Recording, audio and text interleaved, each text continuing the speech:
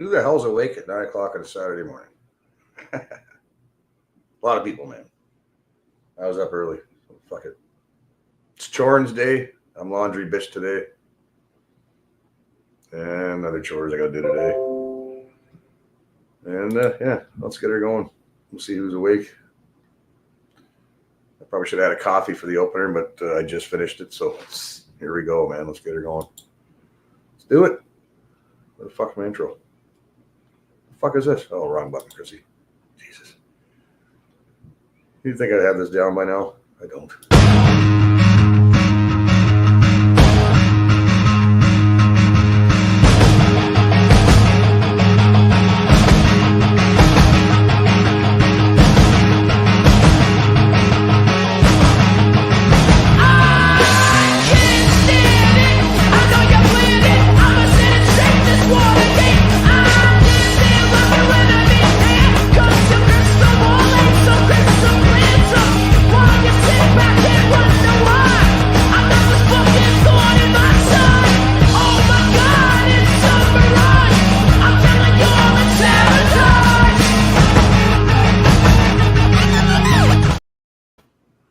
Morning, Daryl. I'm not saying. So you know you got a good wife when she leaves you a fucking shopping list for Princess Auto. I haven't looked at it yet. I gotta check it out. It's over here.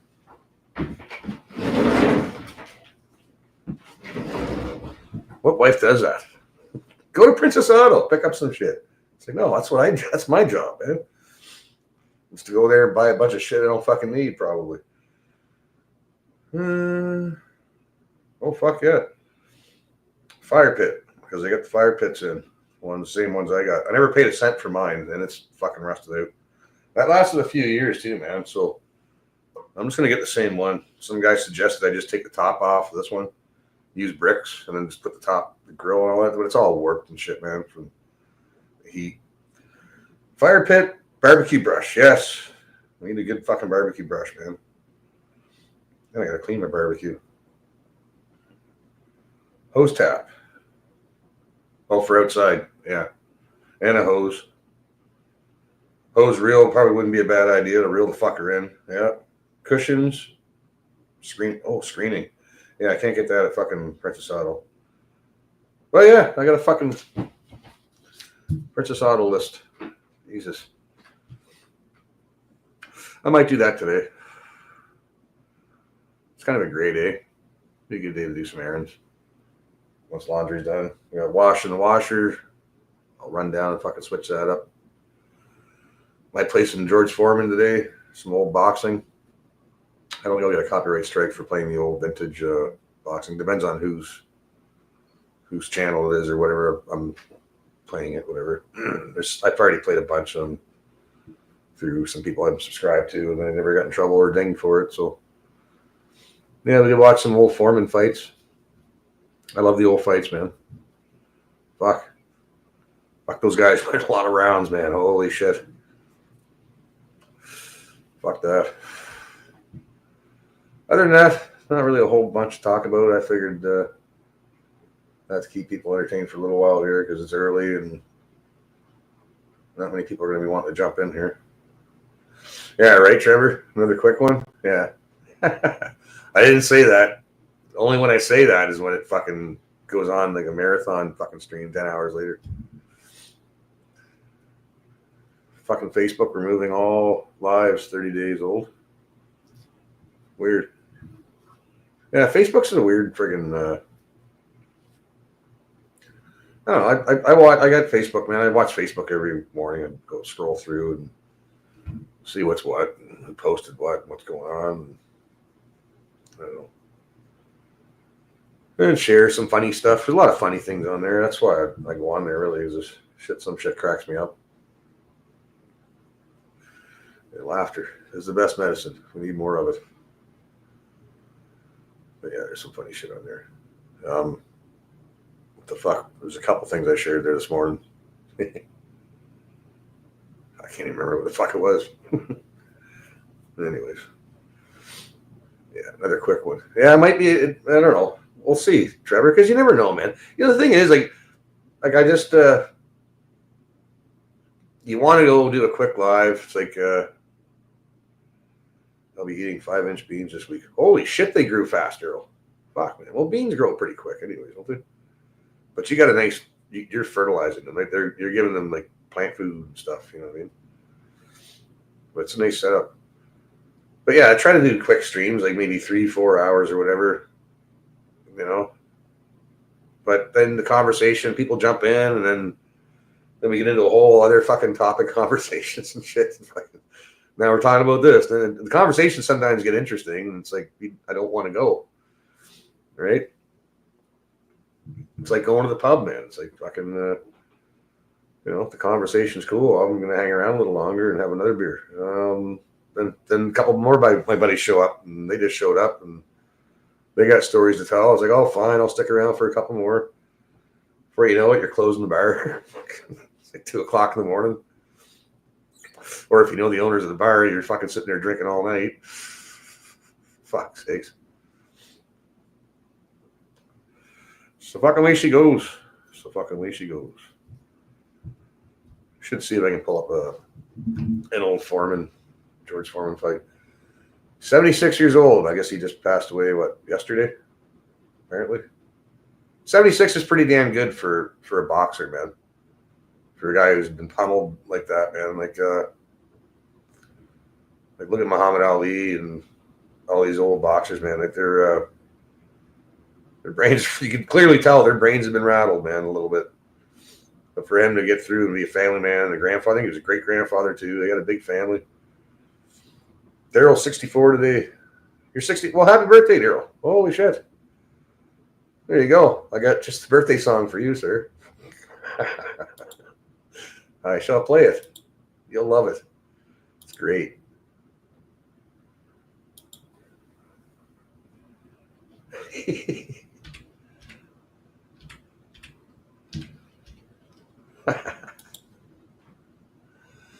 Oh, yes. Oh, yes, sir. You'll love it. Oh, which one is it? Yeah, let's go with this one.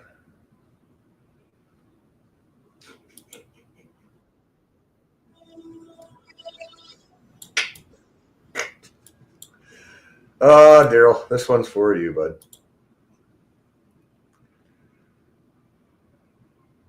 64 today. I'll be 65 in August. What? What is this, your unbirthday? Whatever. I'm playing this one. Happy birthday to you. Happy birthday. Happy birthday. Hey, happy birthday to you. Happy birthday. Happy birthday to you. Happy birthday to Amani. Happy birthday to you. Happy birthday to Melody. Happy birthday to you. Happy birthday. Happy birthday. Happiness yani burada bugün arkadaşın doğum günü kutlamada toplamış olmaktayız. Happy birthday. Happy birthday to you. Happy birthday to you. Happy birthday. Happy birthday. Happy birthday to you.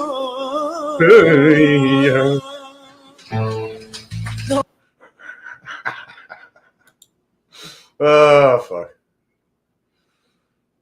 Fire's gonna win, right? Happy birthday to you. Happy birthday to you. Happy birthday. Happy birthday. Happy birthday. That's enough of that fucking shit. Morning, Sarah.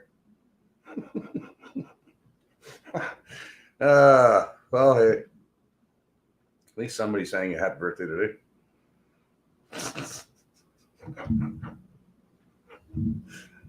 Fuck.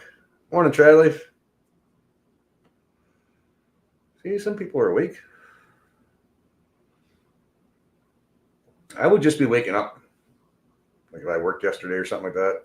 Today's my day to sleep in. I'd just be getting up around maybe 8:30, 9 o'clock.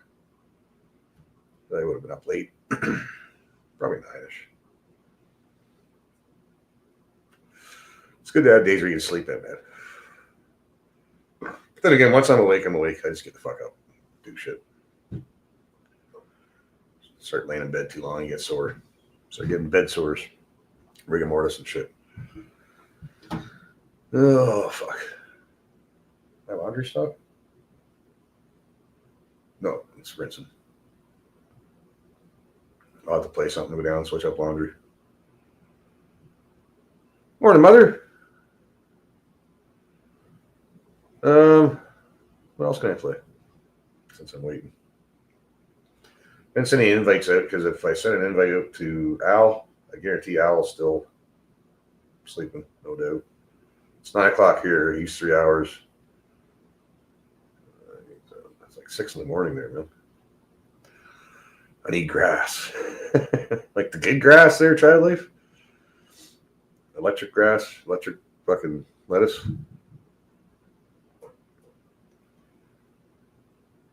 Look, I could always send you some. I don't know if you should be able to send that shit in the mail now, can you? Fuck, I don't know. Might have to have like the official fucking government seal on it or something like that. I don't know. Should be able to. Fuck, I could send you some weed. I got a ton of weed. You can get more. Fuck, man, I had a shit ton. I gave a lot away though, because friends of mine are out of weed. It's like, here, fucking. I got a bunch of it off of a friend of ours here. I like grass. I can walk on. I got the smoking kind. Oh, okay. Yeah, you can just fucking, just lay some seed down and you go that route, or you can just it's a lot cheaper just to buy the seed and do it that way. I've done it with the seed before. And, yeah. You can get the Kentucky bluegrass stuff that's good for shade and sun. Depends on where you're. If it's a sunny lawn, get sun all the fucking time. I don't know. It's fucking snow, Chris. Snow has to know. Oh yeah, you guys all still got snow. Sorry, man. Yeah, I saw Brooker's showing me out his window there. He's like, holy fuck, still got like 8 feet of fucking snow out there, man. Ours is gone. It's been gone. I don't see anywhere, man. Fucking, it's just maybe some up in the woods up here in the escarpment, but yeah. I can see my lawn. We did a little bit of raking up there and tying up, but I have to get rid of this old fire pit. It's fucking dilapidated. I'll just give that to the scrap guy across the street, and I got to clean up that whole area. Get some more screening, throw some screening down around where the fire pit is, and the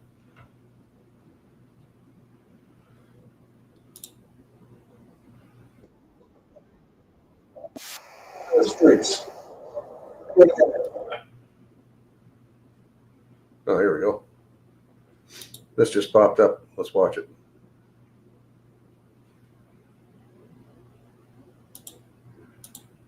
Let's watch it.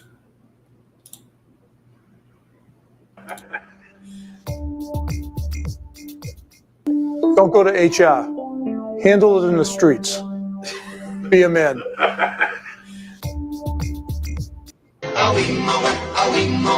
In the jungle, the mighty jungle, the lion sleeps tonight. Jesus. I was hoping that'd be another Be a Man fucking thing underneath, but it wasn't. Yeah, snow. Yeah, you're gonna have another fucking month to go, I think, before that shit's gone. And it only just officially turned spring, so guaranteed we're gonna at least get one more fucking dumping before the beauty weather kicks in. And we get till the end of May, and even a week after that. Like here, May 2-4 here in Southern Ontario is usually good to go for planting. Some people wait a little bit longer than just May 2-4. It depends.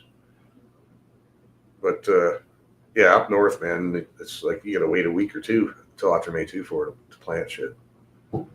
That's when you know you're out of the woods. Like it's no more fucking risk of frost and snow and then bullshit. Fucking snow. Yeah, it'll be June before the grass is back fully. Yeah, dry leaf. Yeah, it's way earlier for us, man. Like we're in the green belt. It's kind of a weird little armpit. Like that's why everybody grew orchards and stuff, and all the farms and stuff did well around here because it's the climate. It's yeah, our leaves are the last to go, and I think Barrie up around Barrie and Aurelia area, their leaves are still just starting to change color, and then 2 weeks later ours starts to change color, and you can just kind of see it gradually as you go up further up north, man. It's kind of neat. I'm in that sack of old man winter. Fuck. I don't like the sounds of that. Fucking old hairy old ball sack. Icicles. Icicle nuts. Yeah, well, what else can I find here? What else? What else? Oh, I know what I want to find. Nah.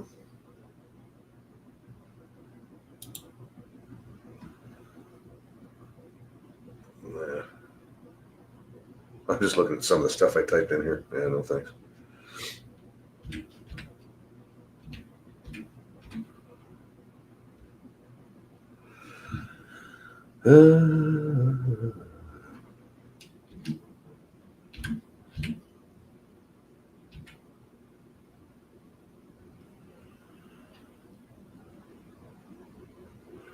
Foreman versus Muhammad Ali.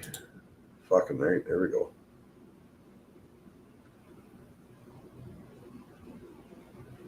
Uh, 1974. Holy shit. That was the year I was born, man.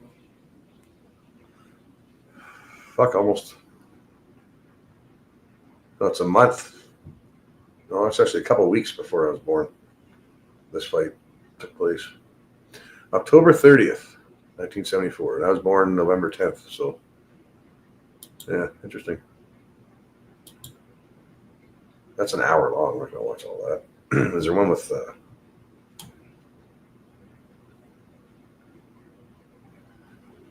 this one's pretty quick.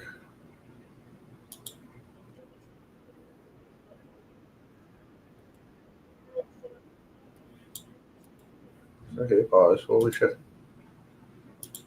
Let's watch this.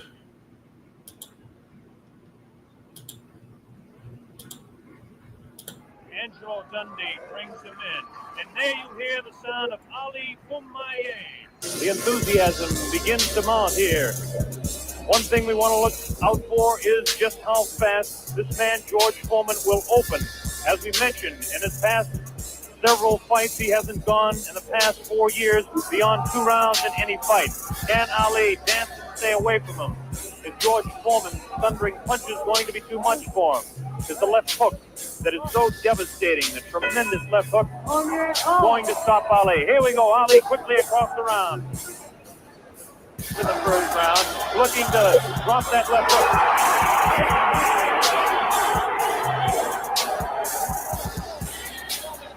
Man to the far corner. There's that left uppercut to the body of Muhammad Ali. Dances now. Moves Ali with a right hand lead again. He lashes out with a light left. A straight right hand.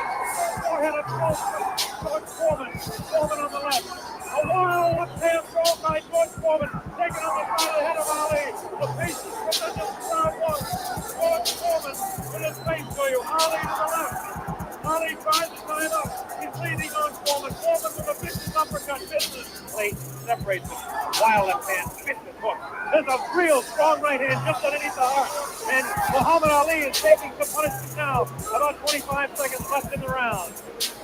Ali, face left, goes to straight right hand. That right hand lead has George Foreman slightly confused, but a straight left jab thrown by Foreman has Ali in the corner. Ali dances back, hangs on. What a tremendous face in round number one. Ali is definitely headhunting with his right hand lead. A good right hand taken on the left side of the jaw by Muhammad Ali. Oh, a great left hand. An over and under combination. combination. Left hand and then the right on the jaw. Taken by the champion George Foreman. There's the left hand in the eye of Foreman. Ali scoring some punches here. These punches are not hurting him, and he's taking on the side of the head. 30 seconds left in round 2. Look at Ali. Continues to talk. Definitely serious. Tremendous combination by Muhammad Ali. 10 seconds left now. Round 3. Ali is going in combination. The hand speed. Left, right, left combination to the head of Foreman. Foreman again takes the right hand. Right on the left side of the head. Round 3. Ali super confident. Foreman looks unusually slow with his hands. Look at this now. All of a sudden he opens up. Fucking stamina. He has a tremendous look of determination. Staggered. Foreman staggered. Definitely. Right on the button. Right on the jaw of George Foreman. Jack Late, the referee, separates the two fighters. There's a vicious punch. No real serious damage done. Ali is getting a wild left by the jaw of Ali. Doesn't seem to bother Ali as Ali stands on his toes, works downstairs, goes downstairs. Good left hook by Ali, good left hook by Foreman. And Ali on the right. Ali leans up against the rope. That's Right the hand jungle. taken on the glove. It could be shot. I don't know. There's a real wild right hand taking the back of the head of Ali. Foreman with a wild right again. Ali looks like he's trying to rest in this round. Punches are not doing any damage though. Vicious right thrown in the body of Ali. Wild right misses the head of Ali. The left taken on the glove of Ali. The right glove. George Foreman's round all the way. Ali, this is the closing round for him. Wow. Wailing away. Chris left the combination by Ali. Lands in the head of Foreman. Foreman to that right.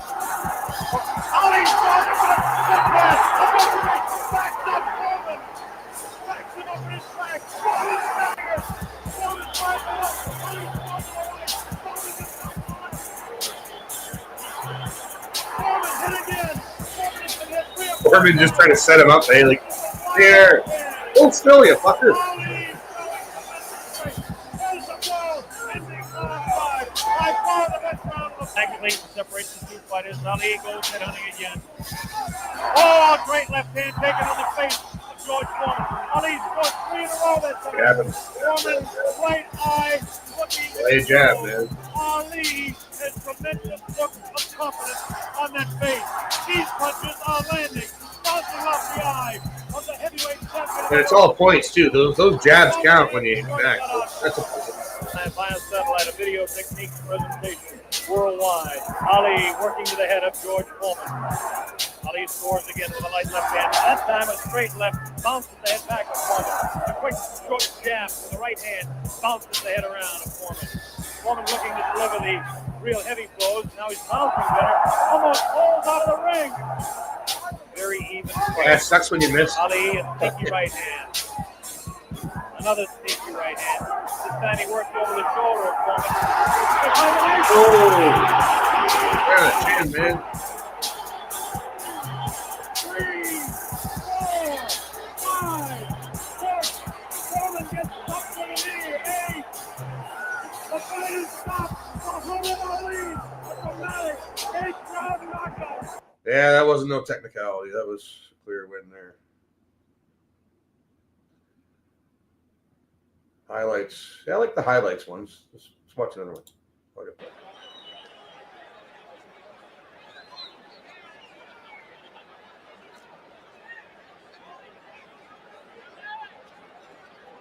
I guess some people didn't like boxing. They all just fucked off. All right, gentlemen, and Joe, and if he goes right here, I'm not going to call it low. Right here is going to be all right. Well, he's over here, man. You've already had your instructions one time. This is for the championship of the world. I expect a tough, clean fight. Protect yourself at all times. Any questions here? Any questions here? Let's get it on. Well, That was a weird posture by Tommy Morrison, bending over. Foreman's going to use every trick in the book, saying he didn't work out hard, stalling at the beginning of the fight, complaining over the decision to get Mills Lane as referee, thus creating some dissension, some kind of controversy around the fight that really wasn't there. And we begin round 1. It's scheduled for 12. Very few think it will last that long.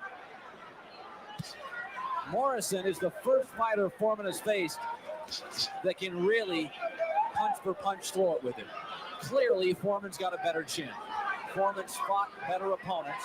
Foreman's got more savvy, more experience. Yeah, experience matters, man. I am telling you, Morrison throws a And big bag of experience weed. meaning he can read his opponents and Morrison saying midweek, hey, I'm a Let's see different the fighter, power not a when you know, one-dimensional slugger. He comes out of the clinch with a left that partially lands, and partially is stinging for Morrison.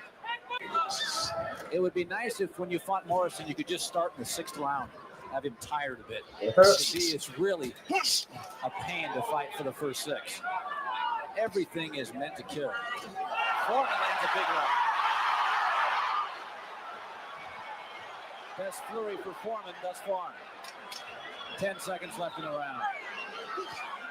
And Morrison comes back, pushes George off with a left and a right, then another left. All landed non-solidly. Good round. Morrison doing almost all the work at this point. And that's what Foreman said. He was going to let him work his way out. A right uppercut hits Morrison, and then George leans into it. Comes with another big right. Morrison's ready for the challenge. Foreman clearly more aggressive this round.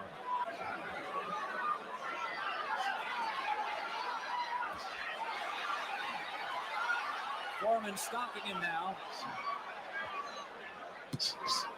fucking Foreman's got like 3 trunk legs, man. Jesus. He's The got size of the slight calf region on that. on his 1 inch to be exact.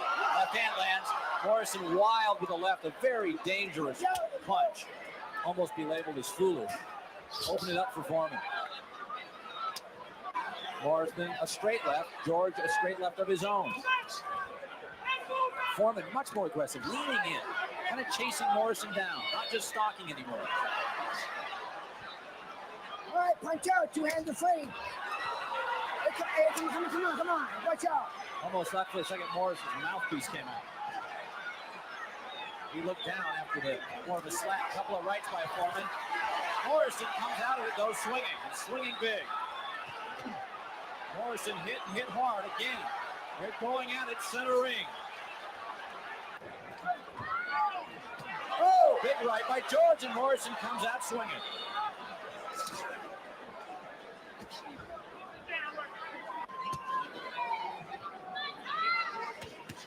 See how relaxed Foreman is, though. It's like another day in the office for Foreman, man. His composure and yeah, it's a day in the office. Seemingly didn't hurt Foreman, who comes back on the left of his own. Foreman turned his back on him. Like it, Morrison turned his back on him. Yeah.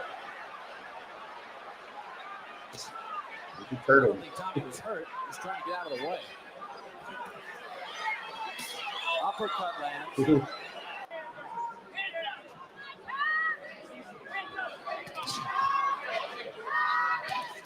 Oh, a right by Morrison. Or make it Foreman almost staggered himself, and Tommy comes back with it. 10 seconds left in the round. A stunner, to put it mildly, if it went 12. Foreman lands a good punch. Morrison, wild, missed both times. Not a good sign. Then he lands with a right. Foreman lands with a left and a right. Here we go. 7th round, a busy one. Foreman getting to Morrison. Heavy-handed. Oh. Tommy moves out of the way. He said he's a better fighter. I'm not a one-dimensional fighter. That one would have knocked me the fuck He out. can do more than slug. Foreman lands a good right. Hurt Morrison. A minute yet gone in the 7th round.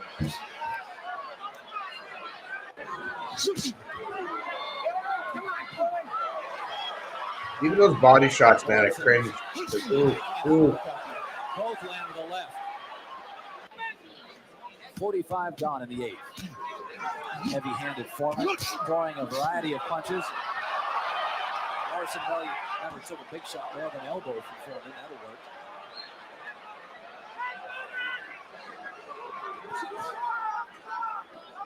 Tommy still bouncing around, though not as regularly as before. Yeah, he's a little tired.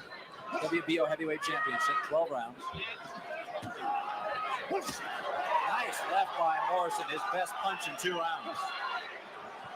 His corner telling him everything was speed and get out when you feel heat. George missed from the left. Followed with a right and missed again. Here comes Morrison. A couple huge punches. The left just landed. Foreman still leans in. George punching off 1 foot there. Dangerous tactic against Morrison. George is slowed a bit, but honestly, you're not going to get much slower than George at any point. It's just he's a little more deliberate now than earlier rounds. I got time to run down. Speed's never been his forte. Power always has been. Nice uppercut. He wanted the fight stop. Nose Lane would have nothing to do with it. Morrison extends in the right, doesn't land cleanly. George with a couple of rights of his own. Morrison ducks out of the way and lands a right. Morrison, just a few bumps. Foreman chance go up and Morrison stops him. Big George has him against the ropes, just can't extend. There he does and lands a good one to Morrison. Some of the crowd stands. Foreman's best punch in 5 rounds. Morrison a little resurgent. 30 seconds left in the fight. Boy, that did Morrison a huge favor. That's the second time he's gotten a break. His trainer said earlier, we don't even get that in practice. Tape still coming off. Mills Lane will pop up now. He's got to call time again. He called time but didn't follow through with it. The tape's everywhere. Tape is everywhere. It's coming off. Fight is over. Fight is over. Mills Lane did what he had to do. Not popular, clearly, with the fans. Multitasking. But the tape was all over the place.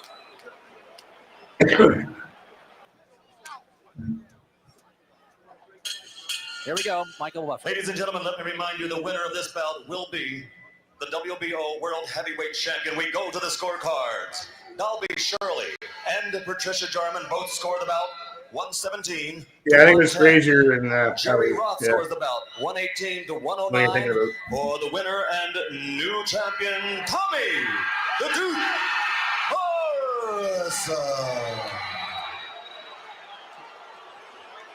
Well, in a sense, Tommy Morrison arrived tonight. A unanimous decision, no matter how unpopular with the fans. Well, I don't know. I love watching that old shit, man. And that's it's one of the few things the wife and I can agree on for something to watch, right? Like, she likes her baking shows. I like my shit that we all watch here, my channels and that. But yeah, she actually doesn't mind watching boxing, the old boxing and stuff, which is kind of cool. Fucking cat. Come on, asshole. Jesus. Fucking doing laundry, being doorman, door bitch for the cat. I'm busy over here. Yeah, I should send a couple invites in. Why not? It's Saturday.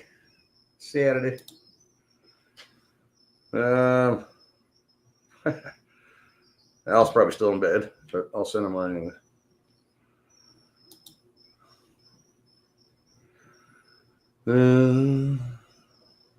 Who else? It's too early to think. No.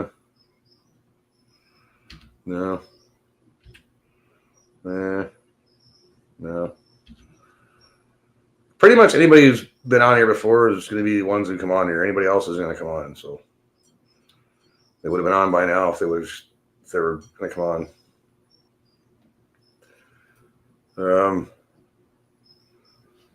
Guaranteed Johnny's still in bed, but I'll send him one anyway.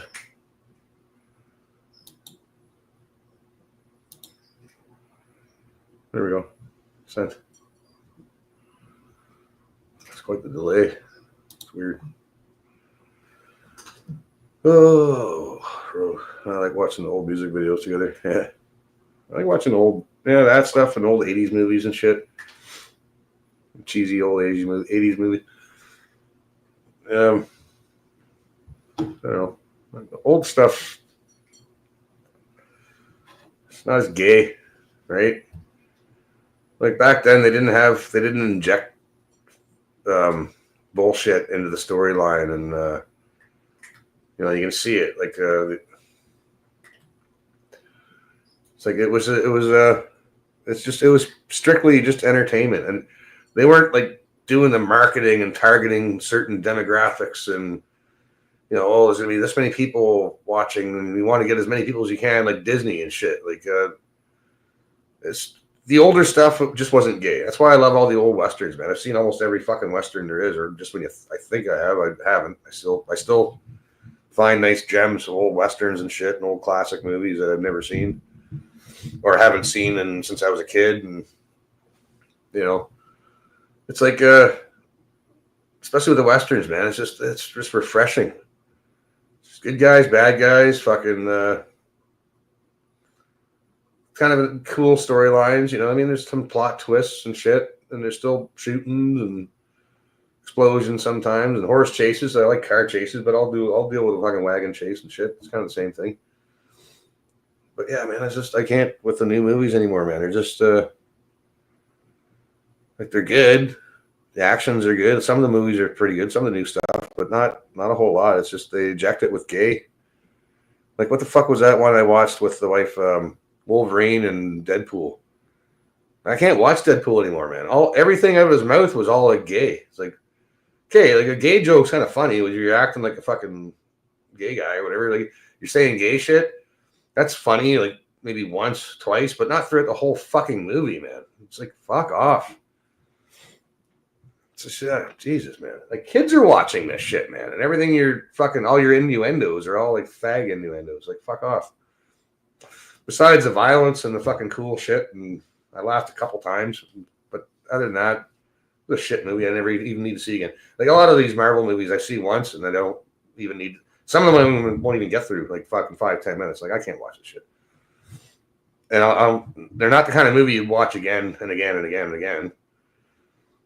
Like those are the good movies, ones you can fucking watch, and then a couple years down the road or a year down the road, you can watch it again and actually see something you missed or something like that. But no, that's not much anymore, man. Movies just suck.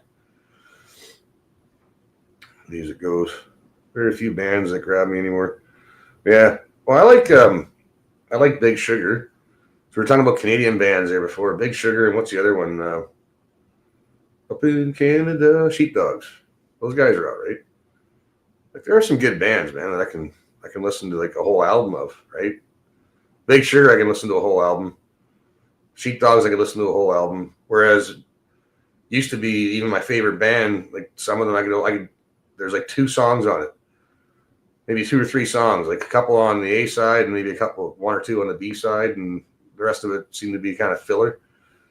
Like they had to hurry up and make some tunes to fucking fill in and make an album. So yeah.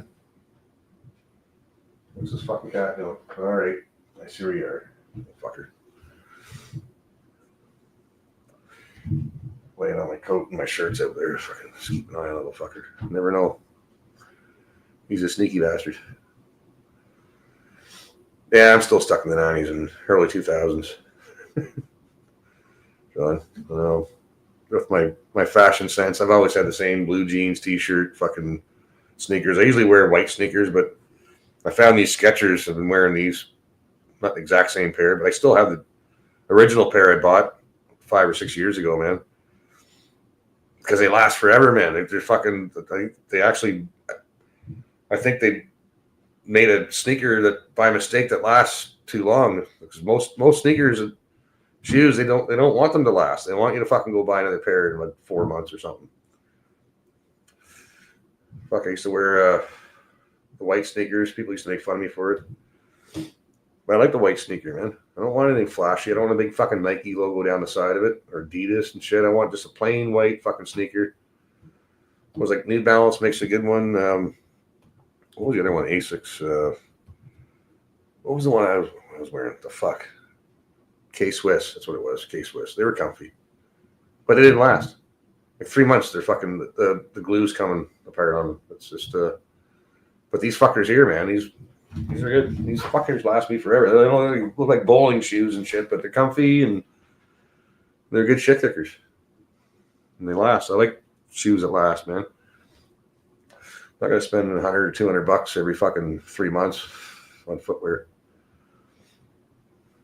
I can't handle it, right? Chucks. You can chuck them in the washing machine if they get dirty. Chucks. Yeah, I like the Skechers. They're pretty good. And they're cheap. The price, right? They're what, $100? Fuck, there you go. $100 and they last me a couple of years. And again, I still got a pair in there. The stitching started coming apart in one little spot, and I sewed them back together and lasted me a little longer until I got these ones, and I still have them. I use them for kicking around the bonfire at the backyard and shit. They're great. Eventually, they'll become painting shoes, like all my shoes do. Become work shoes. Oh, fuck, man. Another rainy day. Looks like the sun wants to come out, kind of. I think it's just going to be scattered showers today. Here in the hammer. Well, what else can I play? Since nobody's here yet. Just biding time for people to wake the fuck up, have their coffee, and roll a joint. I already have a joint pre-rolled. It's from last night. It's a fucking half a doob. You can tell she rolled it. It's got the fancy filter in it. Filters. I guess, sorry. Filter's fine, I guess. I don't bother with filters. Fucking work boots even. Yeah, $300 for a good pair. And they're blown out in 6 months. Yeah. But at least you're making money, man. That's the way I looked at it. I don't, like the toes always worn out in my work boots, like the old steel toes that had the steel in the toe. Like now they're all carbon fiber and shit. Wouldn't mind getting a pair of them. Like a sneaker or even like an ankle high one or something. Protect the ankles. A carbon fiber one or something. They're lighter, way lighter on the feet. At the end of the day, you're fucking not, it doesn't feel like you're wearing bricks on your feet at the end of the day. Fuck. But I wear them down to the steel all the time because just going around, fucking crawling around on your hands and knees doing shit. Your toes start rubbing on the concrete that you're working on. And you wear the fucking things right down to the steel. Well, I'm a painter, so yeah. Spend a lot of time just fucking crawling around, man. Brand new fucking painter whites. And after about 2 weeks of work, man, you wear a whole, like, oh, Chris, why do you wear knee pads? Well, I wore them sometimes, man. Especially when I started getting older, I started wearing them more. But it's just, when it's go time, I just go. I don't think about fucking putting my knee pads on and fucking fixing them all the time and starting to fuck around with them and shit. It'd be nice if they just had a pair of pants, painter pants with a pocket, and you can just tuck fucking cushion in there and make the knees last a little longer. I actually wanted to design a pair like that. I had a good design for it, but it's not worth it. No one's going to pay that kind of money for it anyways. People use fucking knee pads. Hey, what the fuck is going on with your government up there? Why do they want to bang heads with us? Because they're fucking retarded, AMC. They're retarded. Like, they're stupid. They're stupid. Yeah, we're gonna go into a fucking trade war with the United States. Yeah, great. Dude, we don't even have a military, and we're backing Ukraine. We've been backing Ukraine and poking the bear, the Russian bear. Yeah, the Russians, like, are you fucking fucked in the head? Canada should have better relations with Russia because we're northern neighbors, man. This should have happened a long time ago. No, our politicians, AMC, are fucking fucked in the head, man. They're all commie, fucking globalist, fucking pedo-loving fucking cocksuckers. We hate them over here. I would like to personally build the gallows and personally put them on trial and hang every goddamn one of them. All of them. Every fucking one of them.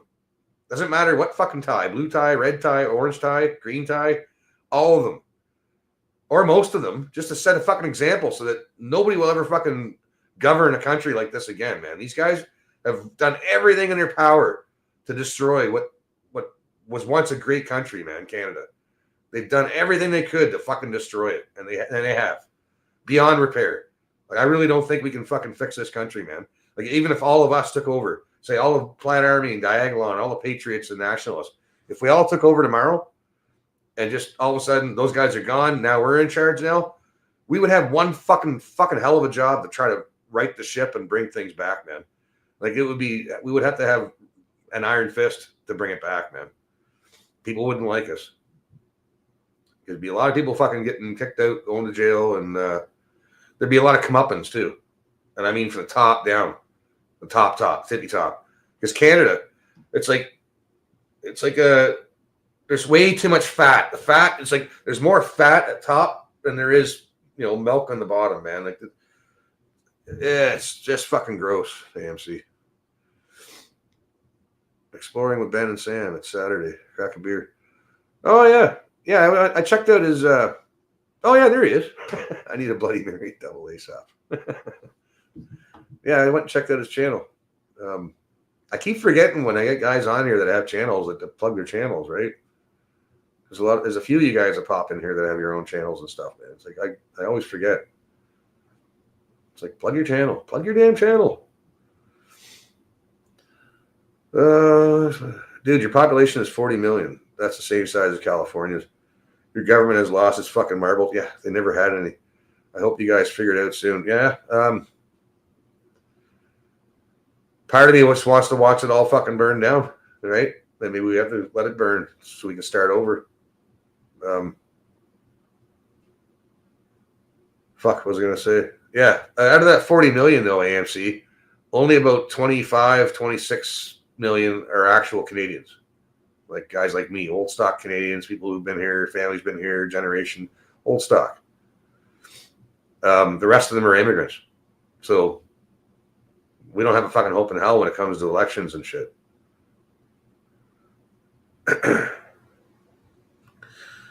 What the fuck? Brett Boyle from Canada is trying to run a smear campaign on Trump. Yeah, okay. How's that working out for him? Like, I'm not the biggest fan of Trump, man. He cracks me up, but he's no better than the rest of them. He's one of them. I liked him in 2016 because I thought he was an outsider. He couldn't be bought. He's got his own money. I thought, yeah, and that's why they hated him because because they couldn't get to him, they couldn't buy him. But no, he's one of them. He's a Zionist, man. He's surrounded by fucking Zionists, dual fucking passport fucking people to No, I was talking about when I said plug the channel, Exploring with Ben and Sam. They got a channel. It's kind of cool. Yeah, but anyway, that's a channel, man, guys. Put if you can put it in the private chat or let me know what it is, type it in the chat. I'll bring it up. If I can find it. But yeah. Not like I got a whole lot of viewers, but I mean, you might get a couple extra fucking people sub to you. I lose more people than I gain, really. It's not working out well for Brett. Now, well, he's a bit of a broken record, Brett, man. He goes on about Palestine. He's got a big Palestine flag behind him. Dude, you're Canadian, man. Care about Canada first. Worry about your own backyard before you start fucking rah about Israel and Palestine. I don't give a fuck about Israel or Palestine. I can't fucking stand it. I'm with my great grandpa. I'm with my grandpa on this one. My grandpa back in the 80s said that if we had to turn the fucking Middle East into glass, just fucking level that fucking place, we would have had world peace. We wouldn't have had all the deaths and all the terrorism and all the fucking nonsense and all the waste of money. I guess we would have just fought each other, but no, I don't give two shits about the fucking Middle East. I don't give a fuck about those ideological fucking nut jobs with all their fucking religions and shit. Fuck off, man. We got our own fucking problems. And again, why is he going on about Trump? Again, we're Canadian. Worry about your own backyard. We have a fucking shitty traitorous government that need to hang for treason. And what they did, I will never forgive or forget what they did in fucking the COVID and the lockdowns and the convoy and trampling people with fucking Clydesdales and shit, beating the crap out of people and fucking arresting them, freezing their accounts. No, our government is fucking evil. They're evil, man. And I hate them. I loathe them. If there was a stronger fucking word for loathe, hate, disgust, we need to invent one. That's a bingo. That's the fucking word right there to describe those cunts. Yeah, he's a broken record, man. Like he doesn't want to listen to anybody else's opinions. He just wants to get his out there and fucking he's right, you're wrong. And sometimes it's like he'll be like, oh yeah, but like, dude, worry about Canada. We're in the shit, man. I don't give a fuck about Palestine, Trump, or Israel, or Gaza. I don't give a fuck about Ukraine, man. That's a fucking shame what's going on in Ukraine. That's a waste. What a waste of lives. And then I don't mean just the soldiers, man. There's a lot of civilians and old people and kids and that are dead and blown up. It's fucking gross, man. I hate that shit. And there's no fucking need of it. That could have been solved without any bloodshed, man. Like, that's all these assholes that make fucking millions of dollars a year in suits could have sat the fuck down at a table. I don't care how long it takes, and come up with some kind of agreement, right? Oh no, we're just gonna fucking because it's the industrial military complex. It's we gotta make money, right? Fuck, it's a lot of money laundering going on over there. A lot of people got rich, and they don't care that it's at the expense of fucking children and dead kids. And these people need to hang, man. Anyone who fucking puts a Ukraine flag in their bio that's over here in Canada should be sent immediately to the front. Go. Off you go. Get. Off you go.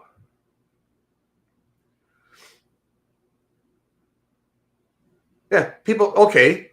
Most Canadians want to work or be part of the U.S. The rest is woke propaganda. No, it's because all those Canadians that are all for join the States, and now they're all patriotic, elbows up, fucking bullshit, nonsense. They hated us patriots who stood for the guys in the convoy and stood for fucking our rights and shit. They hated us. They're like, those anti-vaxxers. They all wished us dead, man. And now they're all fucking now you're nationalists. Now you're fucking patriotic. Get fucked. Like I said, the majority of Canadians, I know we're only like 27 million real Canadians, actual Canadians. And out of that 27 million, there's probably only about 3 million of us that have a couple clues to rub together. The rest of them are just, they do what the TV told them to. They go to work, they come home, they watch hockey, they watch their sports ball, they eat their fucking Uber Eats slop and fucking go back and do it again the next day. Hey, holy fuck. Hey, man. I thought I was just thinking about you a couple days ago. I was like, well, I miss you. I missed you. Oh, I thought you were mad at me. Oh, I thought you were mad. No, I've been working, man. I've been working. I don't know how good my sound is because my internet's fucking out with the weather at the moment. That sounds good. No, I've been working like freaking anywhere between like 9 and 13-hour days. Well, you're making money anyways. It's good. Money's good. So yeah. No, I thought you were mad at me. That freaking What? Oh God, no. Well, I went on LC's channel. I gave him shit, and God bless you. Well, I wanted to go on Beers and Cheers the last couple nights, but LC's always in there, man. I don't want to fucking get into it with him. You know? Well, yeah, those two lick each other's asses. Well, Jeff's he's an easygoing guy, man. He lets anybody on there, right? You know, pretty much. But and I guess LC brings the drama, and the drama brings the views, and Jeff's all about, you know, he wants to make money on this shit. So yeah, no, and look, I agree. Jeff's a nice fella, but clearly he's making bad choices. Have you got a YouTube tab with the volume up in the background there? Me? Yeah, I can hear an echo. I don't know if it's from me or. Well, your volume's fine. I don't hear an echo. Yeah, but when you're sort of like someone like LC have the keys to your channel, you got to question people's fucking, you know, mental capacity. Yeah, because he'll take over the chat space. But I mean, when I'm over there and he's there, I don't fucking let that fly. I just like that. Listen doesn't work with me because I do that too, right? No, you listen. It's bad. Fuck. AMC, everyone in the chat, Sean, Benny Boo, Ben and Sam, Ben. Where are you, Ben? It's your favourite Australian. Ben, you little motherfucker. Yeah, where'd you go? Oh, he was there. Exploring with Ben and Sam, yeah. He was there earlier. Yeah. Ben's a good fella. Yeah, he's a good dude. Yeah. AMC, he's a bit questionable. Nah, just kidding. AMC's cool. Yeah. Well, I mean, I told him, LC, I said, if we were hanging out, like if this was a real pub, you know, and you pulled that shit, like, no, I would definitely be confronting him, and I probably would have decked him, right? I told him, Yeah. And like, we're Go both and have a old. discussion out in the car park. Yeah, exactly, at the back alley. You know, I don't know. So what's been happening? I've been missing on a lot of stuff but I quit my job a couple of weeks ago, so I've gotten a bit of free time. It was kind of good having some work because I was being paid to stay away from YouTube. Yeah, and off this shit, man. Sometimes, yeah. But they got new managers over at the pub there because I went back to the pub for me third time I've gone back. Every time they go through a new manager, I generally just go back and go, any work going? Best employees back again. Because I always quit. As soon as I realise managers are arseholes, I just quit. Why don't they get you to manage it? They did offer me the job. Yeah. Because I was like, that's why I was doing so many hours, because I was running the pub for the last month and a half. But it's big hours. Like I said to them, unless you can give me 2 days off a week. And they're like, oh, we can't really guarantee that. Because I live like across the road from the pub.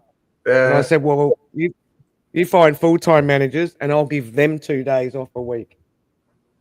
But the managers, they've just gotten in there like it's a couple. They're just a couple of assholes.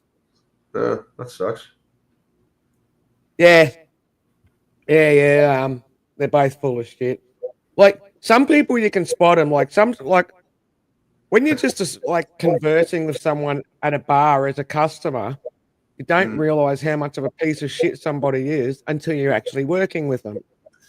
Yeah. Because me and the lady manager, her and I were just fucking verbally going for it in the freaking kitchen there one night. That'd be hilarious to see. Oh man, like literally like exchanging spit. And then she freaking fucked off out of the kitchen because I was like the cook. And then she fucked off out of the kitchen trying to get away from me, I guess. So I just walked out the bar and just said really nice. I'm like, Tina, can I just see you in the kitchen, please? I just want to speak about something. Went out nice like, and I just fucking ripped it up her again. Fuck him. No one loves him. No one likes him. Well, there's not many people that like him in town and out in the farms and that. There's already people saying, we want Wendy back. Yeah, every pub place I used to go to all the time, my old haunts. I remember Crossroads. Like I knew the owner, and so I was always friends with the owner, man. Like it didn't like it pays to be on the good side of the owner of the pub that you spend lots of fucking time and money in, right? Because they love you, you love them. It's like, hey, we got a good relationship here. So it's the bartenders that they hire that I always had issues with, right? And some of the guys who thought that they owned the pub. Well, I'm here all the time. I'm a good tipper. I'm a heavy tipper, and I spend a lot of money here. And it's like, yeah, so do I. But some guys think that they own it. They got shares in the pub. So, you know, if they don't like you, that they think they can get rid of you or something. It's like, no, dude, I know the owner. I know you know the owner too, but I know the owner as well. She likes me. She likes you too. But don't try to get her to pick sides and shit. The fucking drama would go on in the pub sometimes, man. It's like I fucking hated it, and I'd lose my shit with some of these people. And they hated me because they couldn't get rid of me. Everyone loved me working over there. When I was running the pub for the month and a half, probably like month and 3/4, not quite 2 months. I was having late Friday nights till closing time. You know, like I'd have to kick people out at the pub and go, you know, like you've got a gay man licensing laws. Since these new managers have taken over, they haven't had one late Friday night yet. I think people just want to go there, have their dinner, have a few drinks, and fuck off. Even tonight, like it's Saturday night here, and I think they were closed at like 9 o'clock at night. Jesus. Oh man, we used to go till 2:30 in the morning, man. Sometimes 3, and we'd lock the doors and turn the lights down, and then we'd sit there and party till 4 or 5 o'clock. Sometimes till the sun come up, man. I have done that with the owners or a couple of people that we've left in, and we don't do any more alcohol sales because the license only goes till midnight, so you can't legally sell any more alcohol after that. So yeah, just write it down the tab. And yeah, fuck LC. There's a couple bars I used to go to, and they had so I got this big yellow teacup that I got. They had the exact same ones. I guess they're from Dollar Store or Giant Tiger or whatever, but they fit a beer. It's a perfect amount. You can fit a whole beer in one of these coffee cups, right? So if anybody walked by and looked in, they see us drinking coffee at 9 in the morning, or whatever. But it's beer, right? As long as it wasn't a beer bottle, we just poured it into a fucking coffee cup, just in case Pry and I bought it. These fuckers are half drunk by 9:30 at night. Actually, I might get myself a beer. Hang on. Yeah. I love the picture. Fuck, that's hilarious. That's breakdancing. Look, I seen these 2 kids breakdancing at a bus stop, and they must have been in the Philippines or something. A couple of Asian kids. They were having I don't think they really knew each other. They were just showing off their skills. And the one little kid, man, fucking started doing backflips and shit and doing the helicopter. And it's like, fucking right on. Kids had to do it. I wish I could find it because it was pretty cool. Yeah, ray gun. Yeah, fucking. Oh yeah, you got to have a bit of ray gun. Our fucking national treasure. Oh my god, national fucking embarrassment. It's like Canada, man.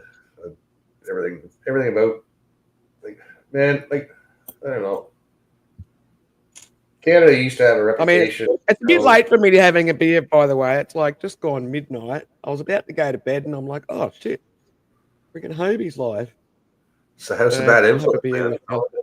One more beer. One more beer. Come on, and one more beer. I'll have a beer without. That's how the term "house of bad influence" came to be. Was my neighbor. My neighbors were over one time, and it's like, oh, we should get going. Yeah, it's late. It's like, come on, it's one more game or one more toke or one more beer.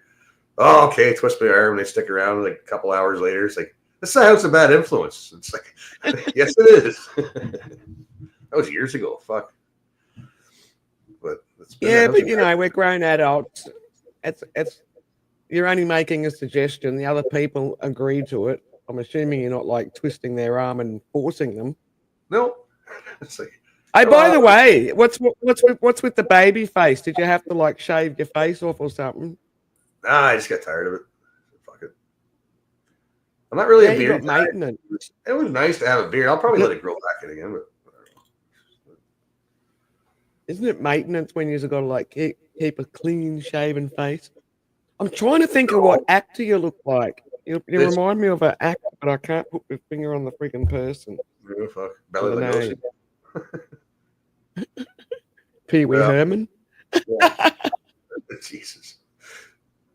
No, it's way easier just to shave my face every couple of days than it is to fucking keep a beard trimmed and groomed, and it's like a maintain.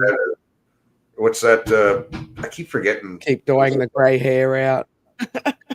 No, those stupid fucking Japanese bonsai trees that you gotta, Oh yeah, yep. Trim, and that's what a beard's like. You gotta sculpt the damn thing and trim it. I got the clippers and all the attachments and shit, but it's just no, because you shave a little too much off of here, and I gotta go make sure it's even everywhere. I don't know. Hugh Jackman, there's Venom. No, he doesn't look like Hugh Jackman. No. Yeah, George Foreman, Odious. Yeah, we were playing a couple of George Foreman's fights there, a couple clips earlier when I first started. Okay, I've seen that written a lot the last. I'm just going to keep my camera off because it's freaking fucking up. I've seen a lot of George Foreman RIP. When did he die? Obviously, the last few days. It was yesterday or something. I'm not sure. 76. That's pretty good for a boxer, man. Really. Yeah, and still can think. Yeah. Yeah. Still had his faculties, pretty much. Yeah. Not like poor old Muhammad Ali.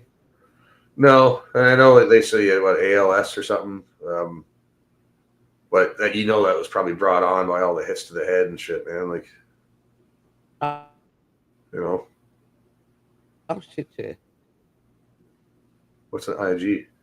yeah, definitely.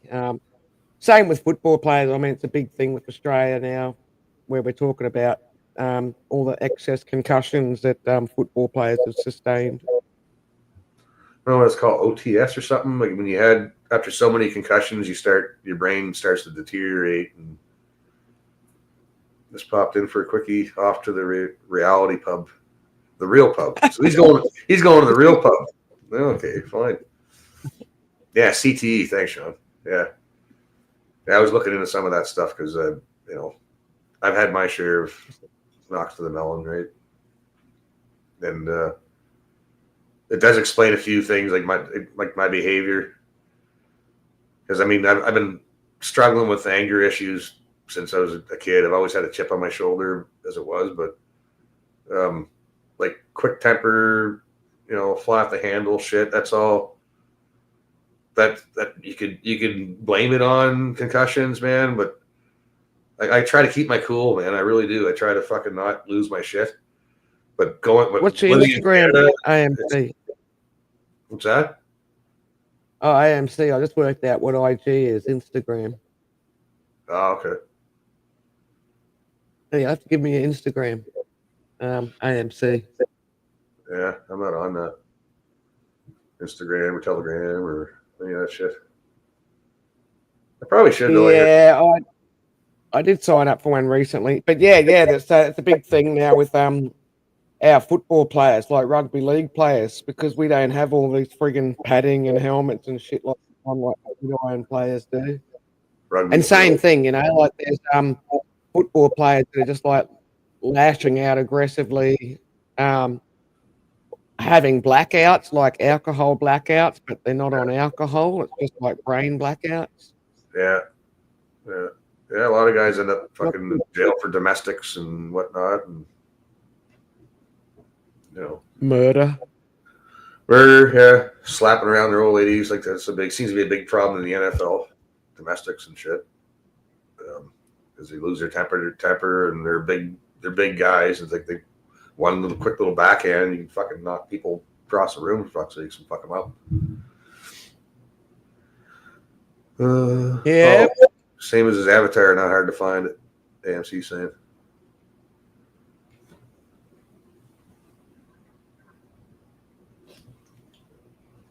Yeah, I'll have to have a look. First one of the day. Well, I'm gonna have to play something here because I'm gonna go grab a beer and hit the can real quick. It won't be long.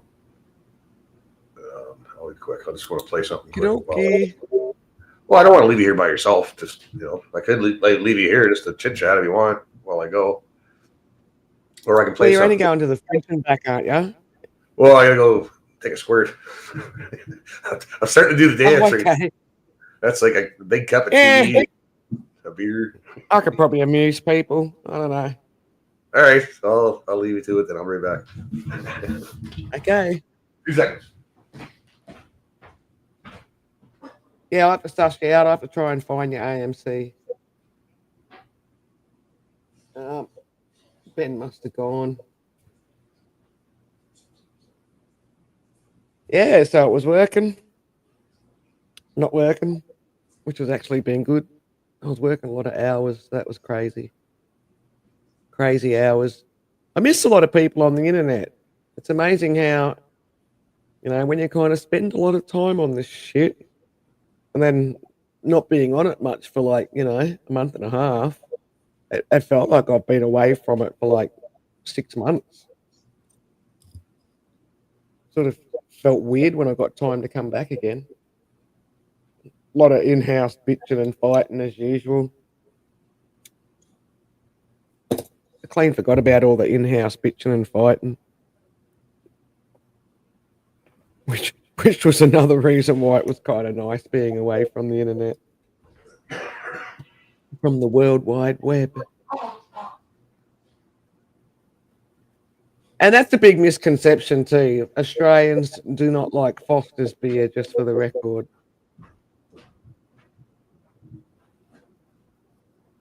They seem to think that Aussies love Foster's. No, Foster's is horrible. You want to drink Foster's? Just go and get an elephant to piss in a bottle, carbonate it, and there you go, a bottle of Foster's. Maybe not quite, but something like that.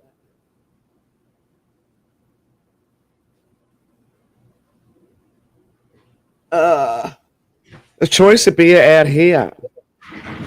Well, it's kind of getting fancy, the beers out here that we've got access to now, because there's all these boutique beers and all that sort of crap, and everyone with microbreweries and craft beers and shit. It's not the craft beers, yeah.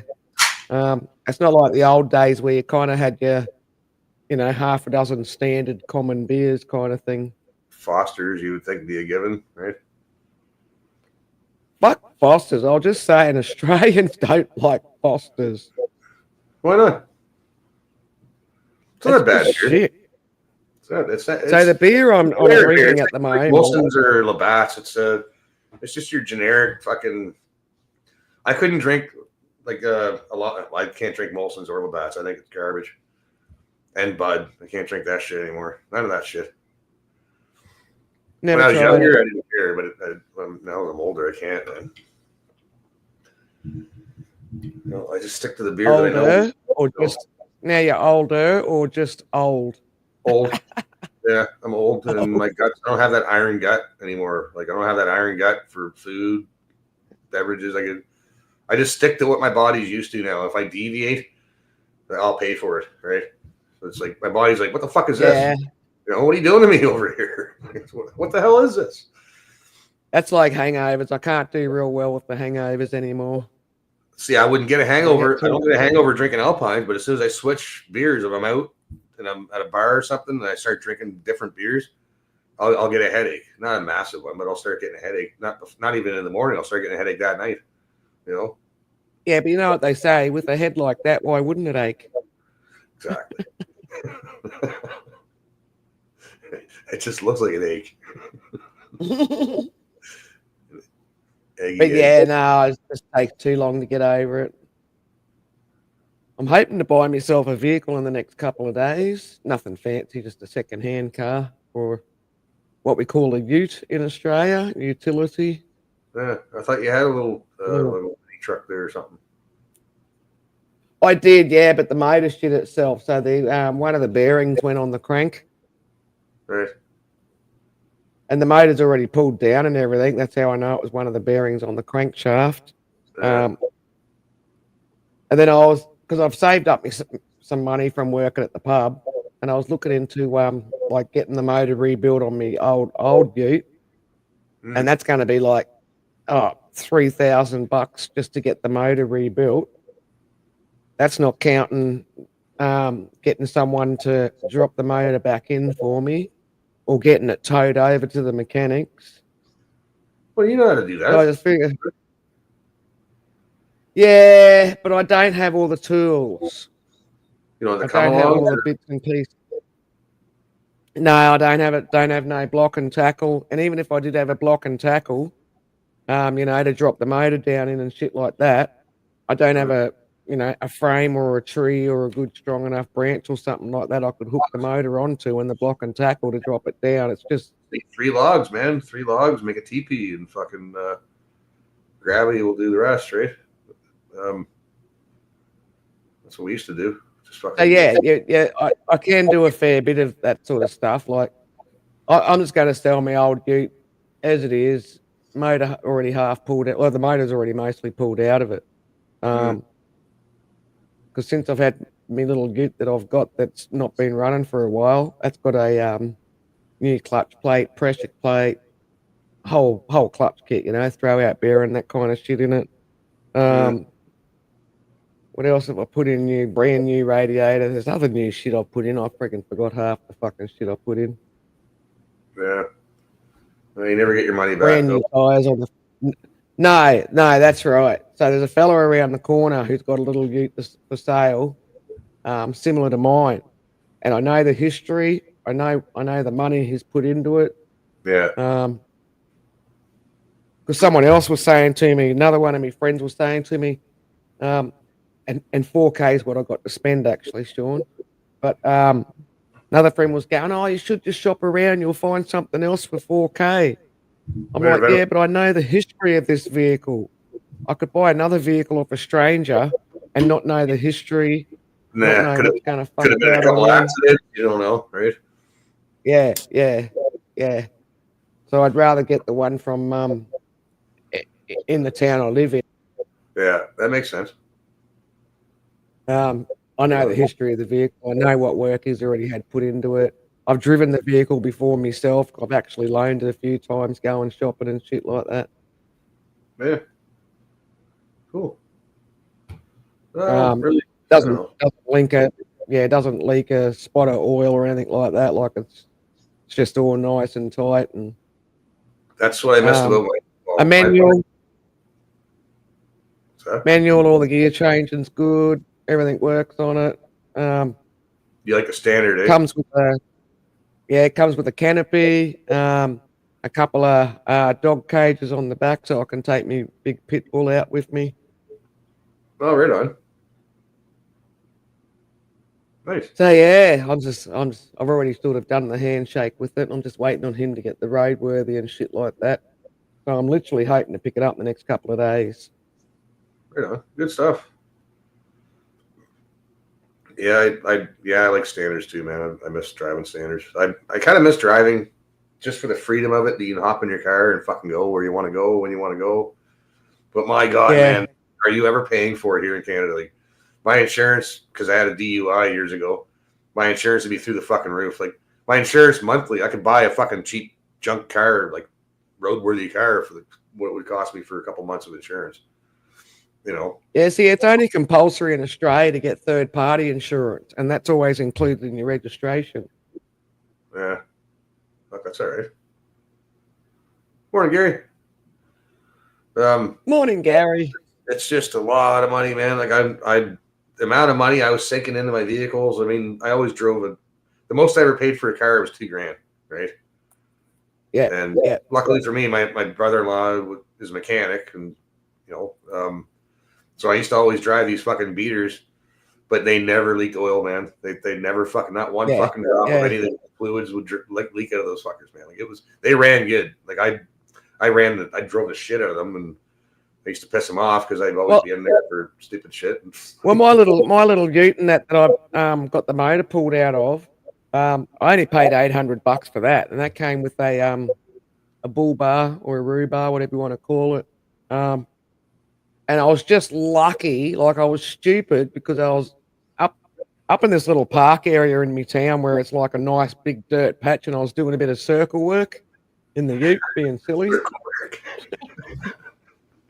Donuts. You're doing donuts. Circle work. Yeah, we call it circle work as well. Yeah, doing circle work. I was doing a bit of circle work, and then I just heard this fucking bang. And I thought, oh shit, that can't be good. Like it was a bang, man. And I was literally up the end of my street, so I just freaking nursed the car home, and it's just going fucking knock, knock, knock, knock, knock, knock. I'm thinking, oh man. And that's so me and my brother pulled the motor down, and that's where we come across the bearing that was fucked out on it. So I mean, I only paid $800 for it. I can't remember how much it cost me for the new clutch and everything that we put in ourselves. My brother and I both done it. Yeah, very younger. Mall parking. New brake pads. It's got new brake pads. Mall parking lots in a snowstorm was good for circle work. You got a foot of snow. Well, it was good up the end there because it's like nice and flat where the trucks pull in, and it's got all like bull dust, really fine baby powder, friggin' dirt and dust and everything, so you can really get the fucking cloud of friggin' dirt happening. Nice. Yeah, you. Yeah, and I was hammering it, man. I'm freaking going through the fucking gears doing circle work. So yeah, I won't do that again.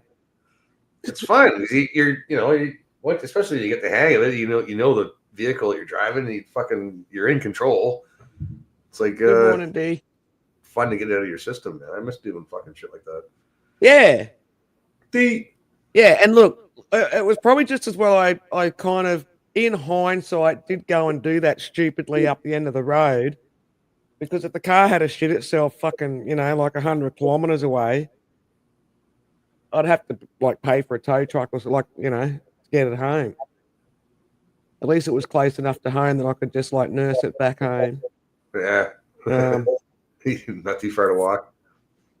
yeah, but I think there's a few things I want to pull off it because I've got my CB radio in it that I put in. Like I put that all in myself. I got LED spotlights on it that I put on them myself. I got a good Kenwood stereo in my old Ute as well, so I'll swap all that over into this other one. Yeah. Yeah, for sure. I can do all that 12-volt shit myself. That's to me, it's easy. I liked having a remote for my stereo, so I can just lean back and just fucking. Yeah. Eh. Mine does. Yeah, mine does. Yeah. And it's also got like all the Bluetooth shit, so I can answer the phone and it comes through the speakers of the stereo. Yeah, I didn't get that. And a little. I still had. So I want to get that all pulled out and swapped over. Never What's a VW Fox? What's a VW Fox? Never heard of a Fox. Is that the little truck? Oh, okay. I think it's a little truck, isn't it? The mini truck. I don't know. T-roof. Ooh, I even had a T-bar roof too. Look at that. The ones you can take out. The ones that always leak there, Sean.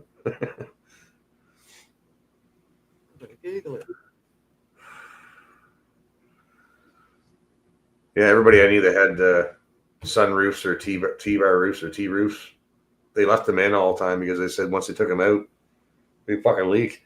So it's like, it's not good. Oh my God, is that a VW Fox? That's a little friggin' buzzbox hatchback. Hatchback? Yeah, okay. Yeah, but How those dare they call it VW?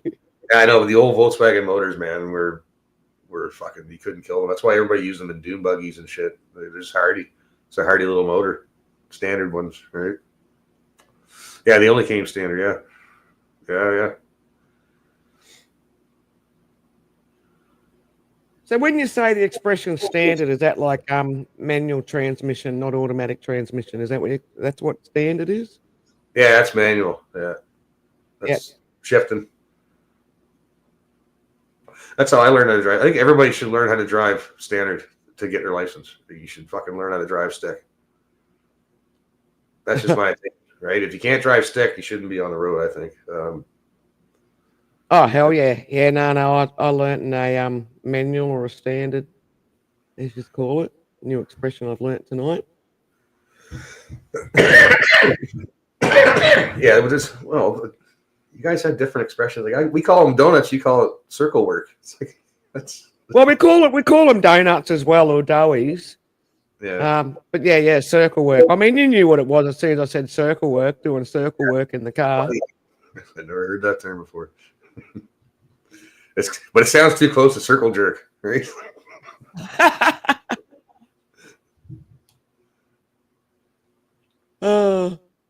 That's you right. Still got the Foxy number plate, or just sell it, Gary?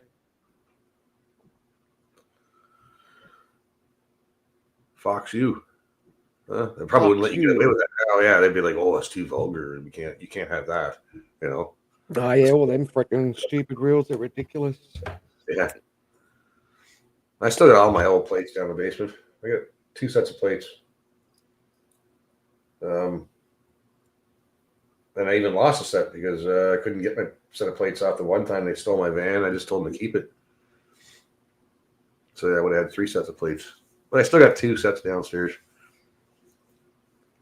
Yeah, I still got heaps of me old number plates left, or registration plates, whatever. We're meant to hand them back, though. They're like always the property of the government. Not that anyone hands them back. Oh, I fucking bought and paid for mine. I'm keeping them. The government's not getting them back. I know you guys probably have different regulations over there, but I paid for that damn plate. I earned it, and it's mine. I'm not. When I sell my car, get rid of my car, I scrap my car, I take the plates off because you can reuse them if you want to. Just register them again, right? Well, if we get personalized number plates, we own them. Yeah.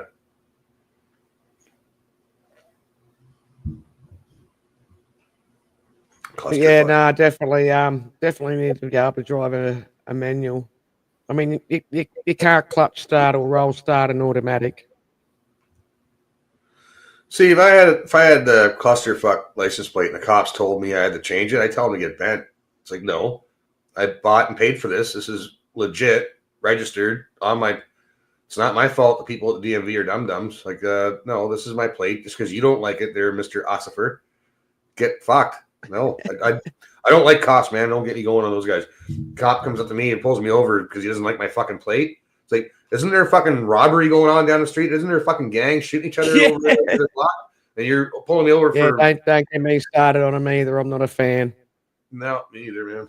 It gets my blood going. Just thinking. One of the managers that left the pub there, last manager before the freaking idiots that are here now, she left in a blaze of glory, and the owners have had to actually charge her with defamation. And I mean, we've always heard that expression in Australia, like charge them with defamation of character, but I've never heard of anyone actually ever bothering to do it. Yeah. And because this manager's actually also like done Facebook posts about me and friggin' put shit on the fucking internet about me as well. That's apparently smart. the copper was going to have to come. Yeah, she was pretty horrible. She was a friggin' whore. Fucked anything in sight. She wound up getting a job 3 towns over. So after she'd left this pub here, she wound up getting a job at another pub like 3 towns over. Still another little country town. And she got caught friggin' giving some friggin' rich friggin' fucking farmer's friggin' husband a gobby, a head job. So she got run out of that town. Well, yeah. But anyway. But that's apparently, what do you call it? A home wrecker, right? That's. Oh, yeah. The farmer's wife was going to kill her. The cops said to her, you got to leave. Like, we can't protect you. We can't protect you.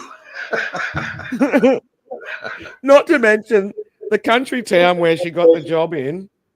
I call it like the ghetto of country. Like, mate, people freaking, they use cars as weapons and fucking guns. And it's like the Wild West out here, I tell you. And that particular town is just a shocker, man. So apparently the copper had to come and get a statement from me as well, because the owner was telling me how, Matt's going to come over and see you to get a statement off you. And apparently even turned around and gone, Wendy's not going to abuse me when I come over, is she? Because I've been known to do it before to him. Yeah, very little. That's funny. Abuse you. It is funny. But look, one bonus about, but when it's a bonus though, because when you're working with little friggin' 1-horse town fucking police stations and shit, they get to know you a bit better. So they know that, like even though I'm friggin' going off me fucking nut, foaming at the mouth like a rabid dog with my arms all waving around, they know I'm still harmless. I'm just a mouthy bitch that can't be controlled. That's it, man. Fucking blowing off some steam, fucking. Well, let me tell you, and it's fucking it's like it's good that. I wish because cops used to be like that, man. Like you would know your local cops or your neighborhood cop because they live in the city, but they don't do that anymore. They move them all around, so that they're not they don't have any community connection anymore, right? Here, anyways, there's no community connection. They're just doing the job. And they don't. That you didn't go to high school with them. You don't know them. They don't. Your kids don't play fucking baseball together. That shit doesn't really happen anymore, man. Like they're constantly being around all the time. Which is a pain in the ass because I think that's when police get a bit friggin' trigger happy or heavy-handed happy, where they just want to like drive someone into the ground or. Because one of the things I always said is like police don't know how to talk people down anymore. De-escalate, yes. Yeah. They tend to escalate. Not they do the opposite. They escalate. They make a mountain out of a molehill and they make things into more than what they should be when they could have just Definitely. fucking. But actually, going back to your local cops and them, that could also work against you because if you and the cop don't like each other, then he's got the power to put you in jail or shoot you if he wants to, right? So that could work both ways. It could be work to your advantage and it also work against you if you guys, like you married his sweetheart from high school and the guy hates your guts or something. You know what I mean? Like that shit could happen. So there's a reason. Well, that's probably one of the bonuses of living out in the country where I am because a few different coppers I've had incidences with. There was one time there where I was just going right off me fucking nut, and they wound up bringing up the ambulance because they were going to take me. Well, they did take me away for an evaluation. And when the coppers are friggin' rocked up and the ambulance is rocked up, and they're like, you've got to go to the hospital and get yourself checked out, make sure you're okay. I'm going, am I under fucking arrest or what? Oh, no, it's a safety thing. I said, well, I'm not hopping in the back of your friggin' meat wagon, man. I said, just fucking lay a hand on me. I'm telling you now, you're working for it. Anyway, one of the coppers are gone, well, I've got a nice brand new Prado. Will you hop in the back seat of that? I'm going, yep, no worries at all. I said, I'm not a friggin' criminal. I'm not hopping in the back of your fucking meat wagon. Yeah. That's what we call the friggin' paddy wagons and shit. Yeah. Yeah. So yeah, anyway, at the end of the day, that's kind of the bonus of being out in the country where I live in the little remote bumfuck nowhere. Yeah, man. I know. I bought myself a drone recently. It's an older style drone, but it's like it's an expensive drone when they came out brand new. It still cost me a fair bit. Like I paid freaking $500 and whatever for it, second hand. And it's fucking awesome, man. Like these things when they came out were like $2,500. Yeah. Never would have not going to pay that kind of money for one. And yeah, I took it out for its first fly today, and it's awesome. And like this thing can go up to, I think it said something like 75 kilometers an hour. Oh shit, eh? Oh yeah, man! Like this thing. So I remember this fella come to me dad's car museum one time, and he had one of these particular drones. He's like, "You want to have a fly of it?" And I've gone, "Man, I'll crash it." He's going, "You can't crash it." He says it's got freaking sensors on it here, there, and it beeps and it'll actually hit its own brakes if you get too close to something. So I had a fly of it, and I just fell in love with this drone this old fella had. And I'm like, how much are one of these? He's like, oh, about $2,000. I'm like, oh, shit. So anyway, so I managed to just score one of those exact models for just $5 last week. Sweet. $500, yeah. Low flying hours on it, never been crashed. And so I took it for a flight test today. And yeah, it's awesome. It's awesome. I still got to get the hang of flying it, but yeah, it's fantastic. Got all the cameras and crap like that on it. Got sensors on it. Friggin' yeah. Got any videos with it yet or no? Not yet. So I haven't flown a drone for a few years, and the drones that I have flown in the past have just been cheap and nasty pieces of shit. So I've actually got a drone here that I bought a few years ago, and it was like $120 brand new. Like it's a cheap piece of shit. And the one I've got now, the quality difference is just night and day. Yeah, that's like my cheap one that I got that I paid $120 for, and I might see if one of the neighbours across the road will buy it off me for 50 or something. But the cheap one I bought, the slightest gust of wind, and my cheap one just gets carried away in the wind. Whereas this DJI Phantom that I got, I think it's good to fly in wind up to like 30 kilometers an hour wind and shit like that. That's right. Yeah, it's a like I say, it's an old out of date drone, but it's been well looked after, hardly been used, low flight hours, and I can actually so I've actually already plugged this thing into my computer, and I can actually see when this drone's been flown in the past. Even Oh. before I owned it, I can actually see what flight hours it's done even before I got it. It still has the Um, memory and shit. It's just always in there. Yeah. It's got like GPS and all this sort of shit on it. So when I'm using so I use my tablet as the screen on the remote controller instead of just a shitty little phone. So I got like Right. a tablet as my monitor screen. Yeah. Yeah, night and fucking day. I'm very happy. Yeah, man, that'd be kind of fun because it's gorgeous over there, man. Like you can go out and take us out the back roads and show us around the back roads of Australia and some old ghost towns. Well, so I can actually hook this thing up to YouTube and just fly around using the drone as my YouTube camera. Yeah. Like this thing is like really high tech, old. Admittedly, it's old, but it's also been well looked after. And low flight hours. Like it's been flown fuck all. I think I counted it's been flown. I counted the actual amount of times it's been flown. I think it was something like only 30 times. It's not bad. And for something that's like 8 years old, that's fuck Yeah. all. I've already sent away for a new battery. Just to buy a battery for it's like $140. Yeah, but for a $2,000 drone for $500, yeah, that's not bad.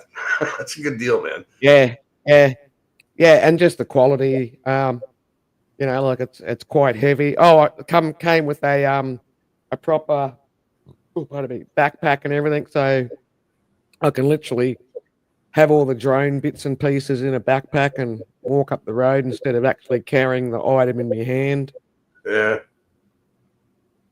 Oh, great deal. Great deal. Yeah. I don't really have any desire to have. I'm a city boy, so I know when one flies over my fucking backyard, I get the pellet gun out and start shooting at it because I don't know who the fuck. I know. Well, the thieves, they use it here for to see who's got plants in their backyard because they want to steal fucking people's plants. Yeah. If you got Scoping out places.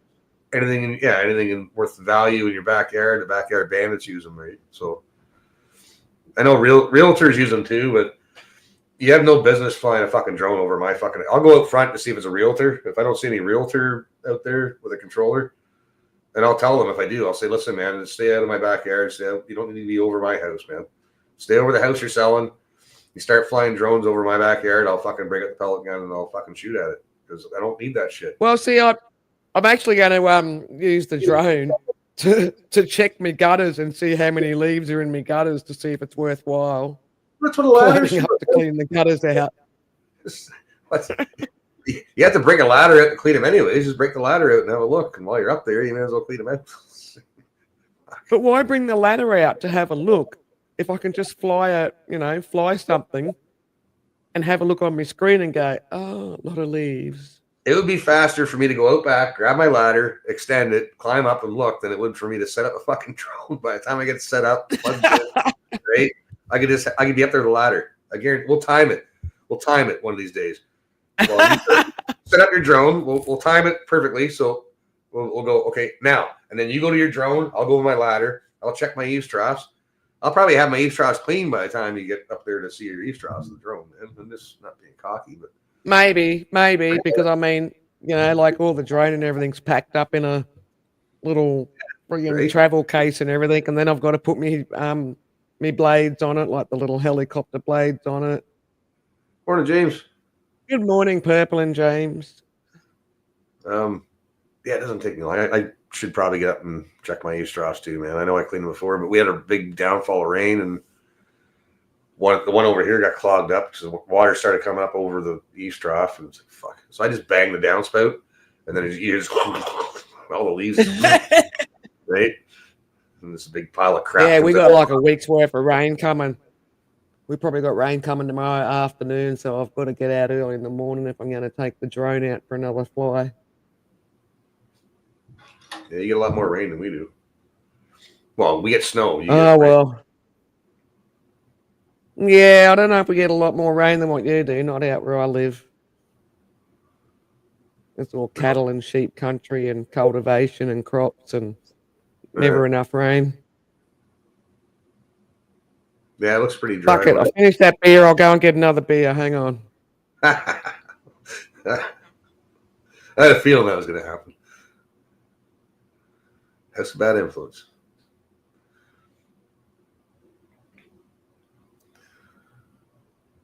James, I think you're working today, aren't you, James? Yeah.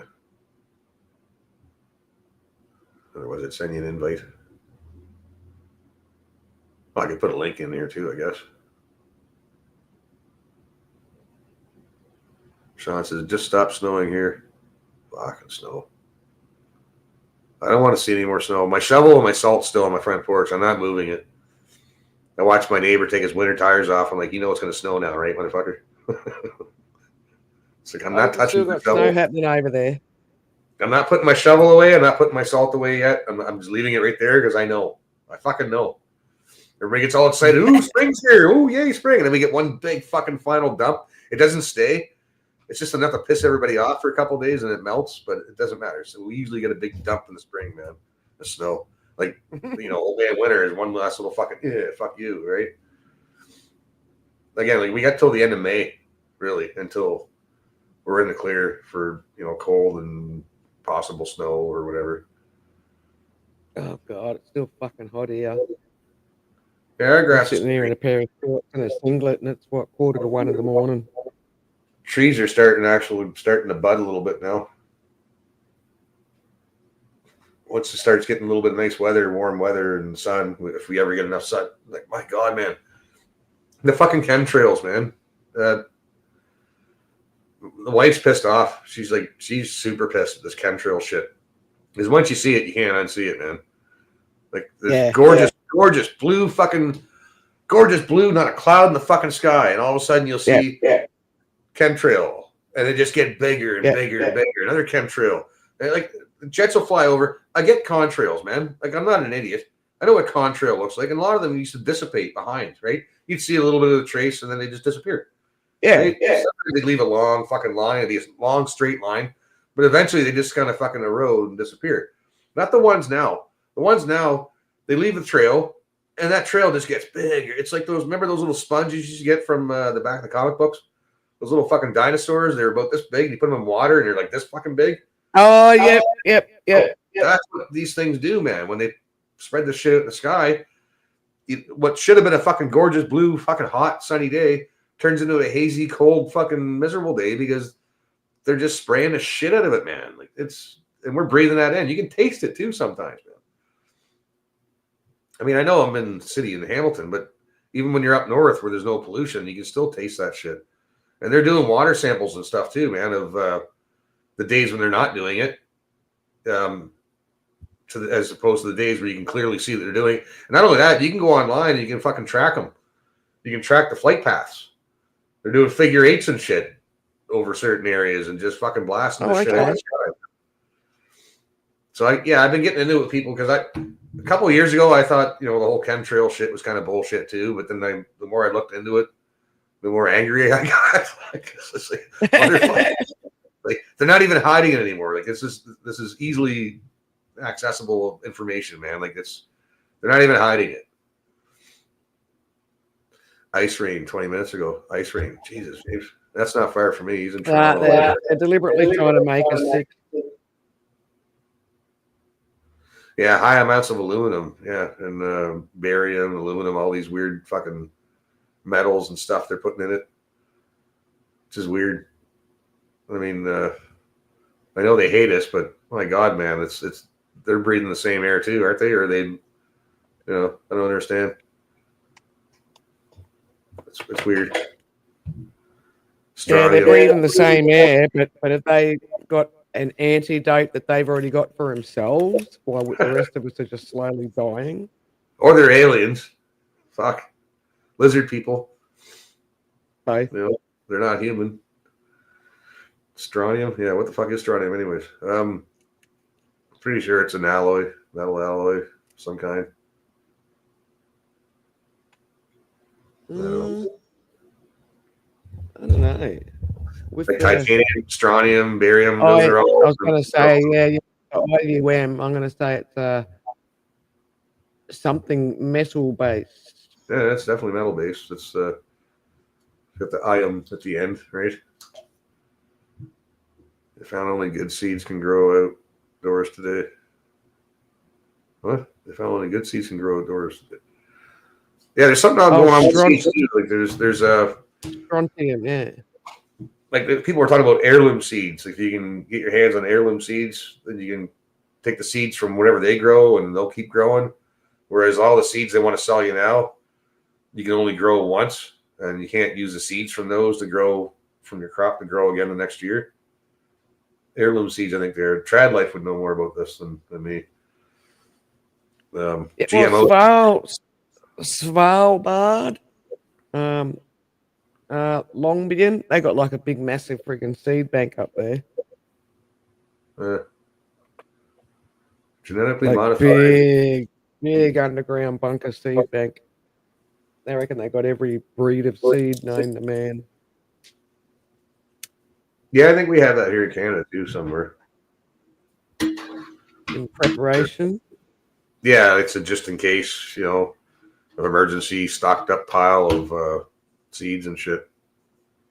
Which is kind of scary because what do they fucking know that we don't? That we're only making assumptions and They're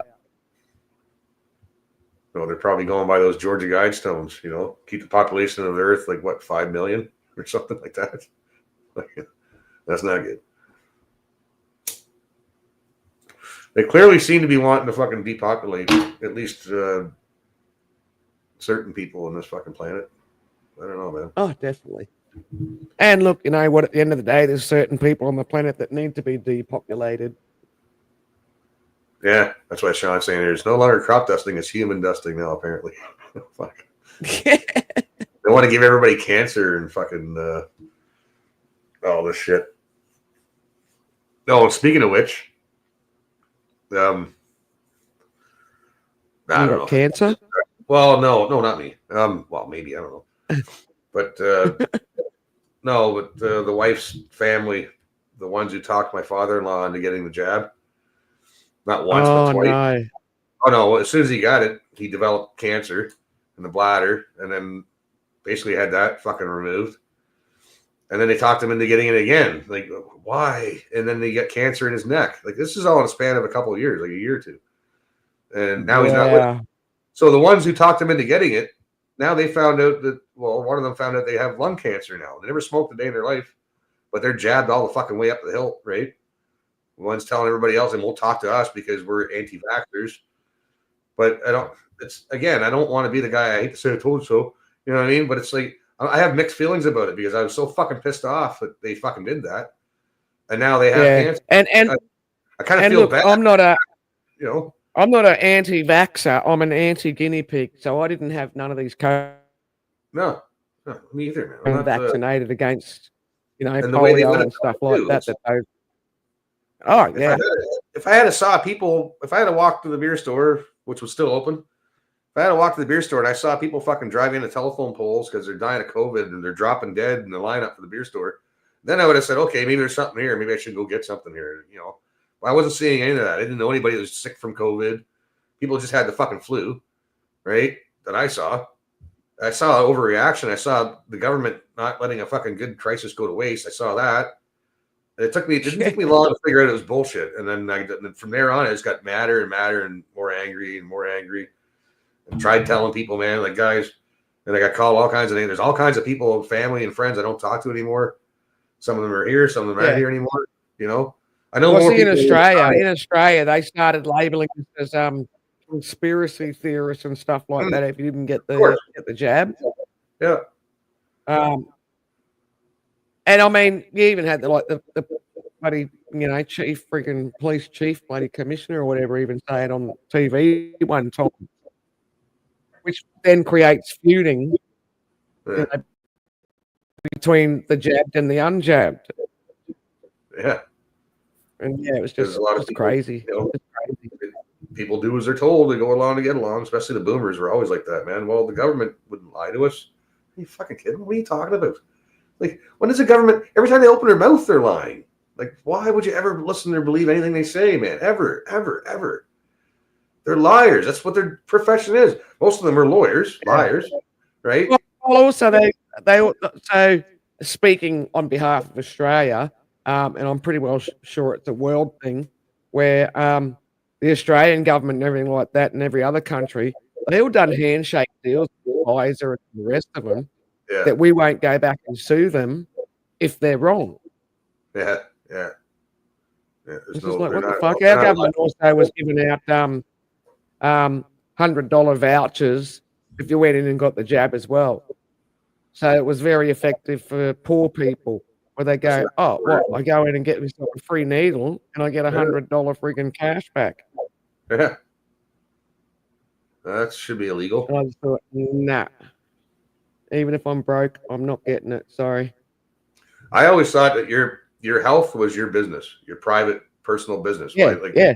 your doctor has like a lawyer has client lawyer privilege. Like you can't disclose it's private information, right? Same with you and your doctor. Yeah. Nobody's business what your health is. And we just went No, from that. but if you didn't, Are you vaxxed? if you didn't get the needle, if you didn't get the needle and you're an emergency services job or a teaching job or whatever, and you didn't get the jab, you were sacked. Yeah, You yeah, lost your job. yeah. Get the jab or lose your job. Yeah, we lost a lot of good nurses here in Canada and good cops. A lot of cops. The good Same, ones, same in Australia. Same in Australia. military, fucking. Yep. Truck drivers. Yeah, I'll never forgive or forget how they treated people, man. How they treated us. You know, just for questioning. All we did was question this. Like, hey, wait a minute. I have questions. Shut up, you bigot. Fuck. Yeah, yeah. Go get your jab. And they wished us death too. Like, I hope we all die. It's like, really? I don't wish that on you. Like I said, I just discovered my aunt's got fucking lung cancer now. She was at my wedding, man. She was instrumental in our wedding, and I cared about these people, man. You know, I have happy memories of these people, but we don't talk anymore at all because that wouldn't go over very well. I can't talk to them. They're so brainwashed, man. I can't have a conversation with them. They would walk away from me in about 5 seconds. They would walk away because the conversation would get heated pretty quick. And even the people that haven't gotten a terminal illness from it, they wound up getting quite friggin' sick. So people that I know that are younger than me and got the jab, they got quite friggin' sick, and they were sick for a couple of weeks with, like, as they've said, the worst flu that they felt like they've ever had. They thought they were going to fucking die. Yeah. And it's just like, well, what's the point, man? You get the jab, and then you're too sick to go to work anyhow. Morning, Jason. No, and like I think I might have had it because I felt really sick there for a couple of days. It was a weird feeling I never felt before. Like it wasn't like anything I felt before. It wasn't kind of like any kind of flu. Like I came this close to going to the hospital, man. I was like, what the fuck is going on with me, man? But I wrote it out, and sure enough, the next day I felt fine. Like that was it, pretty much the next day. Glad I didn't go, man. I have to be feeling pretty fucking shitty to even think about going to the hospital or the clinic or whatever. Likewise.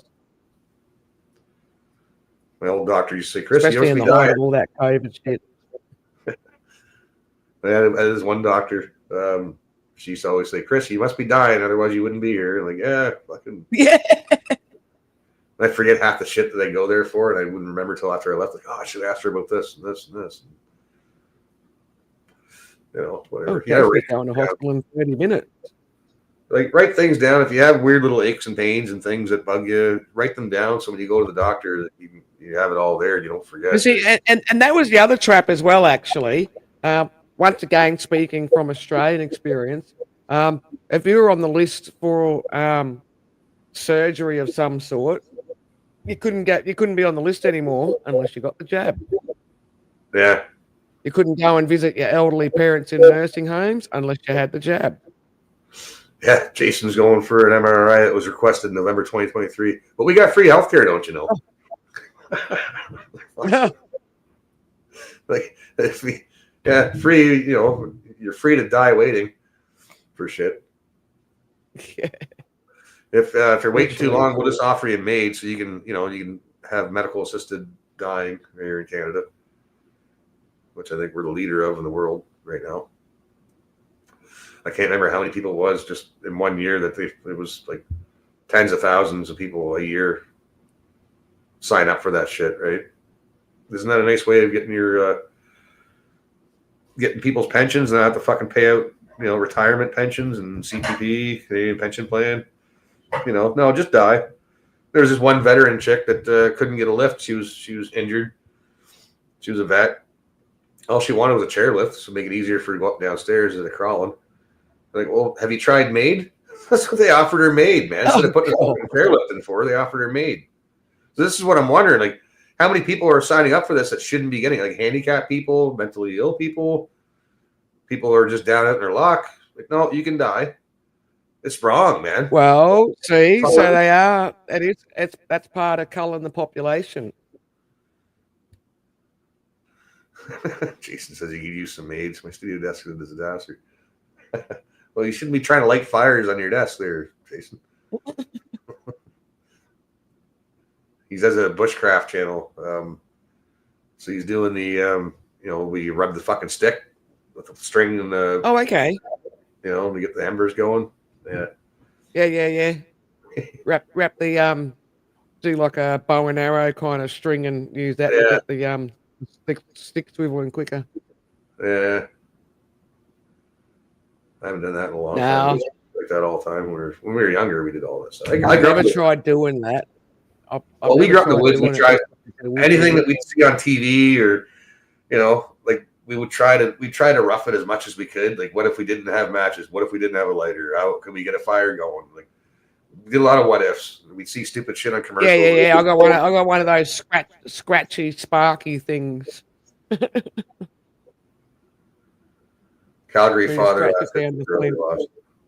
Yeah, so the father didn't have any rights. Because I think the mother. Yeah, that's another thing too, man. I don't want to talk about MAID. It's fucking disgusting. This country's fucked, man. All countries are, and it's not the countries; it's the governments that. The leadership. When I say leadership. Yeah, they're leaders, all right. Fuck. Oh man. Well, the expressions forever and ever and a day. The expressions, the rich get richer and the poor get poorer. Poorer health, poorer in the pocket, poorer living qualities. Like our electricity's just gone up over here. So I live by myself. I only have one refrigerator. I barely ever turn my TV on. I basically watch all my news and everything on the internet on my laptop. And my power bill for 3 months was like $612. Holy fuck! I generally sit in darkness here. Not because I don't want to turn lights on because of the price of electricity, just because it's summer and the bugs are really bad. If you have too many lights on the inside, all the friggin' bugs and insects come in chasing the lights. Yeah. But yeah, so and the power's going to go up again. Apparently, the electricity. Like, holy fuck, man. This is what bugs me about that too. The electrical gear, the grid, all the wiring, all the telephone poles, all the wire poles, all that infrastructure. All the solar panels. Yeah, but all that infrastructure, like everything's been bought and paid for over and over and over and over again. So why are they upping the price? Oh, hell yeah. Lowering the price. Like, we've already paid for these poles. We've already paid for these lines to our house. Why do you keep fucking over? Especially when so many people have got solar on and that sort of shit, and then putting the power back into the grid and all that kind of crap. Yeah. It'd be nice to be off grid completely, but it takes a bit of power to run a fridge, though. That's the thing, or a deep freezer. You know what I mean? Like, we kind of need a deep freezer here in Canada, like to stock up on their meat for the winter. I think my fridge is a bit dodgy, so I'm actually investing in I'm going to go back to my little bar fridge as far as a fridge, and I've just paid for a brand new deep freezer that I'm waiting to get delivered. So I mean that's been one bonus of working at the pub, because I was getting like $30 an hour cash in hand. Sweet. And then when you're doing 10 and 13 hours a day, it wasn't bad pocket change. Friggin' nice. That's what I mean. And then because I was working at the pub as well, I didn't have to spend any money on food, because I was just eating at the pub every night, eating the pub food, which was good food, like proper, like meat and 3 veg shit and all the rest of it.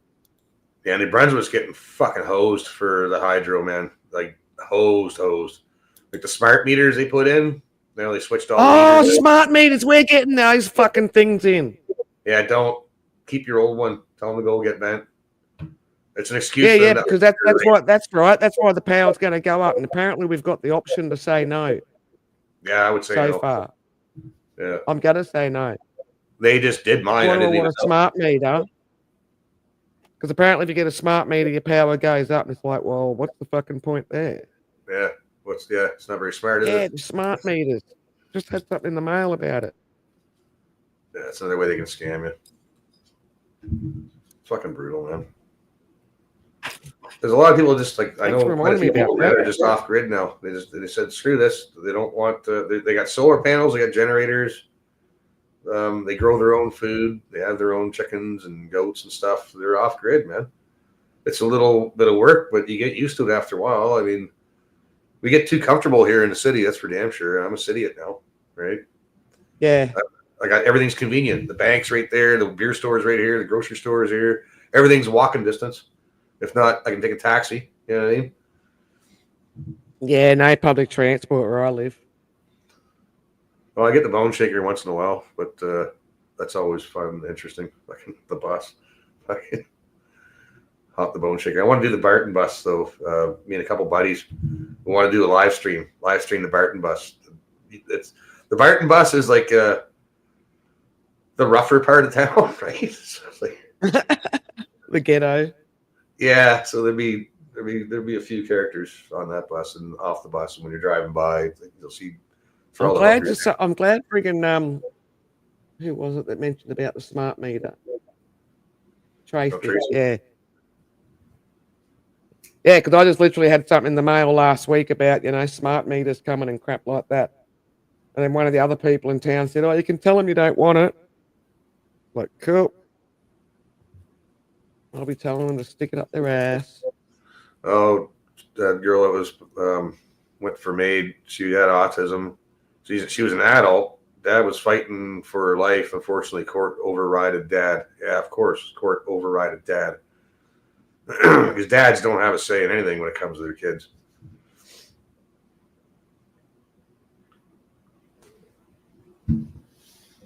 Oh, the vomit comet in Toronto. What's the vomit comet? I have electric furnace as well. Mine went up about $100 a month. $100 a month, man. I can see like $10, $12. I could live with. I'd be pissed off about that. But $100 a month, man. It's like that's a big fuck you, right? Jesus, how do they fucking? But okay, so the CEO. I've been living in this house here. The CEO. I've been in this house for like 6 years, and my power bill used to be like $400 a quarter, so a quarter being $3 monthly, and now it's like $600, and they're talking about putting it up again even more. This is just. I can see that when our winter comes, it's going to be old people are going to be dying because they're not going to be game enough to turn the heaters on. Yeah. But they like New Brunswick, and like every province has their own power corporation. So NB Power, New Brunswick, Ontario Hydro, whatever the hell it's called here.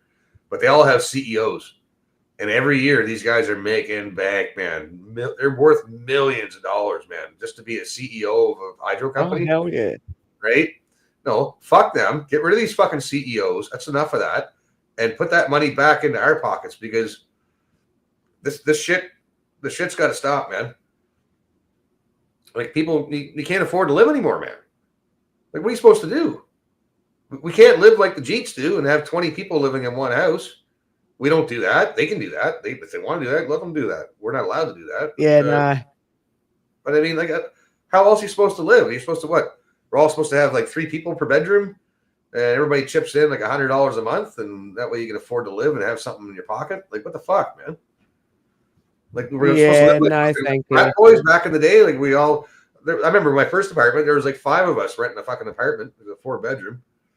There was like 4 or 5 of us living there, and we always had money in our pocket because it was fuck all to live. Like every month we chip in, it was like $125 each a month, right? And the rest was gravy. The rest was in your pocket. That's why we were drunk and drinking, partying all the time, man. But rent in the cities, like in Australia, once again, talking just like from the country I live in, rent in the city's fucking through the roof. Like to rent a house in, say, Brisbane, it's like, like $800 a buddy a week. A week. Yeah.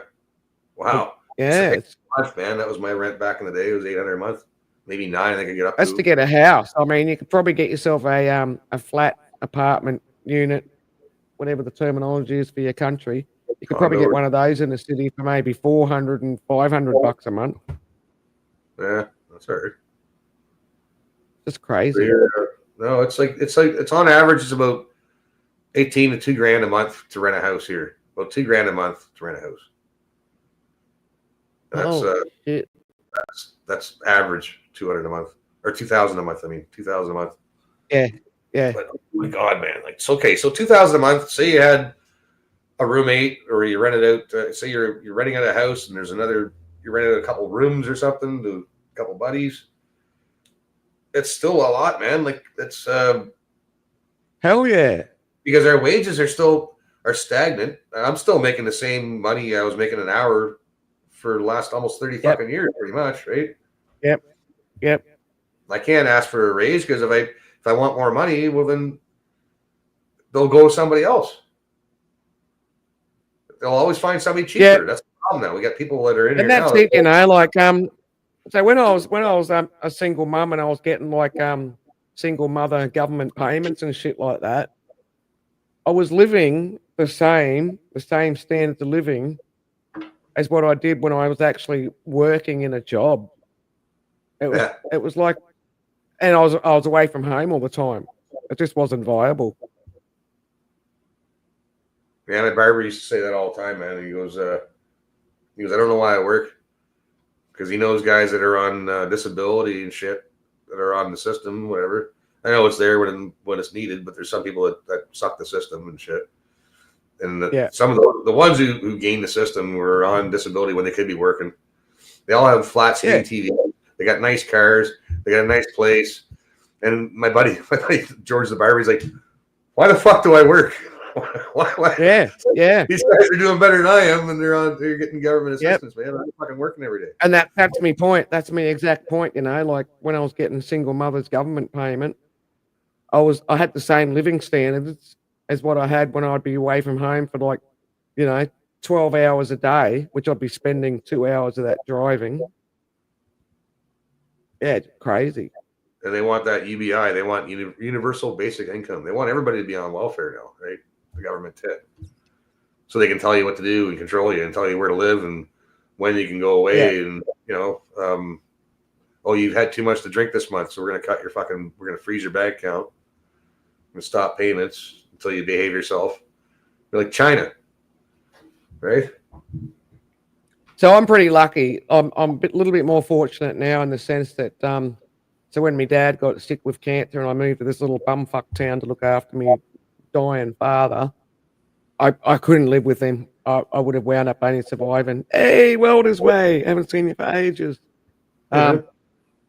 And so there's 2 government houses in this town that I live in of 18 houses. 2 of them are government houses, and I managed to score one of them. So my rent for my 3-bedroom house here is $105 a week.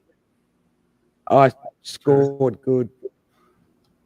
Thank God, because I'm going to lose it now with the fucking electricity prices. Fuck. Sean's got a good point here. You work so you have purpose. Without that, people decline pretty quick. I can attest to that because I've been out of the working field for a while, man. I barely work now. It shows. I'm getting a gut. I'm out of shape. And it's falling out. And all I do is drink.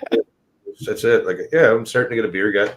Well, that's wintertime. I'll lose this in the summer pretty quick. But I mean, it's what happens, man. If you're not busy, if you're not staying busy, keeping busy, and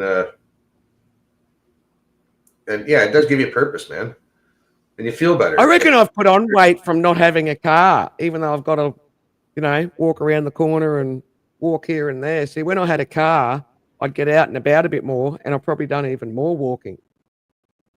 Yeah, and you don't even realize it because you're parking here and you got to walk over here and walk over there, and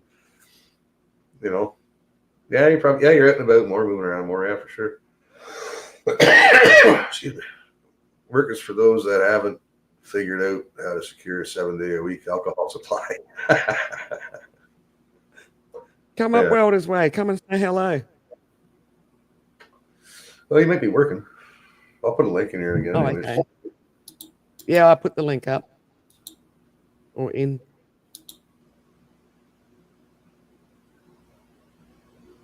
Oh, same one. Okay. I thought that was your link for your channel. Oh, no. You can put yours up if you want. No, your StreamYard link I'll put in. No, I'm just saying if you want to put your link in for your channel. If I've been doing fuck all and nothing on my channel, although I do have a shit show coming up soon. Well, you got to do something with your drone. I mean, you got the drone now, so come on, let's get some drone footage. Yeah. A drone and a vehicle coming that a registered going vehicle. Yeah, so now you can go out, drive somewhere, and show us the area. Well, I'll be able to go to me music jam sessions again because I haven't been to them for like over 12 months. Will you play anything or? Yeah, play guitar, drums. Okay, cool. I can't. I played spoons. I'm pretty good at percussion. Like I can play the washboard, spoons, harmonica. Oh, cool. Yeah, I've dabbled in the spoons. I've been to like a folk festival, like a little country folk festival where people were just camping around on the sports grounds and stuff like that. And if you had a fire in a bin, you could have a fire there. And I had like the biggest bruise on my leg from playing spoons all weekend. It happens. So you play them off somebody's bum. Yeah. That's probably not a bad idea. Let them have the fucking bruise. Hurts the fingers. I goes through the shades of like purple and yellow and blue. I just wrap electric tape around the inside of the spoons. I use the tablespoons, the bigger spoons, obviously, but not the teaspoons. Yeah. But I just take electric tape, man, and just go around where my knuckles were rubs and shit, because otherwise you get blisters, man. I'm fucking going at it too long. Hell yeah. Yeah. Jason, I played around with Little Spoon too. Okay. That's an inside joke, because Big Spoon, Little Spoon, that's Jason and Al. I think that's something to do with a struggle snuggle. What's happening? Ben! Benny Boo! The sexiest man on the internet is here for you. Oh, I don't know about that. Hey, Ben, how you been? Long time no see. You bitch. Where have you been? Fuck you, you fucking whore. Oh, I'm sorry. Let me use terminology you'll understand. Where you been, you cunt? Don't they? There you go. There it is. For you. No, there it is. It's a term of endearment in Australia and England, right? That's why I was like, let me change up. Look, every time I go on Ben's friggin' panel, he always plays a fucking ray gun friggin' intro friggin' thing. Oh, here we go. We've got a little guest coming up. That looks fancy. What the hell is that well, someone asked, is that a geek vape? I'm like, yes, it is. I don't even know what a geek vape is, man. I don't know. I just buy one I like, and I'm like, cool, it works, whatever. Fuck it. I went to the smoke shop to get new liquid the other day, and I said, I'm looking for 6 milliliters. I meant milligrams, like in the sense of nicotine. The guy just looked at me like I was fucking stupid. And I was like, yeah, that was, I don't know what the fuck I was talking about.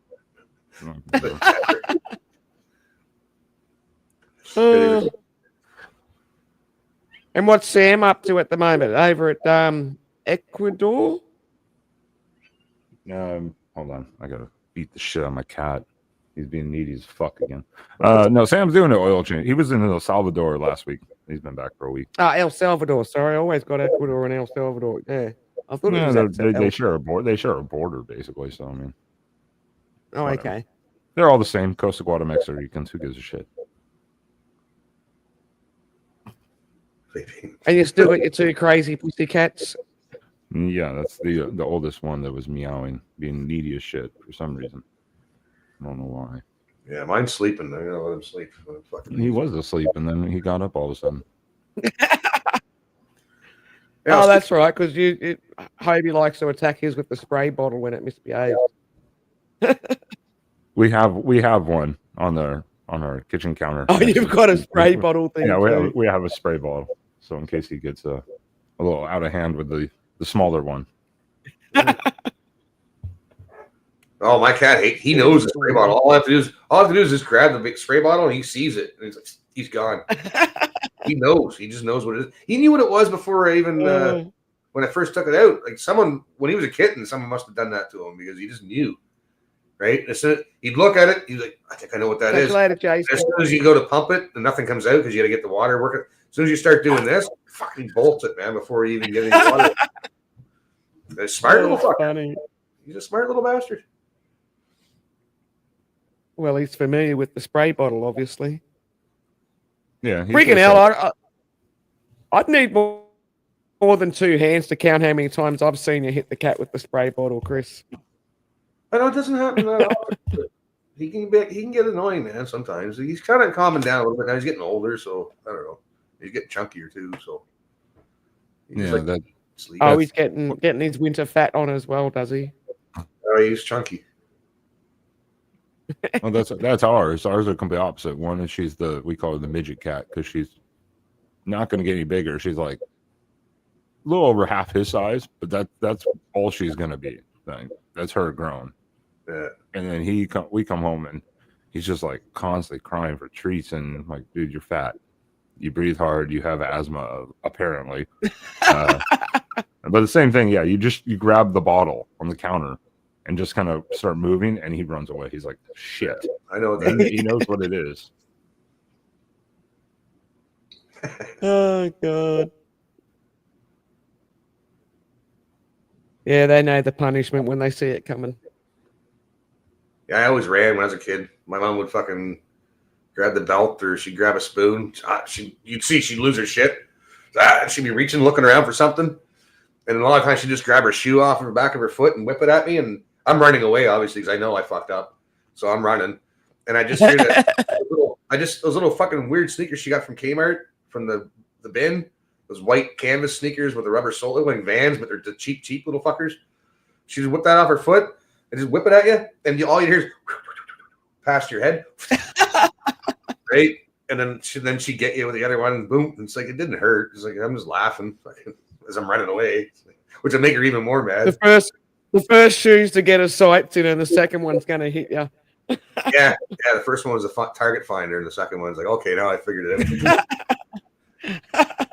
I'm not sticking around. Because my mom was different. My mom was different. She wasn't like overtly aggressive in the sense of like just whip her shoe off and throw it at you. She would more sit me and my sister down in like chairs in a corner until we agreed on who would take the blame for something or like admit to who was wrong. And usually I took the blame because my sister was a bitch and I was younger. And then it would just be, all right, is it a belt or the hanger tonight? For the spank, like the coat hanger. It was like a hanger or a belt usually. That was that was my childhood. But it was almost like the death sentence waiting for but you didn't get a final meal. Like it's coming, and you just have to accept it. Hey, look, I think one of the worst weapons that my parents or stepmother or whatever used on me was. Remember your power cords that had the material around them, like the old material coated jug cords and stuff? Yes. They freaking hurt, man. Oh, stingy. They light you up. That was my If I went to school now, oh yeah. And my dad was very much a belt person. Like as soon as he started undoing the belt on his freaking pants, he just thought, yeah, I'm fucked. Yeah, we used to have to actually rest our hands on a table while you bent over and bared your fucking, your butt out for the freaking flogging. And if you freaking twitched or moved, you got another one. Oh yeah, freaking hell, brutality. I don't know. I never heard after a while. It's like my older brother used to fucking lay the boots to me every once in a while. I started laughing at him after a while. Like and that would make him go even harder. Same with the belt. I get the belt, like they're laughing. It's like are you done yet? Like, so it seems a little excessive, but when you start laughing, you just get it 3 times worse, man. And don't laugh, right? Like, fucking just it hurts. Just wait, it's almost done. Don't be a smart ass while you're getting your punishments. Luckily, most of that ended by about 10, probably about 10, 11. That was when it was like, all right, now you're a little too big for that. But Sean just said the wash your mouth out with soap. Yeah, that was terrible. That was probably one of the worst ones, to be honest. Oh, I only had that one a couple of times when I was younger, but I did used to do that with my own kids. They were plugging my fucking nose and shit. My mom never did that, but I was at my uncle's place, and we were in Nova Scotia. My uncle heard me swear, and they're religious, so he lost his shit. You better punish him. You better punish him. You're not punishing your kid. I remember all this, and so my mom fucking tried to put the soap in my mouth, and he's there too, and they're both plugging my nose, holding me down. And I'm doing this, and she's grating the fucking soap across my going in between my teeth like a cheese grater. So now I got all these chunks of soap, buddy. I was fucking pissed, man. That did not help. It did not solve the problem. That just made me angrier. It made me do the opposite. So, okay, you didn't like me swearing? I'm fucking swearing more now, cocksuckers. How many times are you going to try that bullshit again, right? I did not like that, man. I was like, this, and they're like, I don't even remember what I did to get the mouth into the soap thing. I don't think I even swore or anything like that. But, later on, years later, I joined the military. So, yeah, fuck it. Who cares now? I mean, try it again. But, yeah, that was probably the worst. That was by far the worst. Worst one, though. Yeah, no, if my kids and my kids actually didn't swear much, so I have to say the soap was pretty effective. But they'd have to take a bite out of the soap and chew 3 times, and they could spit it out and rinse. Yeah, I don't know. Ben's gonna dry heave thinking about it. It was like back then years ago like that. It was like literally like what you would find in like a cheap hotel now. That type of bar of soap. It wasn't like lavender smell or something like that. It was like just that god awful base body bath soap bar type of thing. It was like, and then if it wasn't new, it was used. Oh, liquid soap. Yeah. Big old pube stuck to it. Fucking. No, that's stuck in your teeth.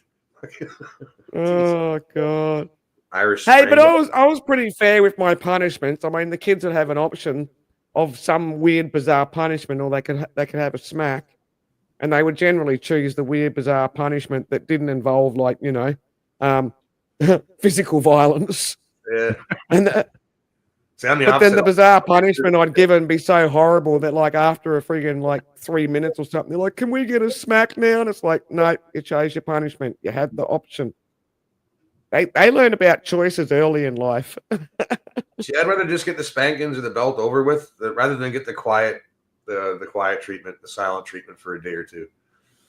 Oh. That I didn't like, because I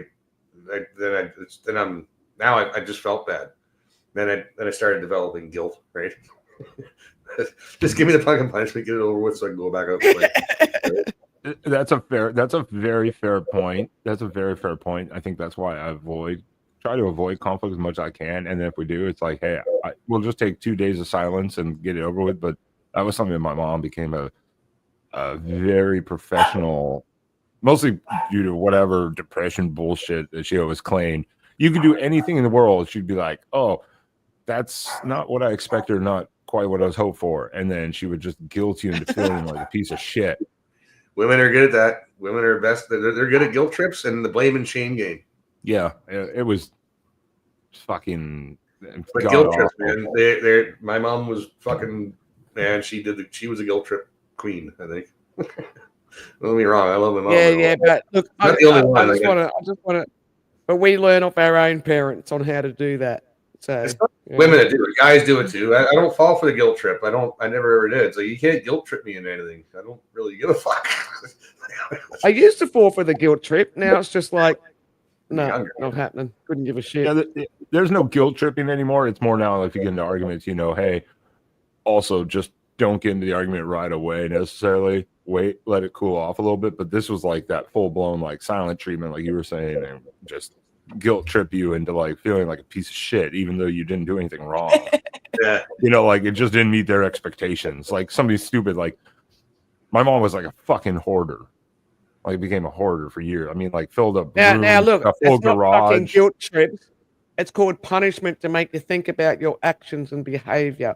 And clearly it worked because you thought about it for a couple of fucking days. So Still thinking about it. yeah, there you go. There you Still thinking go. about it. What did I do back in See how 1984? effective it was? Still, yeah, that I'd rather have gotten the punishment over with, but I mean, that was just that's just playing games when you do the guilt trip thing, because it's like you didn't really do anything, you know, a lot of the times. It's to think about your behavior. Yeah. It's like, okay, I thought about it. I'll probably do it again.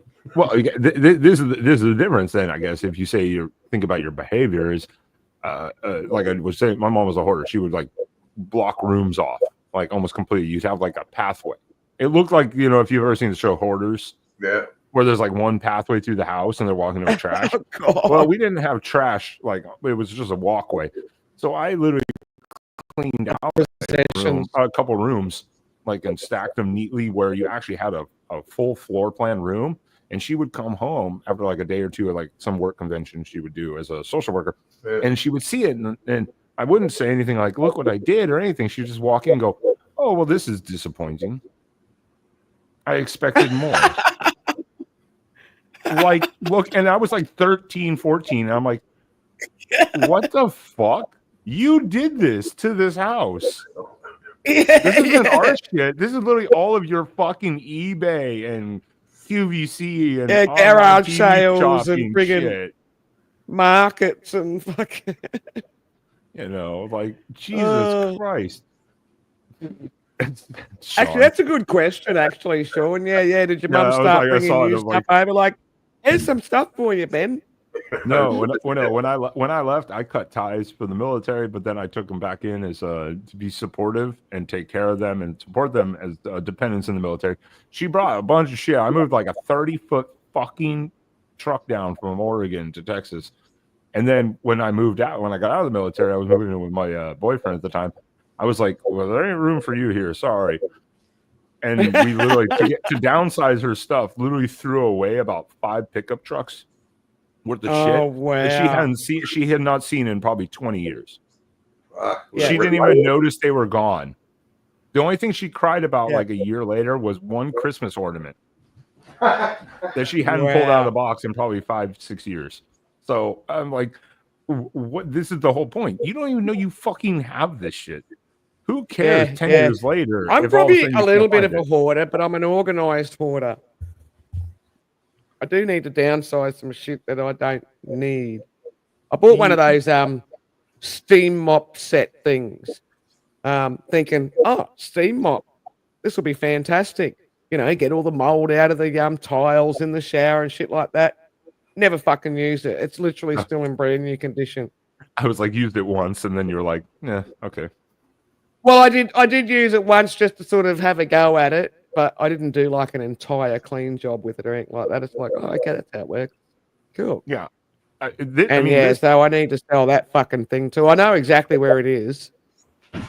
Well, that's different. That's also different if you're like, okay, cool, but I know where it is and it's great. I can sell it. That's cool. Then do it. I mean, this, like, it looks kind of cluttered, but I know what everything is here. But my closet there are some couple things. There's a couple boxes of spare, a lot of camera equipment and cabling. I'm like, we move in like, God, 17 days. So we got to pack up, but that's a good thing because then. Are you moving again? Yeah, we just Sam wanted to move, and actually it's better for me for work. It cuts off like 15 minutes each way per day, so 30 minutes and a lot of mileage, and being a little cheaper. So we're like, yeah, we got to pack though. Is it going to be a bigger place, same size? Same size, 2-bedroom. Cheaper? Yeah, a little cheaper, but then also it cuts off travel time for me, and so that'll save fuel and, you know, et cetera, et cetera. So at the end of the day, it all kind of adds up. Is Sam still studying all his friggin' masters and friggin' things like that? Yeah, I need to ask him because he was on his spring break, his spring break from his job basically when he went last week. Now he's been back a week. I don't think he's been doing anything, so I guess they're still on spring break. So he's got to start his I saw the master's program up again. So I don't know. Like you've only been in the place where you're at now for what, 10 months or something, I guess. Yeah, we're just gonna hit the year and be out. Oh wow. Okay, it was already a year ago you moved. Trust me, I don't like moving either. It's a pain in the ass, but it is a good way to clean out a bunch of random shit that you acquired and or maybe go, yeah, I haven't seen that in a while, so fuck it. You know, little things. That's what spring cleaning's for. When you pull all the furniture and shit like that away from the walls, or just change a room around so everything gets vacuumed properly.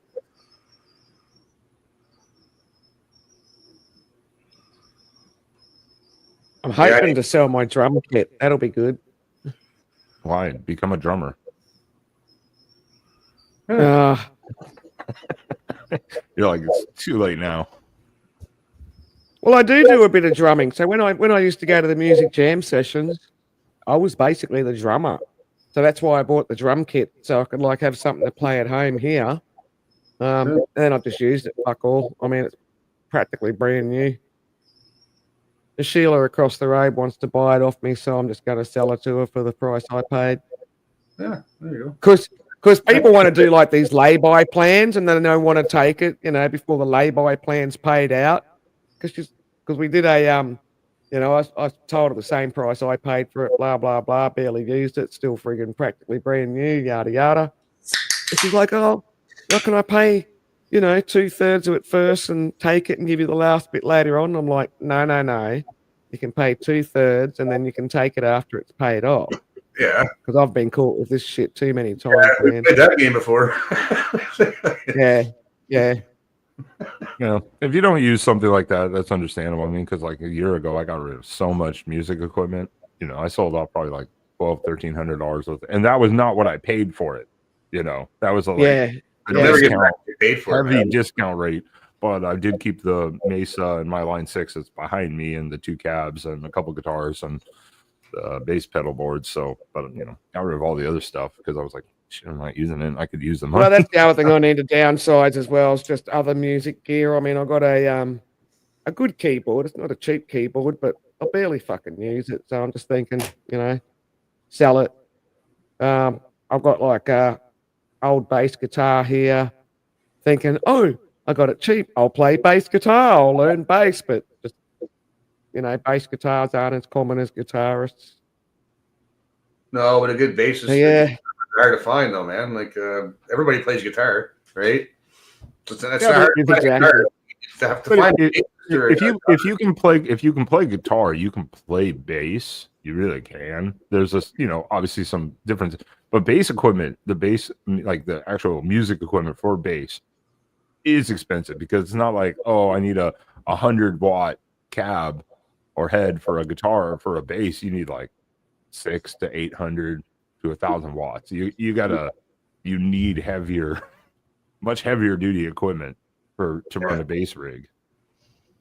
Don't encourage him, Salty. Fucking Oregon Ducks suck.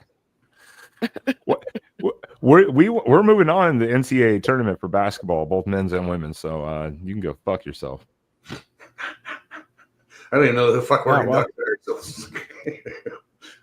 I read that comment. Oregon Ducks. What? Yeah, football. Hunting, like shooting ducks. You know, fucking no. So Ben actually has a if you like Salty, if you love the Oregon Ducks, Ben does like a Oregon Duck football stream. I don't know if you want to put your football stream thing in the back chat there or something, Ben. I mean, I can't. We haven't been on in like 4 weeks. Me and Spaz have been taking some time off, but I can. Let me pull it up. No, it's college football. But, he has 20K worth of recording. Once you buy equipment, that's a problem. It's hard to resell a lot of equipment, especially recording. That is tough. Yes. I have not invested in recording equipment that much. I have like a real, fucking like 20-year-old digital recorder that I have, and I recorded a lot of stuff on before. I haven't used it in a long time, but if I sold it now, literally, I probably have to just give it away for free. You know, even though it's still value, it still works and everything, you'd have to give it away for fucking free at this point. Well, that's right, because the resale values just Yeah, it's like buying Doesn't a matter. brand It's new car and mint then condition. As soon as you buy a brand new car, man, you drive it off the lot, it's fucking depreciate like that. Same with anything you buy brand new. As soon as you take it out of the stores, it loses. It loses if you buy a $20,000 free car, brand new car, $20,000, which those don't exist almost at all anymore. But as soon as you drive it off the lot, that bitch drops like $5,000 at least. My car's in the shop right now getting fucking full suspension work done, new shocks and struts to get so I can get a fucking alignment done. sorry. yeah, nothing's cheap, eh? It's even harder at where I live because you got to freaking drive a fucking 100 kilometers to freaking get 200 I was just going to kilometers do actually to get some that. places. Well, at least being all smart there for a second. At least I did take it to at least I took it to Sam's uncle's mechanic shop. He owns an auto body shop, but they do maintenance work. But mostly it's auto body collision. But he agreed to take it in and do all the work, and it was like front shocks, rear struts, alignment, and then while I was in there, I was like, do the rear and front differential fluid change too, because that needs to be done. And he's one place quoted me without that the fluid changes. They quoted me like $2,000. Well, he's charging me like $1,215. That's a big difference. That is a big difference. That's why I didn't do it. Because I know the prices. I was like, dude, I've seen the prices for the shocks and struts before. There's no way it costs $2,000. Absolutely no way. The parts cost like $700, $800. Okay, so shockies actually aren't that hard to put in. Shockies to put in are easier than what you think. The struts are a little bit different. You've got to be able to lift the car and remove it. Plus, these are the shocks that are in the middle of other struts, so it's a little more. But I need alignment anyway. I'm like, just do everything you can while you're there. And they were hoping to be done yesterday, but I'll pick it up Monday afternoon. Then I got to buy new front tires again because my front tires are fucking shot because of that. And then when you buy new tires, then you have to go get a freaking wheel alignment and a balance again. No. The alignment's already done. It's just them putting the new tires on, so it'll be fine. They'll do a little balance check on it and stuff like that. But it's just wearing the whole wheels down. I think a lot of it's because the shocks are shot, so it's putting a lot of pressure on the wheels because it's like all across the board. It's not an abnormal like inside outside wear on the tire. It's like all across the whole tire. Front wheel drive. Front wheel drive. Yeah, front wheel. So just take your back tires, put them in the front, put your front tires in the back. Well, that's what they already did. I already bought a new set of tires, and those sets are already now worn out again. So that's why it's an alignment, and I think it's front wheel drive. It's got CV joints as well. Then if it's front wheel drive, you must get the CVs done as well. I didn't hear anything from them on Friday, which is also good. No news is also good news because if they had gone 2 hours into it and they called me, I'd been like, oh shit. That means something's really look, in my car. You know? It's one of those things. I think that you're better off getting it done because everything's going to be already apart because TVs and everything. It's you're pulling a lot of shit apart. You need a puller to do that. Yeah, she's got a I know. That's why I said I was waiting for them to call me and be like, yo, your ball joints are screwed or something like that. But they didn't call, so I'm assuming they're just taking they have other things to do too. But no news is also good news sometimes because they didn't call me to go, hey, this is fucked up too. You know, you got to take care of this or so. Yeah, but usually if you're doing like springs or tie rods, shit like that, you do the ball joints anyways because the ball joints aren't that much. I mean, well, they may be going ahead. I told them, hey, if there's anything weird that comes up and it's nothing major or whatever, just let me know and go ahead and do it. You know, like if it's not crazy money, you know, like another like $1,000 because I mean $1,300 already much of this. Then I have to pay $320 for a decent cheap set of brand new tires. Too. But people think the mechanics are fucking taking you for a ride because they're trying to say, well, you should probably do this and this. Well, it makes sense, man, because you got the tire off, you're doing brakes, you're doing the shocks, you're already in there. You're already in there. You may as well fucking put a new ball joint in on both sides too, or whatever you got to do, man. Well, that's what I'm saying about CV joints, like the CV joints. For an extra $200-$300, now you get it all done. You don't have to worry about it, taking it off again and fucking around. Well, and again, it's Sam's uncle's place, so he may just throw in a couple small cheap ass things for free to be like, screw it, just throw it in. Who cares? Because I mean, originally he had me slated for the front shocks, rear struts, and he put an oil change on there for some reason. I'm like, well, I already have an oil change. I don't need the oil change. It's like brand new. But I said, can you do the rear and front differentials instead, the fluid changes while you're there? And he just left it the same price. Kind of gave a little discount to a degree, because some other places were charging like $150 per front and per rear, so like $300 to do the differential fluid changes. Like I'm like, that's the convenience fee of pull up and get it done, like oil change places. So I normally like to buy my own parts. If I'm going to go get a mechanic to do a job, I already bought my own parts, so they're not buying their fucking extra friggin' priced parts. I had to buy myself some new I had to get myself some new front tires on me ute, and tire upper and lower tire rod ends are out and needed replacing.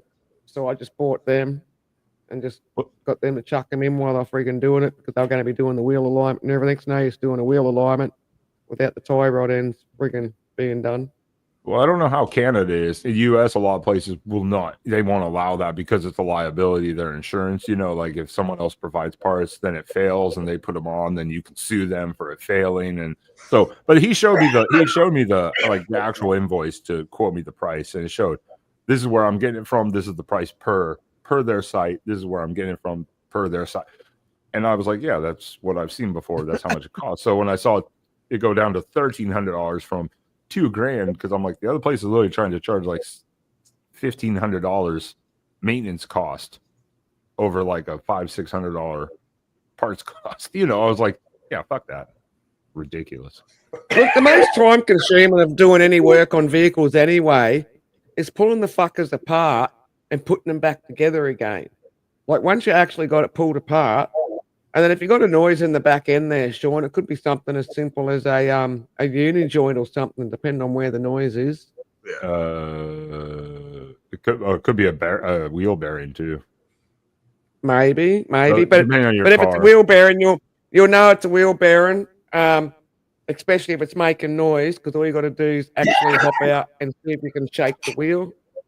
If you've got a wheel bearing loose and you can shake the wheel and it's got movement or making noise, then your wheel bearings are fucked. I know surprisingly a lot about cars.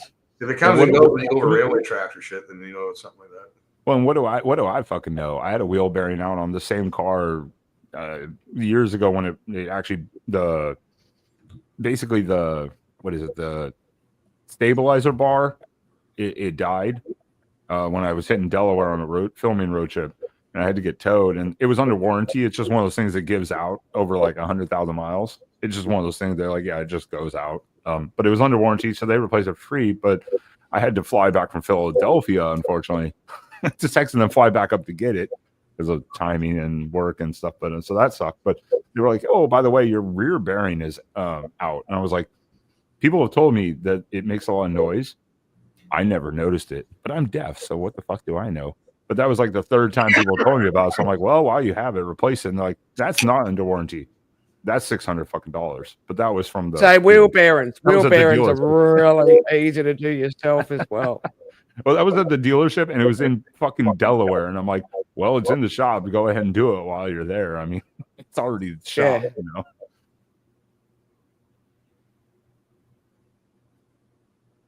Yeah. Look, it's amazing how easy it is to change parts and shit like that over yourself. Like I say, the worst bit is not having all the tools you need. And it can be time consuming, having a nice clean spot to do it on. That sort of shit.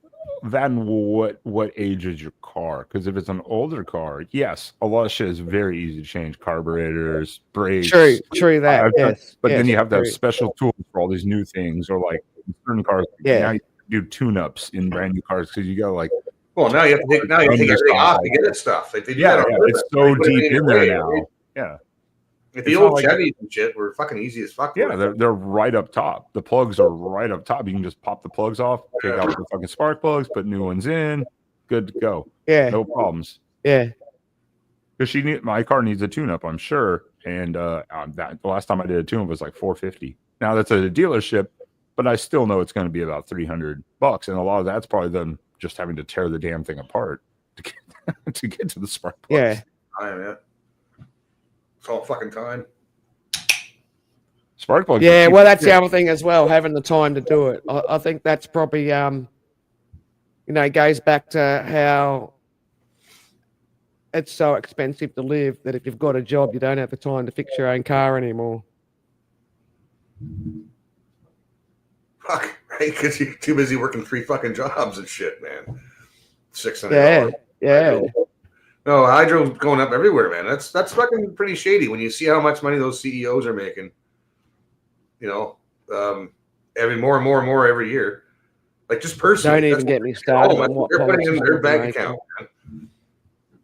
I don't get it. Hey, when just to talk about politics, I thought Trudeau had already left your government. Yeah, he's gone, but he's like the fucking dose, except you can get rid of that. He's never really gone. Fuck, man. Trudeau's like he's the biggest shit stain this country's ever seen, man. He's left the stain. It's still here. He's so I've heard from many Canadians. He's a skid. He's still skidding out. Hey, the moose is loose in the house. Fuck you, Andy. Andy.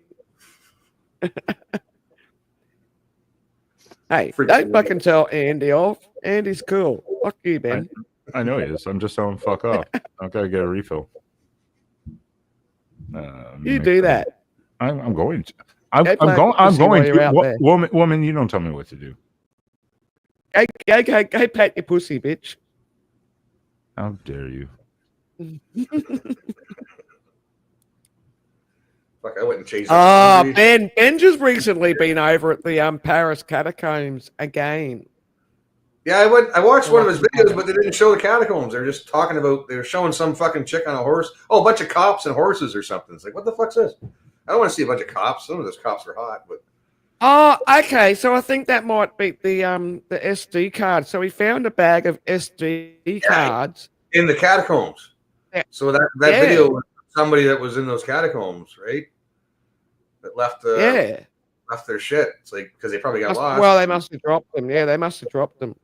Or dropped them. Yeah. Yeah, it was weird.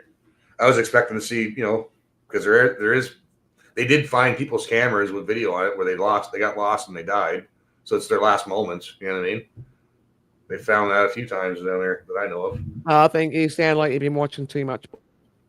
No, because they find some people get lost, man. They die. Look at that old guy who got lost in a fucking mall. Right? This back of this mall in the States was such a maze. How do you get died? Lost in a mall and died? Yeah. Is that what you're saying? They termed it as death by misadventure. No, he had dementia, but I mean, like if you knew where he got lost, people would understand. Like, yeah, that's a fucking labyrinth of just back rooms to different stores and different buildings. Even it's just an underground concrete block, fucking steel door. Well, hang on, was this like was this an abandoned mall? No, I think it was an actual mall because he was shopping, and there was his last photo was him going into the back fucking. Where the janitors and shit go, and he just got lost. Yeah, he died. How the friggin' God? He's gone for a week, right? They didn't find him until a week later. Surely he must have come across a human while he's been in a staff-only area where a human's gone, "Hey, mate, wrong way." I'll have to look that up. What are you doing? Yeah, I had questions too, but they said it was such a labyrinth. Even like everybody says that place. That's what I thought, Sean. You get lost in it, man. Although it was an older person, they're all touchscreen maps these days. Maybe they need to have paper maps for old people instead of these touchscreen. If you ever get lost in days, man, just stick to one side. Just follow one side, no matter where you go. Follow one side. That's how you get through a maze. Stay to one side of it. Don't deviate. Just stay to that one side. Keep a wall to this shoulder the whole time you go through. Fuck. I have lost my car at a big ass shopping center. Yeah, you are. Yeah. Yeah, I have lost my car at a shopping center where I forgot to take notice of, what A, B, C, D level I was parked on. Yeah, no. And when it was time to go back to the car, it's like, oh my God, I didn't realize there was this many level car parks. What the fuck? And yeah, I had no idea. We just had to. I knew what side of the shopping centre I was on. I didn't pay any attention what level I parked on. That was a problem. And that's true too, Andy. People don't help or care anymore. Well, he was probably too weak to talk after a couple of days, and probably sat down at some point. Dehydrated. So he probably went somewhere where nobody ever went. It's probably down at the end of a dead end fucking area nobody goes to anymore. Then that's probably where you end up getting stuck. Apparently, that's what happened, kind of. And no one's going to hear him if he did yell or something. It's just an echo. You're not going to know where it's coming from, right? No, it's a shitty way to go, though. Fuck. For an old guy. But I mean, you know. But anyway, we're in a day and age where people don't sort of notice somebody in distress as much. Or they do notice someone in distress, but they just don't do anything. People just don't respond anymore. Those catacombs are restricted, man, because people get lost and fucking die of dehydration. They just get lost, die. Well, that's why Ben got to go recently, because he actually got hired as a tour guide because he's already been a few times previously. Yeah. So he actually had these YouTubers that paid for his ticket over there and back, his accommodation, everything, just to be a tour guide underground. Yeah, that'd be kind of cool. Yeah, and got a bit of pocket money as well, so that's pretty good. Yeah, why not? Just so a big YouTuber channel can do some YouTubing. Mm. So the photo that Ben's got up of his avatar, he had to wear that mask whenever he was going to be in these YouTubers' videos, because, you know, it wasn't about Ben, it was about their channel. Yeah. They did reveal Ben at the end of it. Yeah, that's cool. I was reading Andy's. Oh, you got paid to wear the mask. I got Andy's comment says, was shocked last week, guy slid in the snowbank across the road. 5 people stopped digging him out. I see that all the time, Andy. There's still that, man. There's still people doing, you know, we see so much fucking bad shit all the time on this. But when you get out, especially in snowstorms or blackouts, man, you see the neighbors come out and people get talking, and there is a lot of good out there still. But, you know, you only see it in real life. You ain't going to see it sitting at home inside watching TV all day or your computer. But I noticed that with snow. People are out there helping each other shovel out. We do it on this street. If there's any elderly people, we go and shovel the fucking walkways and stuff out for them, man. Throw some salt down. That shit still happens. I see that a lot, but I don't see it as much as we used to, but it still happens. It's still there. Like I still see the good in humanity sometimes, but then then you turn on this shit and you start watching what's on the internet and YouTube and fucking all TikTok and shit. And you're like, wow. Like, I already know there's a lot of stupid out there, but there's a lot of good too. I think people get a bit scared these days, especially in the city, that you never know what psycho you're pulling up to help. Like out here, if someone's on the side of the road with a broken down car, people pull up pretty quick. But if someone's in a broken down car in the city, they're just expecting them to ring Auto Club. Yeah, I see people help each other out here, man, all the time. I'm in the east end of Hamilton, so it's different. This is a working class, blue collar area, right? Like it's not the same. It's not the same as a country, but it's not the same as a big city either. It's like, you know, people will help a brother out. You know, even to see somebody that's fucking, you know, like you're broke down or you're in the middle of fucking traffic, it's rush hour. I've even gone over and helped push cars off the fucking road because they broke down and shit. Yeah. Or they ran out of gas or whatever. Like shoveling, helping people when they get stuck. I don't push anymore when people get stuck in snow. I just get behind the wheel and tell people get the fuck out of my way because I'll rock that fucker out of there. I don't get how people get stuck, man. Like, fuck, just rock. Don't you have to rock the fucking car to get out? Like it's turn the transmission. Well, don't be an idiot about it. Just fucking put it in reverse, drive, reverse, drive. Don't fucking cram it, but slowly rock that fucker out, man, until you get up fucking enough inertia, and then then you're out. There's a point where you have to gun it, right? Fucking just to get out of there. But you don't just sit there and fucking spin your wheels like an idiot. And you got 5 people out there pushing the fucking car, and you're just fucking tired. You're steering all over the fucking place. These poor bastards are behind you getting a fucking hernia and a heart attack, pushing your fucking car.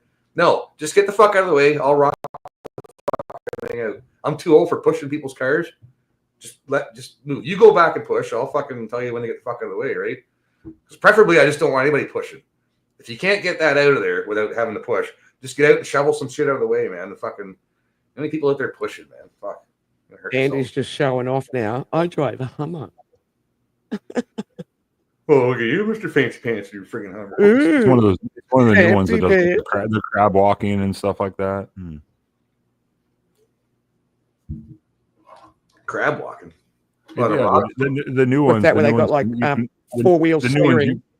The new ones you can specifically put power to individual wheels to. Yeah, so that every wheel can do this or whatever. Yeah. They call it in the military we call it crab walking for like old forklift and crane, big ass duty ones where you can go over all sorts of terrain and get into higher spots. They call it crab walking. Like climbing over boulders and shit, man. It's fucking pretty impressive. Some of the shit they go through. Fuck no, 16-year-old H3. Oh, the H. Now, if you had an H2, I'd be impressed. Yeah, you would know these, eh? Boy, H3 killed the Hummer industry. Is that the Chrysler one? Well, they were all Chrysler, weren't they? I don't know, but the H3 is the smaller one. The H2 is like the military Humvee. Oh, okay. I wouldn't have a clue. But I'm going to have a tinkle. I'll be back soon. The H3 was like the pretty girl Hummer. And he didn't have to say anything. We wouldn't even know. Yeah. No, I would have known. I mean, I'd be like, where did he go? And then whatever. Like I said, me, I gotta go have a squirt. Her, it's a tinkle. Or somebody else will be like, I gotta rock a piss. Everybody has their own expression for when they gotta go. When you gotta go, you gotta go. Very much. No, Andy. Maybe you drive one. No, Andy, I don't drive a Hummer, but I just know when the H3 came out. Oh, I smoke too much. Oh, fuck. I'd like to quit these, man. I really would. But they are very, very fucking addictive. I'm trying to wean myself off. I'm trying to stick more to the vape. I'm trying to slowly wean off a little bit. At least cut down the actual smoking like by half, because that's a lot of money a month if you cut off like half your smoking. See, therein lies a problem with me, because I get a whole fucking bag, which is almost the same. Well, 200 in a bag. That's a carton for $13, man. It's like, and they're good. I love them. Like, they're good flavor. There's no fucking sticks in them. They don't taste like shit. That's cheap. Yeah, that's cheap. Yeah, it's like the old Player's Filter from the 90s. That's what it tastes. That's what it reminds me of. Or the old Export A from the 90s. It's pretty strong. Export A Green from the 90s, maybe. Yeah. Cross between Player's Filter from the 90s or Export A Green. Tailor-made one. I cut off half my smoking a month. I'd probably save like $250. And I buy cheap shit. I don't even buy the expensive brands. Yeah, well, these are. Well, we got a lot of cheap shit going around Australia at the moment. We got all. I can't even smoke the fucking imports. Yeah, $15 a carton. Yeah, $15 a carton. Yeah. Which is bad because it just means I smoke more. I was like, I'll throw this away if I want and fucking light up another one. It's like, they're so fucking cheap, man. Fuck. That's also the problem. When you cut down, you're like, yeah, well, I can waste this now. And then you end up spending way too. Yeah, it's kind of like a give and take. Because like the expensive stuff, even the cheapest shit I buy, it's much more expensive than that. And it's like, no, I'm going to finish this whole fucking thing. $10 an ounce. Bullshit. No way. $10 an ounce. Friggin' hell, man. I'm lucky if I can get it for $10 a gram. Well, I've got ounces for $50. You can get $50 ounces through the mail here in Canada. It's actually not bad. It's like I tried it once. My buddy said, "Try that, man. Go, because I was looking for a new dealer just before really things took off with the legal weed and shit, and I was looking for another guy because I couldn't get a hold of my guy. My one guy died, so that might have been it. And now, like, I went from trying to find, because I had to ask a buddy who had to check with his buddy and check with his buddy. It's all word of mouth. And finally, it's okay to fucking meet up so you meet in person and you get along and fucking. The good old days. The good old days. Come alone. Don't bring no one we don't know. That long ago, man. This is how I used to do it. I always find weed, man. Yeah, I agree. But bring it out, 10. $10 an ounce for pot. Now you can get it. Now you can get it. I'd be making shitloads of buddy butter out of it and making biscuits or cookies. I tried the $50 an ounce stuff for the mail. It wasn't bad. It was a little bit harsh, but I got a buzz off of it. But again, it's government shit. I know the guys who, when I find a guy who sells ounces or whatever, or even a pound or whatever, that guy grows it. He knows what he's doing. He grew it from scratch. And the guy's like fucking green thumb wizard when it comes to that shit, right? It hasn't been fucking sprayed with chemicals. I don't trust the government, man. Right? Being in charge of anything I'm going to consume. Fuck. Yeah. Don't have any hands in anything I'm consuming or going in my lungs or my body, whatever. I don't trust the government. If it's going through the government, that means they're stepping on it. I don't want them to. What are they stepping on it with? I don't trust the bastards. Yeah, fucking nanobots and shit. Nanobot technology. I don't know. Well, don't worry. Can't help it. I have a healthy. You're going to end up getting a lot of our privatized weed stores in Canada when we take over. So don't worry. The natives are opening up stores all over the place, man, because the natives have Ben's trying to shit stir the Canadians. But it's the 51st state or 52nd state or some shit. 51st, yeah. There was a big debate. It's a pretty good debate. Greg Wycliffe did live last night, man. He had a whole bunch of YouTubers on there from the States, too. And they were having that 51st debate conversation. I should look that up. What the fuck did he call it? What was the title? It was good, man. He had some good people in there, like smart people with interesting takes. Is it Area 50? Because they're talking more about the solutions, like what are the solutions, and they went a little bit down to the Alberta separation fucking rabbit hole for a while. It was kind of boring, but there's a lot of. But these are the conversations that we've all should have been having a long time ago. Some of us have been, but most people are only just starting to wake up now and go, "Oh yeah, this country's fucked." Yeah, it's fucked. America's not that far behind, but Canada's fucking gone, man. The United States is fucking slowly behind us. That's only because they have all the guns, so it's taking longer. Hey, it's funny you say guns. I was about to say Australia's not much better. We just got less guns. Yeah, all the countries that lose their guns and their gun rights, what happens to them? They turn into little commie fucking shitholes like Canada. Fuck, man. Well, the thing is, they take all the guns off the good guys, and the bad guys have still got them.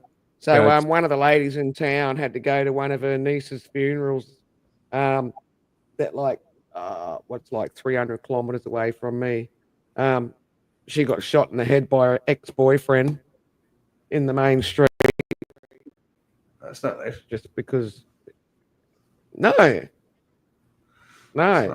In front of the kids, all the rest of it, nothing good about it. But that's the whole argument with the U.S. I mean, like, I own a firearm, whatever. But guess what? Should have a right to. People who do are proper with their firearms, like store them or just use them for protection if necessary. Don't carry them around unless you're a hunter or whatever. They do it. They use them in the proper order. But if you restrict those people from being able to have firearms for whatever reason, guess what? No matter who you are, if you're a bad person, a bad criminal, or whatever, you're gonna find a way to get guns. That's why the U.S. has been very for sure. The Trump administration especially has shown all these like raids of doing this and finding people who own illegally acquired guns. They're illegal. They don't have any right to own a firearm in the U.S., but yet they're trafficking all these weapons. That's the point. You can find a weapon, a firearm, whatever, if you want to do bad Same things. in Australia.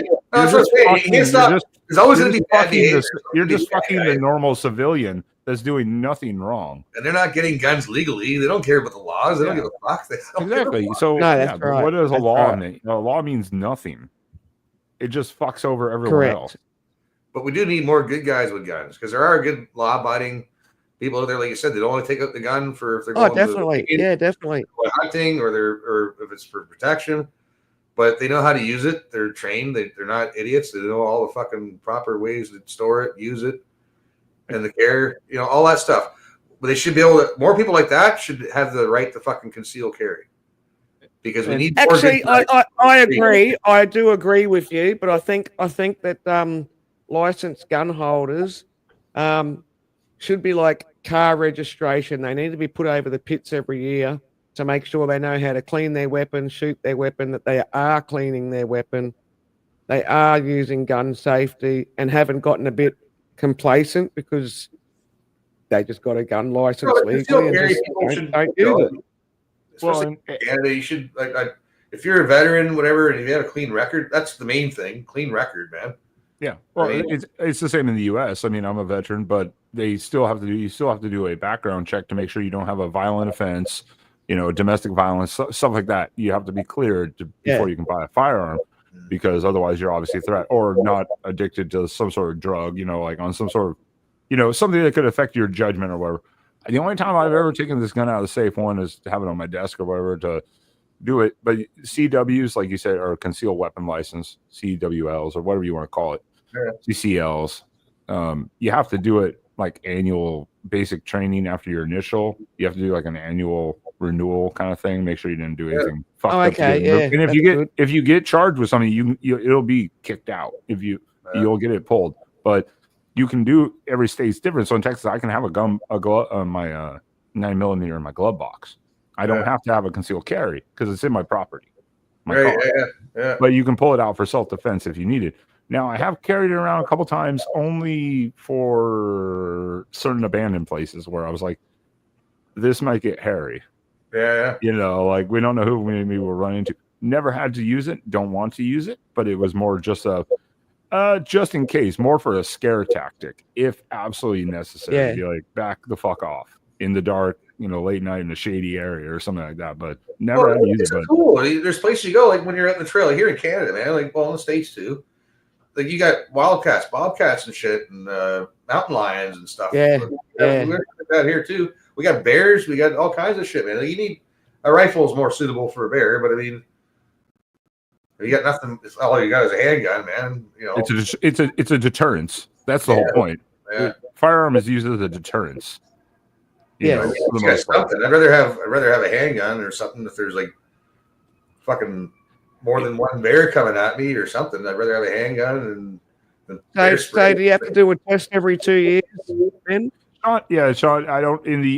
Canada is totally different than the U.S. It might be 2 years for the U.S. I'm not 100% sure. I did not follow through with my concealed carry license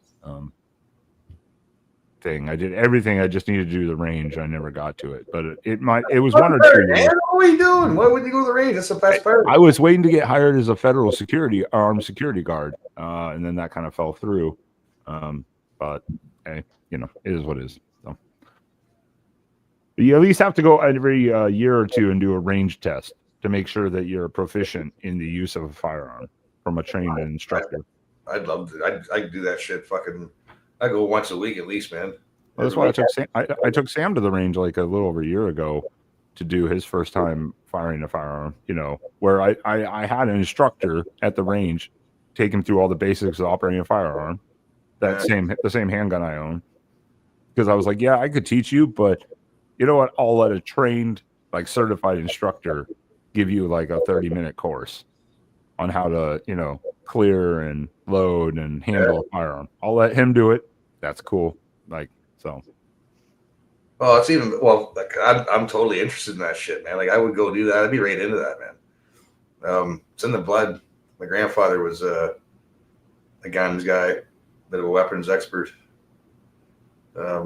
Trained the guys in World War II in Partridge Island and some other base that was nearby. It wasn't Gagetown. It was a different other base, wartime base. But yeah, I grew up listening to him talking about guns and shit. But I shot a few guns growing up, but it's addictive, man. It's like I can see how people get addicted to that shit. Same as tattoos and golf. It's like gambling. But I don't have any guns. I don't own a gun. I don't want gambling, alcohol. I'm the kind of guy that shouldn't have a gun, right? That's me. In America or Canada, are you allowed to? Is the general public allowed to have access to pepper spray or tasers? No. Yes. No, they're legal here. Yeah, you can go into a gun shop here and buy pepper spray or mace, pepper spray, mace, or a taser, basic stun gun taser. Not the projectile taser. Like people get confused, stun gun and taser. A taser is the one that shoots the projectiles. We're not allowed those. Those are you. I think you have to have a license for. But stun gun, the one when you just press it right against someone and stun them, range, you can buy range. those. Yeah, you can buy those for self protection. You're not allowed to have stun guns or pepper spray here, man. At all. You get charged with it. Same in Australia. Yeah. You're not allowed to defend yourself. Only the bad guys are allowed to fucking. You're supposed to just turtle, bend over, assume the position, kiss your ass goodbye, and hope you don't die. Right? And then they'll let the guy out on bail the next day. So even if Andy, they kill you, Andy makes a great point. And if you can't get WD-40, just carry hairspray. That's just flammable as fuck. No, I got Michelle a nice little compact little fucking. She's got a little pocket. Yeah, ask Michael Jackson. Anytime she's out, man, she has pepper spray on her. I taught her how to use it and how to grab it quick and practice with it and shit like that. I know it seems silly. Maybe I might do that. Maybe I might, because you can buy little cans of hairspray. Remember that it's Maybe there, I'll right? get a hairspray pouch and always carry a can of hairspray on me like a pocket knife or a gun, friggin'. And a lighter. Yeah, that's just. Well, I've always got a lighter on me because I'm a smoker. No, I know you can light it. So I've probably got a lighter. Yeah, I've tried that before way back when. That's just deadly. That's just flammable as shit. Yeah. Well, it's lacquer. I mean, generally hairspray's a type of lacquer. Which is like, as you were saying, flammable as fuck. But that's why that's not a bad idea, Andy.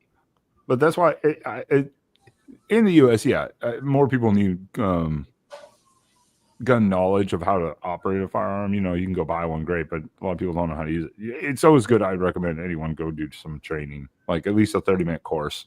Like learn how it operates, learn how to clear it. Because even when Sam, after that course, I took him on the range, he double fed the handgun and he couldn't fire it. And I was like, just put it down. And then I cleared it for him real quick. And I was like, you know, like, this is what you need to do in case that happens. But again, it was his first time firing a firearm. Yeah. I'm gonna start shaking this, but I almost started fucking shaking my beer instead. Oh god. Yeah, if not hairspray, Lysol. Is that a Lysol can? Yeah, I want to see. Yeah, that'll work too. Lysol's pretty flammable. Hello. Hey, I love you. Yeah, I love you. Hey, as well. Excellent. I'm just about to make fire. Fire? Yeah, fire. Do it. I'm gonna do it right now. That spray. Indoors. Yeah, I'm live, but we're just talking about, you know, how you spray a spray bottle and light it on fire and it makes a boom.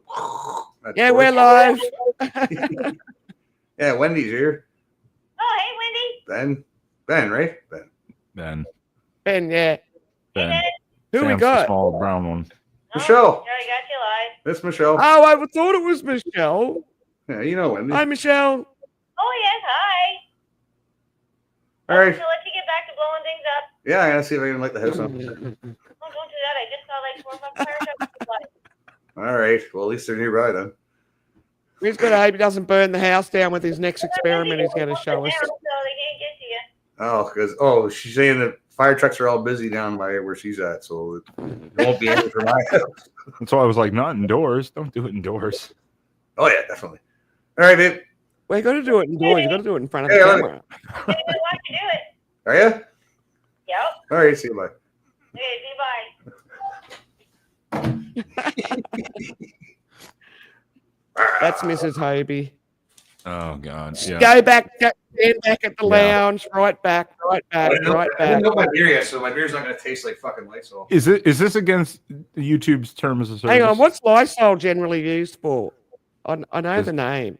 Bowling shoes? Yep, there we go. Whoa, that'll work. Holy shit. Yeah, that'll work. I Do told it you. sideways. Do it sideways. To the side, so we can, yeah, so it's way better. Holy fucking hell. Told you. Yeah, that should work. Oh, fuck that. Fucking thing. And he's like, here, kitty, kitty, kitty. Oh, freaking hell. That's what I said. I was like, yeah, you can make weapons out of anything. So gun laws don't mean much when someone can literally run up to you with a ball of Lysol that you can get at a store in a lighter torch you. Oh, man. That was better. Closer to the camera. That's crazy. That's crazy. That's stinky. Chris's new channel, Stupid Tricks and Beer. Oh, you got to highlight that. That might not go over so well with YouTube. Oh, another one. I get these lighters from the reserve, right? They can throw you a lighter in the bag. Well, I used to do it without asking. Now you have to ask them. So I got a shitload of lighters. I always have lighters because my friends come over and want to use my fucking lighter all the time. It just annoys me. So I give them a lighter. You don't get a light here? Have a fucking lighter. Have a lighter. Free lighters. Just leave my fucking lighter the fuck alone, right? And don't touch my ashtray. Whatever. Anyways, you can light them on fire, and they blow up. It's better at nighttime. Oh, great. Okay, you take the metal part off right here. This metal part. Yep. Just hold it upside down until it catches fire. Don't burn your finger. And once that plastic catches fire, then you just hold it like this. Just hold it like this and aim it where you want it to go. What we used to do it, and we did it in a dark room one time, and just went up and made this big fucking ring, this circle ring. It's done that a few times. Up like this flame ring goes right across. That just sounds like a game that's going to bring someone it's kind of like lighting the fuzz off your socks, man. Same kind of shit. That's all it is. Yeah, I don't know about that. Hey, have you still got your silhouette? Have you still got your silhouette on the wall beside you? Oh yeah, absolutely.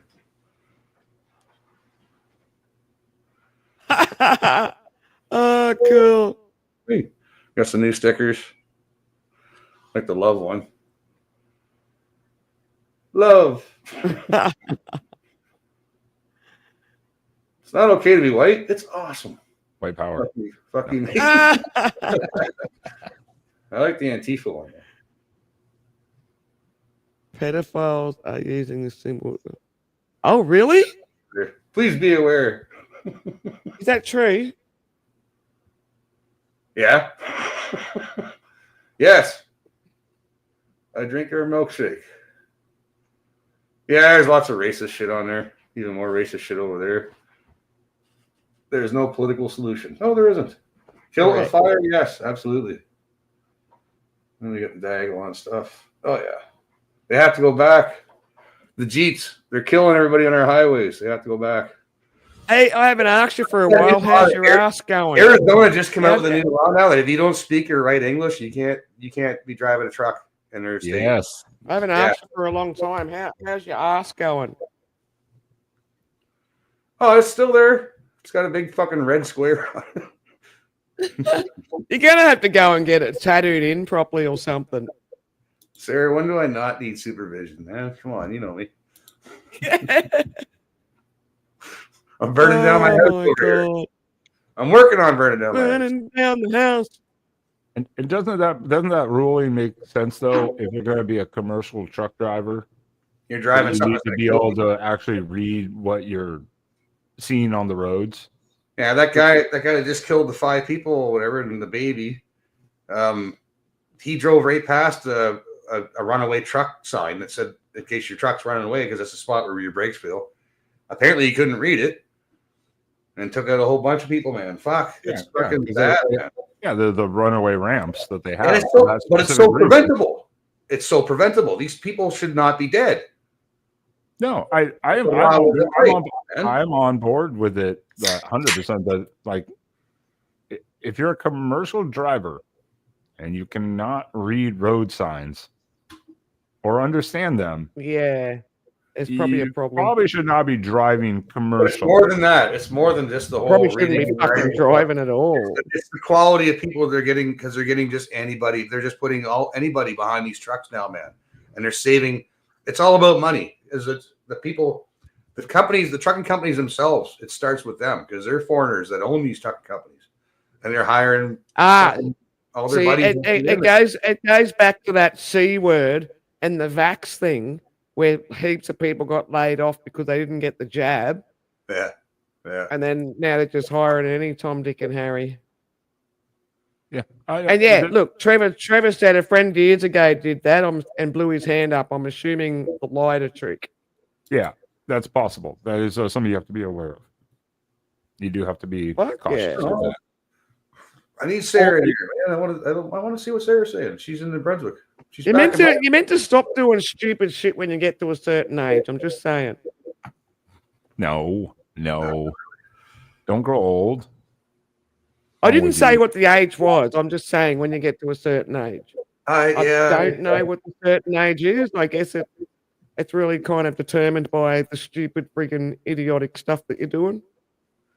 Yeah, the physical stuff I'm kind of come to grips with. Steering wheel warmers. No, but my brain still thinks I'm in my 20s and 30s, right? So my brain's constantly writing checks my body can't cash, man.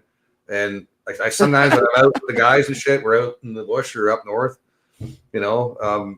I still think and then you're sore and whatever, you wipe out. But yeah, and I'm not that age anymore, and I'm fucking. It sucks getting old, but whatever. I'm old. We know that you're a fucking grown ass man that let his friggin' let his friends cattle brand his ass with a hot fucking brand. That seemed like a good idea. Last year. Right? Last year. Was it last year? Fuck. Last year. Well, I mean, okay, so I'm still not too old to do silly stuff like that, but I'm not fucking going bungee jumping and shit like that. That's probably going to be, yeah, I don't know. I'm not hiking up the fucking Andes and shit. I'm not fucking doing anything of that shit. Not going skiing. Fucking. Oh, my Lord. Yeah, I thought that was kind of funny. I knew somebody had to do it. As soon as I saw it, as soon as he showed me it, I was like one of the first guys that seen it, man. I was like, because he just made it. It was like, that's fucking cool, man. Very well made, man. Like it's got the nice fucking wood. I can't remember this fancy wood handle, all inlay. Very well made. Oh my! It's meant for like a steak or leatherworks and shit. You know what I mean? It's meant for. Well, it was originally done for leatherwork or woodwork and stuff like that. Right, wood. Yeah, we did coasters with it and shit, but it's not meant for your bum. It's not meant for skin, right? But it's like it's. I don't know why, man. But once I saw it, the idea. It's like I know. First, it was the idea. I knew someone was going to get fucking branded, and the thought did not at that time think that it was going to be me. But then I got thinking about it though, like someone's gonna be branded, and then I pictured someone getting branded with it, and I thought, yeah, fuck, who's gonna be the dumbass that does that? Yeah, no brand is meant for humans. Pick you, yeah. Oh, not this one, because if this one had been done because it was meant for not for skin, it could have been done smaller so that you just all you had was a square and a line, and that would have been it. So that would have been perfect. Share the screen, please. Share the screen, please. Oh, fine. Oh shit! I gotta share it first. Fuck. Oh, there we go. Yeah. Hobie, the lady of the house. I got a beard there. Yeah, here we go. Yeah. Oh, this is old. Yeah, that was last year. You said. There it is. Hang on. Be subjected to this. What are you doing? Somebody grab his ass. Literally a hot brand on his ass.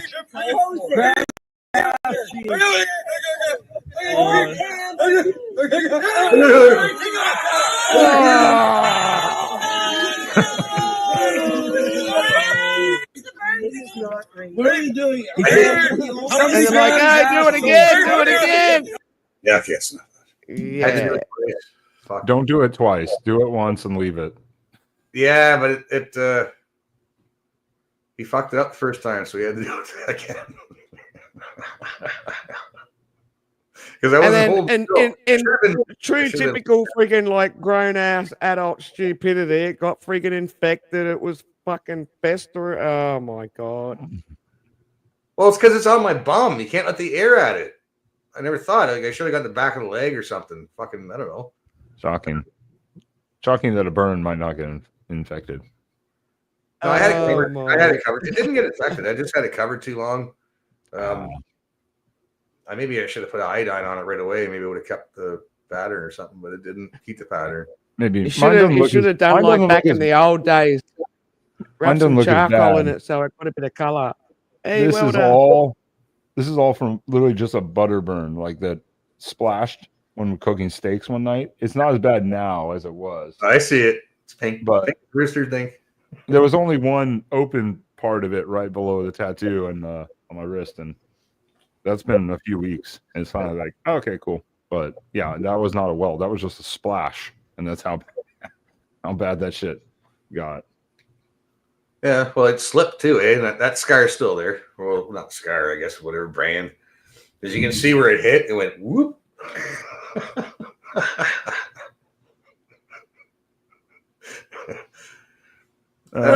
It was funny at times. God. All right, I got to get out of here though. Sam's going to be back in here in a little bit, and we're going to do some chores. We got to bathe the kitties. Their favorite time of the week, bath time. Do they freak out? Fuck yeah, they do. The calm one, the calm one, the little one. She fights the worst. She's a strong little bitch. You wear oven mitts? She claws. No, I don't, but I grab her by the nape, and hold her hard. Like, yeah. I'm like, no, deal with it. You got to deal with it. Yeah, that's all I can do. All right, Wendell's. Cheers, bud. You, yes, Wendell's, you have a great rest of your weekend. All right. Hey, what? What? Nothing. All right, Chris, have a great one. Enjoy your brand. What? Don't blow up the house. Yeah, no worries. Fuck off, bitch. Right. On your bike. Yeah. Cheers, buddy. Good catching up with you, Ben. Good seeing you, man. Bye. Get your chores done. Get chores. I ran down. I put I put more time in the dryer, so that can sit in there for a bit. I got other shit I will get done. I might go to Princess Auto. This is what I'm saying. I'm married. I have the best wife. She gives me a Princess Auto fucking list to go to. Like, what wife gives you? That's like the guy store, right? It's like I can be in there for like a couple hours, man, just looking around and shit. I probably will be. Yeah, but you've got a list. Don't deter from the list. If you've got a list, I'll just have a list, and I'll go through. The reason why we give you a list is so you get the shit on the list and nothing outside the list.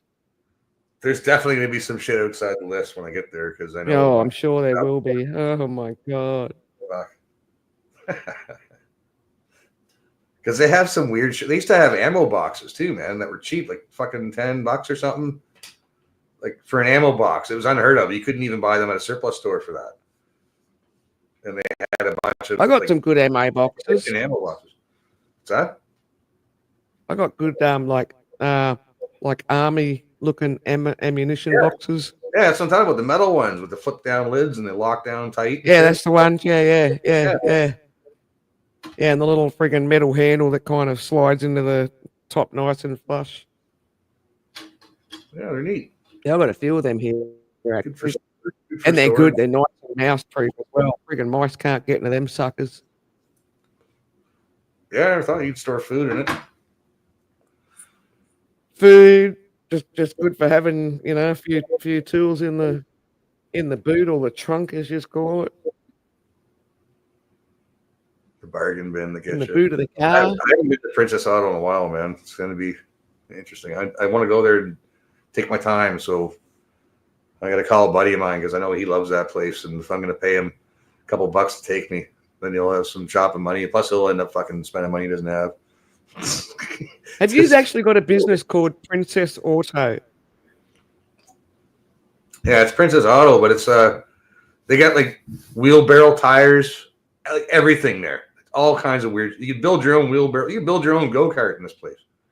This got all kinds of weird shit. It's you have to look it up. They kind of show you. Yeah, the bargain bins. The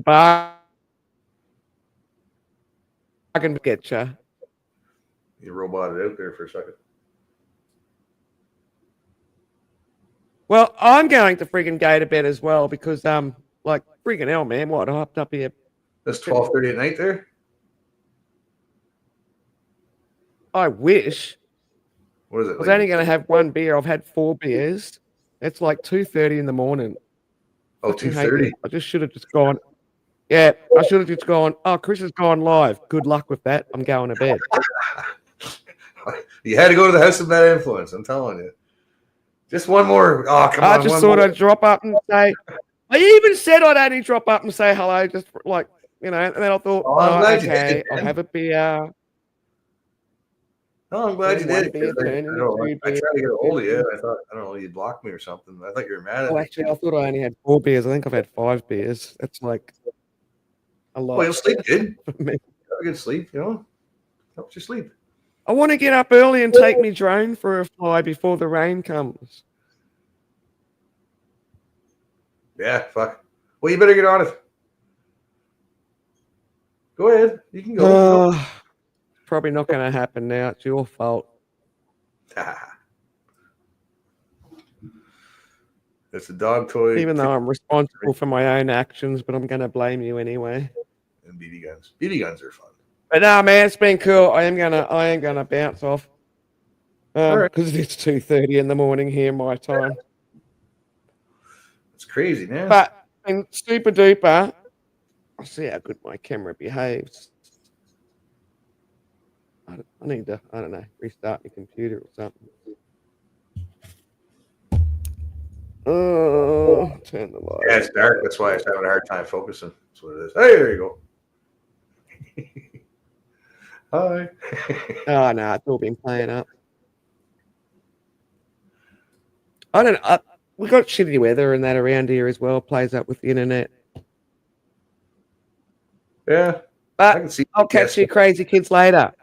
All right. Well, behave yourself. If not, name No. after me. All right, catch you later, guys. Catch you later, chat. We'll stay in touch. See you. And now it's just me. Man, I had to use the washroom. So now I have to play something. Fuck, it's weird seeing my big fucking round face on here now. By myself. It's like, I'd rather be over here on the side or smaller. I could probably do that. No, that's not it. Ah, there we go. That's better. Now let's play something. Play something real quick, and I'll be right back.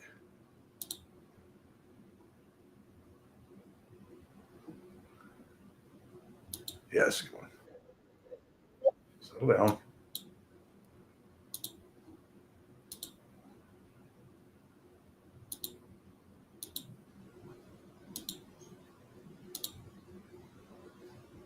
Settle away.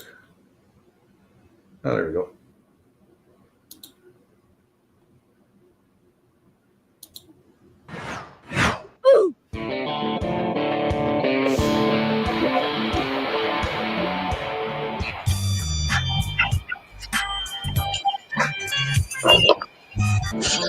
Shit.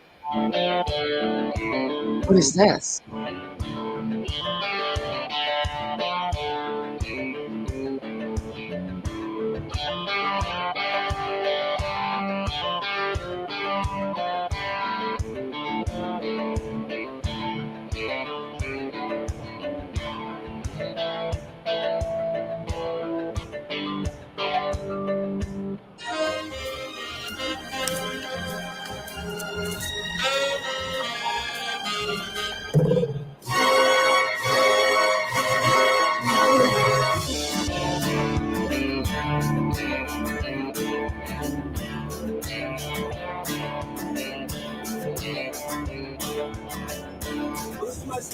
I hope you enjoyed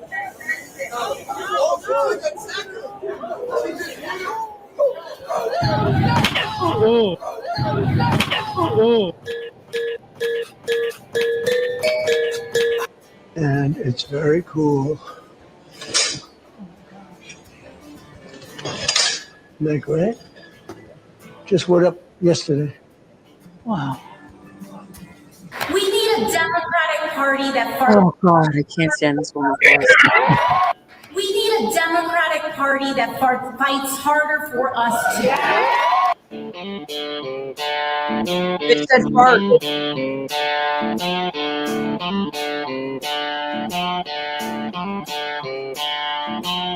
Has everyone seen the video of these Venezuelan men being taken down to El Salvador?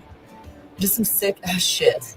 I mean, they're already in like wrist cuffs and ankle cuffs, and those are chained together, and yet they've got two guys on either side of each one of them, holding them down as they walk in almost like a fetal position. Then they're being held down as their entire heads are shaved, almost bare. There we go. Did you vote for that? Yup.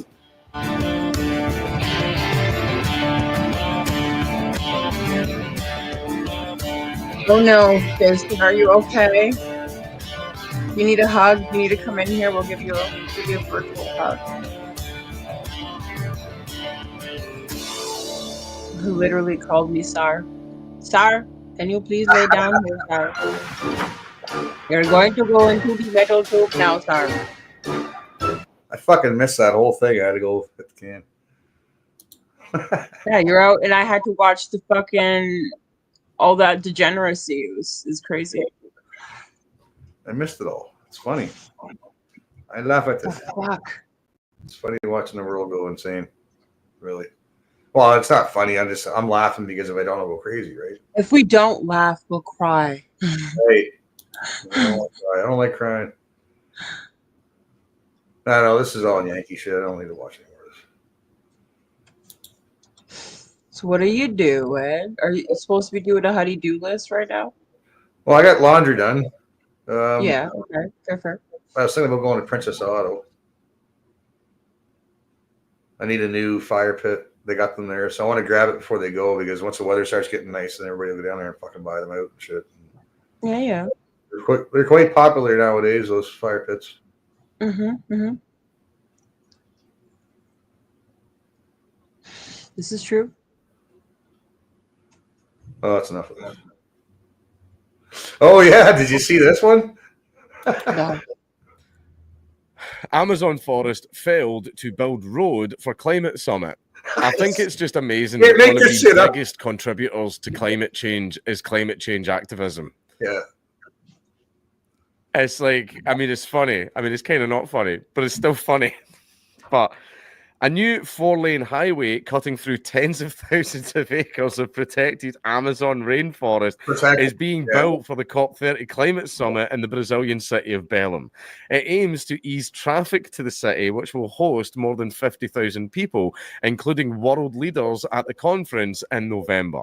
The state government touts the highway's sustainable potential. But some locals and conservationists are outraged at the environmental impact. I mean, yeah, the Amazon, right? Okay, I know that the Amazon isn't the biggest producer of oxygen in the world. That's actually algae in the ocean, it turns out, right? But it's still a very, very important habitat, right? And it's one of the things it does produce. It absorbs a lot of the carbon from the atmosphere. That's a very, very good thing to an extent. Lots and lots of CO2 produces an ingreening effect, as it's called, where plants get bigger, stronger, larger, etc., because there's lots of CO2 for them to consume, right? But they also take that out of the atmosphere, and they also produce oxygen. Plants are what keep it. We a lot of people don't realize this because the algae is still plant life. Technically, it just lives in the ocean. Humans, we have a symbiotic relationship with plants. We do. We have a symbiotic relationship with them, which is why it's very, very important to take care of them. But instead, we're just going to bulldoze tens of thousands of acres of the Amazon rainforest, save the trees and all that stuff for a fucking road. For a fucking road, man. The Amazon plays that just so rich people can get to their little fucking thing faster. The Amazon plays a vital role in absorbing carbon for the world and providing biodiversity, and many say this deforestation contradicts the very purpose of a climate summit. Along the partially built road, lush rainforest towers on either side, a reminder of what was once there. Logs are piled high in the cleared land, which stretches more than 13 kilometers through the rainforest into Belém. Diggers and machines carve through the forest floor, paving over wetland. Oh, wetlands as well. That's great. You know that wetlands are sometimes little contained areas, but there's certain species of animals that can only live in wetlands. That's why the British raft spider, which is the biggest spider in the country, they're dying out because people keep bulldozing over the wetlands because it's called a raft spider because it uses the surface tension of the water to hunt. Biggest natural spider to Britain as well, by the way, and they're completely dying off. So yeah, wetlands are extremely important, and they're even paving over the wetlands. That's great, which will cut through a protected area. Claudio Vericat lives about 200 meters from where the road will be. He used to make an income from harvesting acai berries from trees that once occupied the space. Everything was destroyed, he says, gesturing at the clearing. Our harvest has already been cut down. We no longer have that income to support our family. He says he has received no compensation from the state government and is currently relying on savings. Wow, how wonderful. It's even making people poorer. just so that the rich people can get to the little fucking gay summit even faster. He says, I've just read that. He worries the construction of the road will lead to more deforestation in the future now that the area is more accessible for business. Our fear is that one day someone will come here and say, here's some money, we need this area to build a gas station or to build a warehouse, and then we'll have to leave. We were born and raised here in the community. Where are we going to go? His community won't be connected to the road given its walls on either side. So, I mean, you could have at least helped the guy, you know, sort of do a bit of trade or something like that. But instead, you've built the road right through his shit and then walled him off from it. Like, what the fuck? For us who live on the side of the highway, there will be no benefits. There will be benefits for the trucks that will pass through. If someone gets sick and needs to go to the centre of Bellum, we won't be able to use that.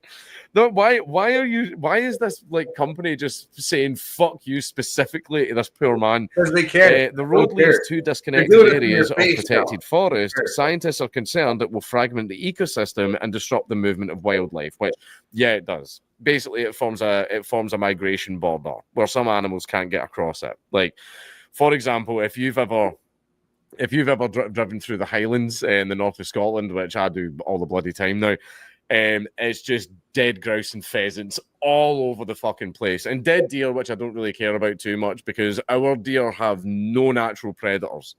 No natural predators whatsoever, and you just cannot get a fucking hunting license here. You can't get a rifle license or anything like that. So basically, there's almost no. The only people that can hunt deer are like really, really rich motherfuckers with a lot of land, or people that have never so much as even sneezed near a police officer their entire life. It's next to impossible to get a rifle license and then also get a license to go and hunt the deer. So deer are fucking everywhere up here. They're everywhere. Professor Sylvia Sardina is a wildlife vet and researcher at a university animal hospital that overlooks the site of the new highway. She and her team rehabilitate wild animals with injuries predominantly caused by humans or vehicles. Once healed, they release them back into the wild, something she says will be harder if there is a highway on their doorstep. From the moment of deforestation, there is a loss. We are going to lose an area to release these animals back into the wild, the natural environment of these species, she said. Land animals will no longer be able to walk across to the other side too, reducing the areas where they can live and breed. I've just realized they're not going to get knocked down. There's a wall. And that can have a huge effect. A lot of people don't understand the huge effect it can have. Has anybody ever heard about the mysterious migration border that no one can explain that runs through the islands of, like, Islay, Indonesia, Papua New Guinea, that area? Dude, I'm from Canada. There's a weird border that like runs through there that animals just don't cross. It's a really, really strange phenomenon. You can go and look it up. I'm not explaining it to you. The Brazilian president and environmental minister says this will be a historic summit because it is a COP in the Amazon, not a COP about the Amazon. And they've built a chunk of the Amazon to make it fucking happen. This has to be on purpose.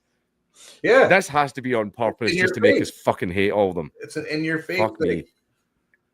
They're doing everything right out in the open now. The president says it's like a fuck you. The meeting will provide an opportunity to focus on the needs of the Amazon, show the forest to the world, and present what the federal government has done to protect it.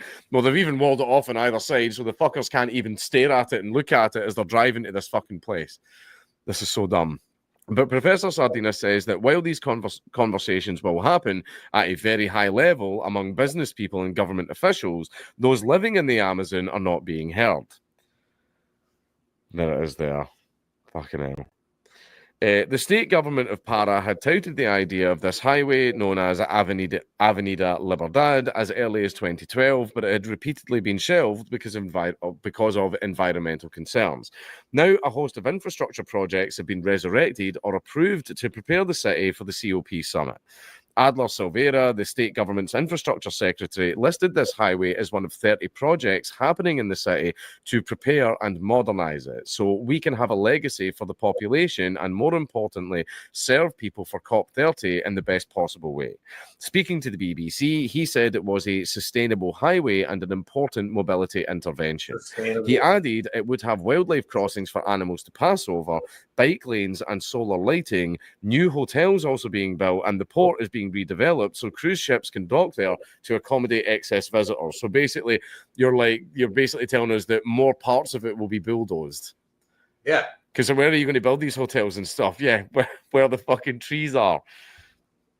Jesus. Brazil's federal government is investing more than $81 million to expand the airport capacity from 7 to 14 million passengers. A new 500,000 square meter city park, Parque da Cidade, is under construction. It will include green spaces, restaurants, a sports complex, and other facilities for the public to use afterwards. Do you know it's also a green space?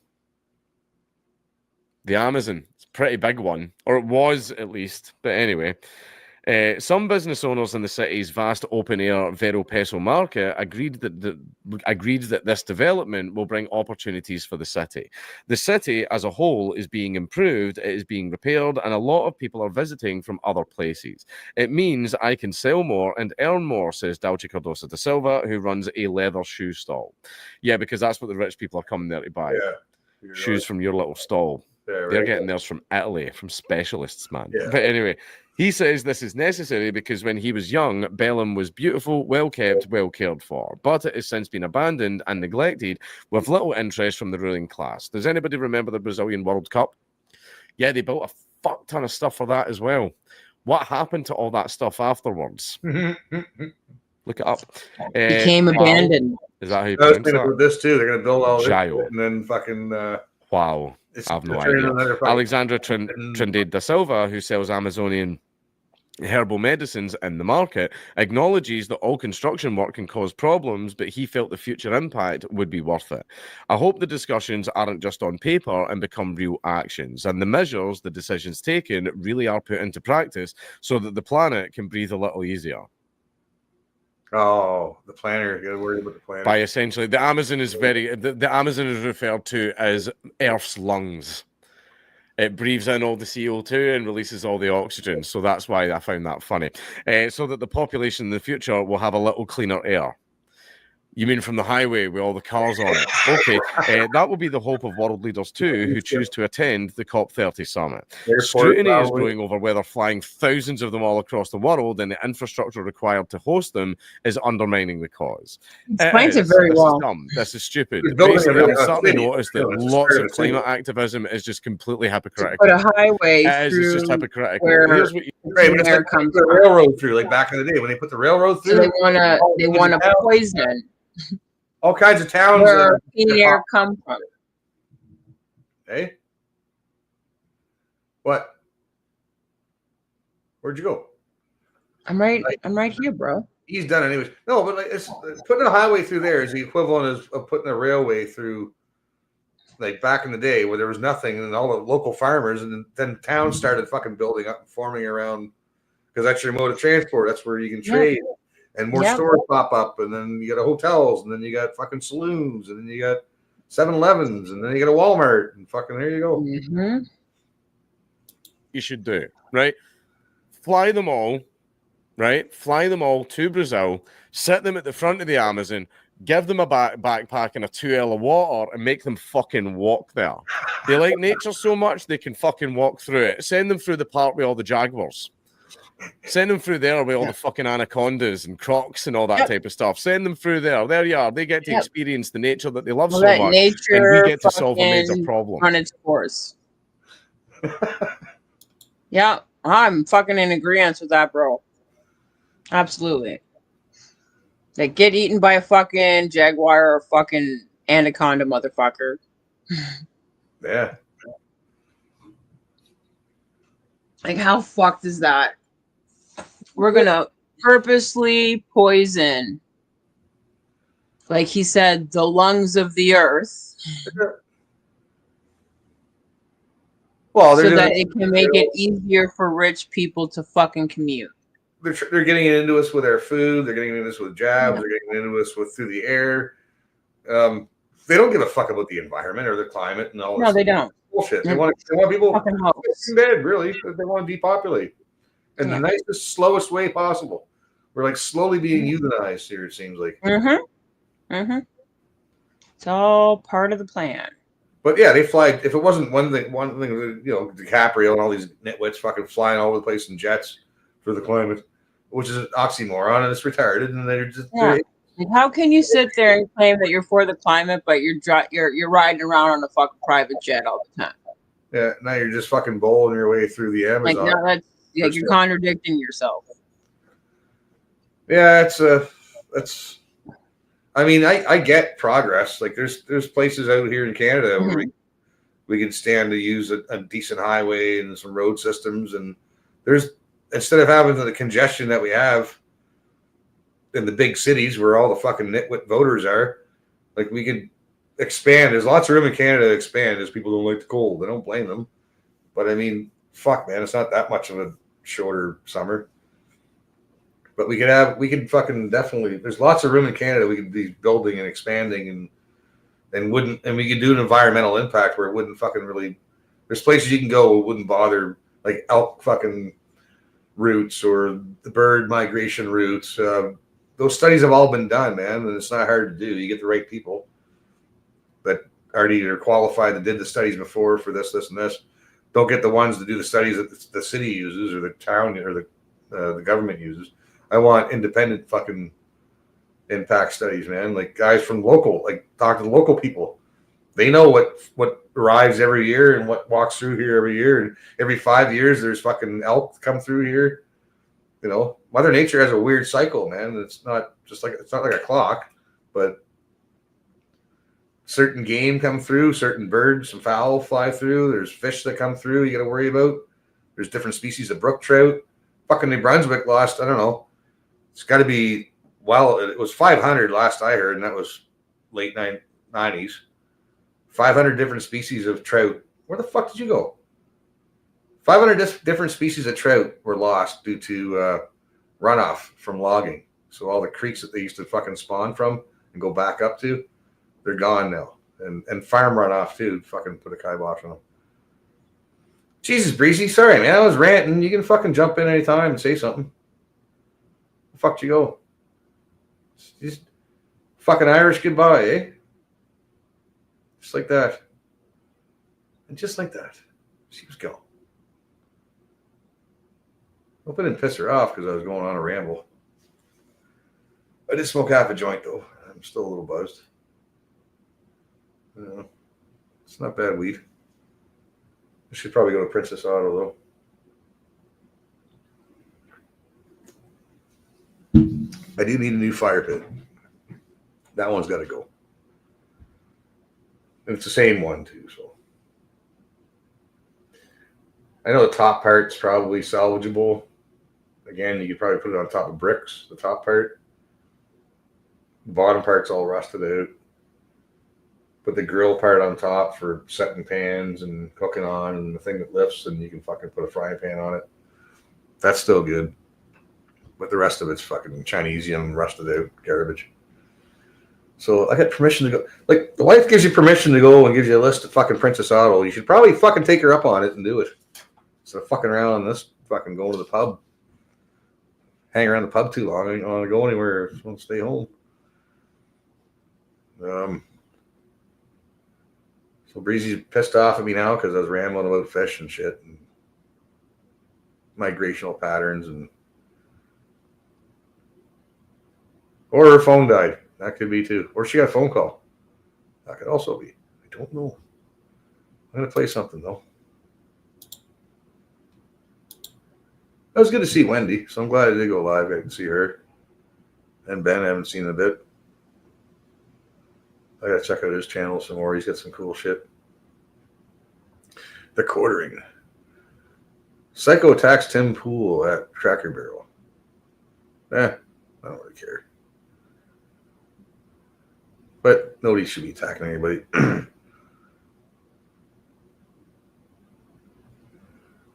Yeah, not interested.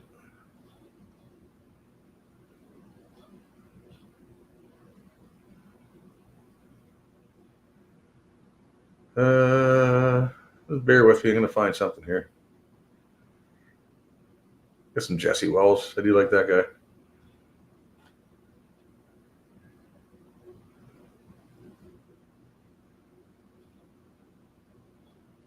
Could go back to boxing. Maybe I will.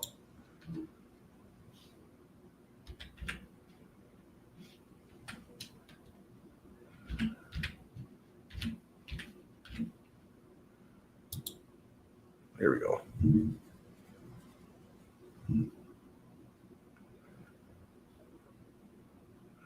Tyson Evander Holyfield. That's a good one.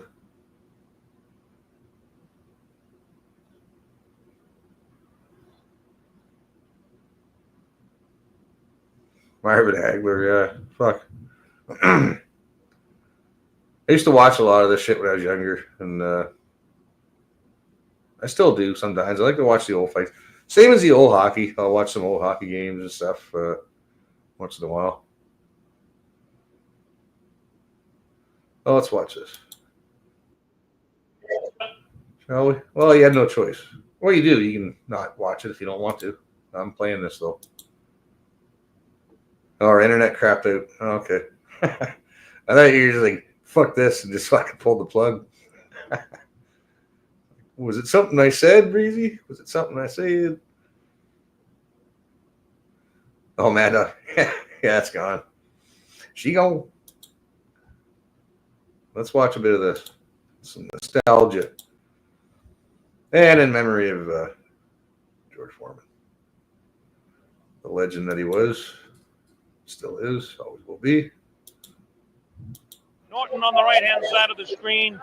George Foreman on the left-hand side. Here we go. Round one. The heavyweight championship of the world is at stake. Let's watch and see if Foreman comes on strong. To this point, Norton has thrown the only punch. A light left on taken on the gloves by George Foreman. Wild left hand over the head of George Foreman. Both fighters exactly the same size. Foreman slightly heavier, about 7 or 8 pounds heavier. Norton and Foreman both 6'3". On the right-hand side of your screen is the champion, Foreman. On the left-hand side is Ken Norton. Norton in blue, Foreman in red. Round one just underway in Caracas, Venezuela. Foreman showing the concentration. Foreman looks a little bit more patient than we've seen him. He knows he's got a fight cut out for him because he's in against a real big fella. Foreman goes out with that light left taken on the shoulder by Ken Norton. There's the pushing tactics. Foreman starting rather slow, feeling Norton out. Norton, and that won't call it a classic style, but certainly the style of dragging that right foot behind him. Vicious left hook was over the head of the champion. Box him, Kenny. Box him, Kenny. The good straight left hand thrown by Foreman, taken on the face, and a right hand to the kidney. That's a punch you got to watch out. There's a good left hand, the best right that we've seen. Foreman pushes down on the head of Norton and landed a right hand, straight left hand to the face of Ken Norton. Norton trying to jab more with his left hand. This is what they say he has to do. Kind of a fishing left hand thrown by the champion. Right hand to the kidney thrown by the champ. Both fighters, the best punch is their left hook. There's the right hand again to the kidney of Kenny Norton. Norton takes a light left, throws a right of his own. 1 minute remaining in round one. Very even first round at this point. Light left hand taken, wild right hand, another left hand taken on the gloves by Norton. Norton scores with a left hand to the side of Foreman's head. Left hand miss, and left jab in the face of Foreman. Light left on the forehead. Pretty good left hand on the forehead of Kenny Norton.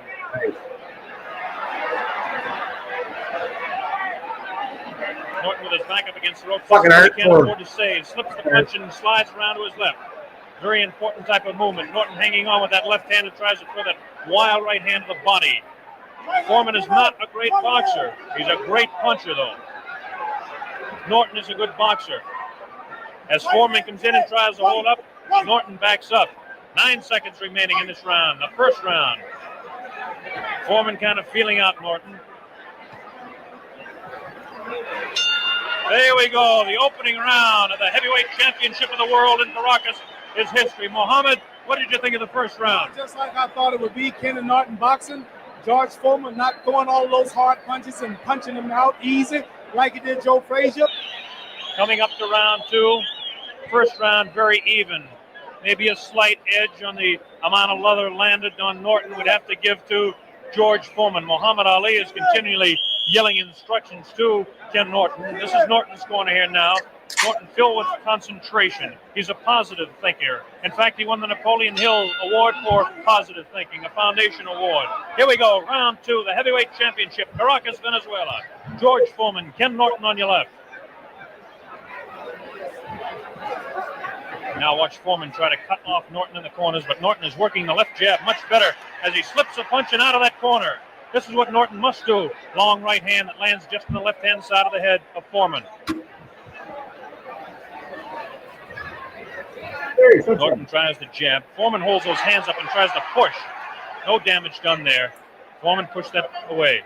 Foreman will try to push, and he'll push his man down with his left hand and then throw the right. Foreman, see him trying to cut Norton off on the corners. Kenny Norton has got plenty of boxing experience. 24 rounds with Ali is a master's degree in boxing at any man's school. Fuck yeah. This is what he can't do. He can't mix it up with Foreman inside. 24 rounds. The referee, Wait, Jimmy Rondo, separates. Wait, what the fuck did he just say? Boxing experience. 24 rounds with Ali is a master's degree in boxing at any man's school. I would think so. This is what he can't do. He can't mix it up with Foreman inside. The referee, Jimmy Rondo, separates the fighters. First real clinch of the fight. Round 2, scheduled for 15, the heavyweight championship of the world. Oh, good right hand on the left-hand side of the face of Norton. Norton is a bit stunned as Foreman is teeing off, and it looks like Norton has really been staggered as he went up against the rope. The referee is giving it the count. Fuck. Yes, you'll have to take the 8 count. I gotta take that back. Referee, Jimmy Rondo, separates the fighters. First real clinch of the fight. Round 2, scheduled for 15, the heavyweight championship of the world. You're caught that once. Oh, a good right hand on the left-hand side of the face of Norton. Norton is a bit stunned as Foreman is teeing off, and it looks like Norton has really been staggered as he went up against the rope. The referee is giving it the count. Yes, you'll have to take the 8 count. Okay, 7, 8, and here we go as Foreman comes banging on in the second round. Norton goes down again. A left hand on the side of the head. One more. Norton goes back. He'll have to take another 8 count. No, he doesn't. His legs are rubbery as a left hand goes to the side of his head. A right uppercut, a left jab, and a vicious left sends Norton crumbling to the canvas for the second time. Norton is in Queersville. He doesn't know where he is. It's up to 5. 6. I don't know if Norton can make it. It might be all over right here. It's up to 9, 10. He's trying to get back up, man. He still wants to fight, right? Or are they going to stop it? It looks like it may be all over, and it is all over. George Foreman retains the heavyweight championship of the world. In 1974, the world prepared for what would turn out to be the most infamous fight of all time. Big George Foreman, the hardest hitter in boxing history, had taken the championship from Joe Frazier the year before in a decisive fashion. Who the fuck's this guy I'm listening to? Why don't we just go to this?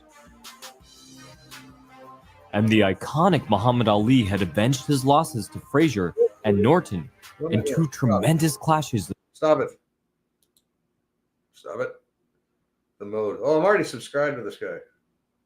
But he's got a check mark, so I got to be careful because I don't trust check mark fucking shit.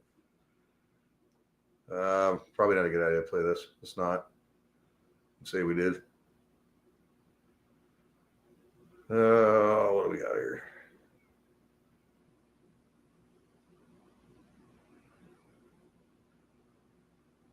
Yeah, he's got a whole documentary here. I like the shorter clips though.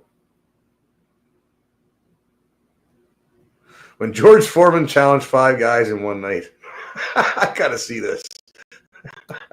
The year is 1975. A brooding, beaten, and busted up George Foreman is recovering from the infamous Rumble in the Jungle, which saw him humiliated and taunted by the likes of Muhammad Ali in one of the greatest bouts in heavyweight history. I kept telling him he had no punch, he couldn't hit, he's swinging like a sissy, he's missing, let me see your box, I hadn't started dancing yet. Wanting to build his reputation as a killing machine and needing a few rounds in the ring after losing some of his killer physique, Foreman had the bizarre yet hopefully lucrative idea to bash up 5 pro boxers in one night. With Ali on the commentary, a hostile crowd, and a temper from George that could make Bruce Banner back down from a fight, it was destined that this night of boxing would be remembered for years to come. Welcome back to Boxing After Dark. Tonight, we're delving through the depths of a broken man's physique and witnessing a night that was criticized in its time, yet has lived on as a classic oddity in boxing, like De La Hoya's bout with Shaquille O'Neal, or Tommy Morrison's war with a random fighter from the crowd after his opponent refused to fight. Hello, everybody from Green Bay. I love you, Mom and Dad, and everybody here. But a statement that showed just how terrifying Foreman could be when motivated to prove himself. Let's get into it. So why is George looking so full of vitriol in a time like this? The man was just recently the most feared human in all of sports, with a devastating KO ratio that outmatched even the great artist Sonny Liston before him. Not only could I hurt you for those few rounds, 2 or 3 rounds of my previous career, I could really do damage to your body physically, your brain. Well, just like every other great heavyweight of his time, Foreman had to deal with Ali. No matter who you are, an athlete, a religious person, or even a therapist, there is no escaping the torment of Muhammad if he set his sights on you. You, George Foreman, all of you chumps are gonna bow when I whoop him. All of you. I know you got him. I know you got him, Dick. But the man's in trouble. I'm gonna show you how great I am. After dealing with the world premiere of the infamous rope-a-dope, which led to Foreman's first professional loss, depression would be putting how Big George felt lightly. I felt like I'd lost everything, not just the championship of the world, but I'd lost myself as a man. But now was his redemption. There was more fish in the sea for Foreman. He could beat many other competitors and get a title once again. It was just about staying active and motivated.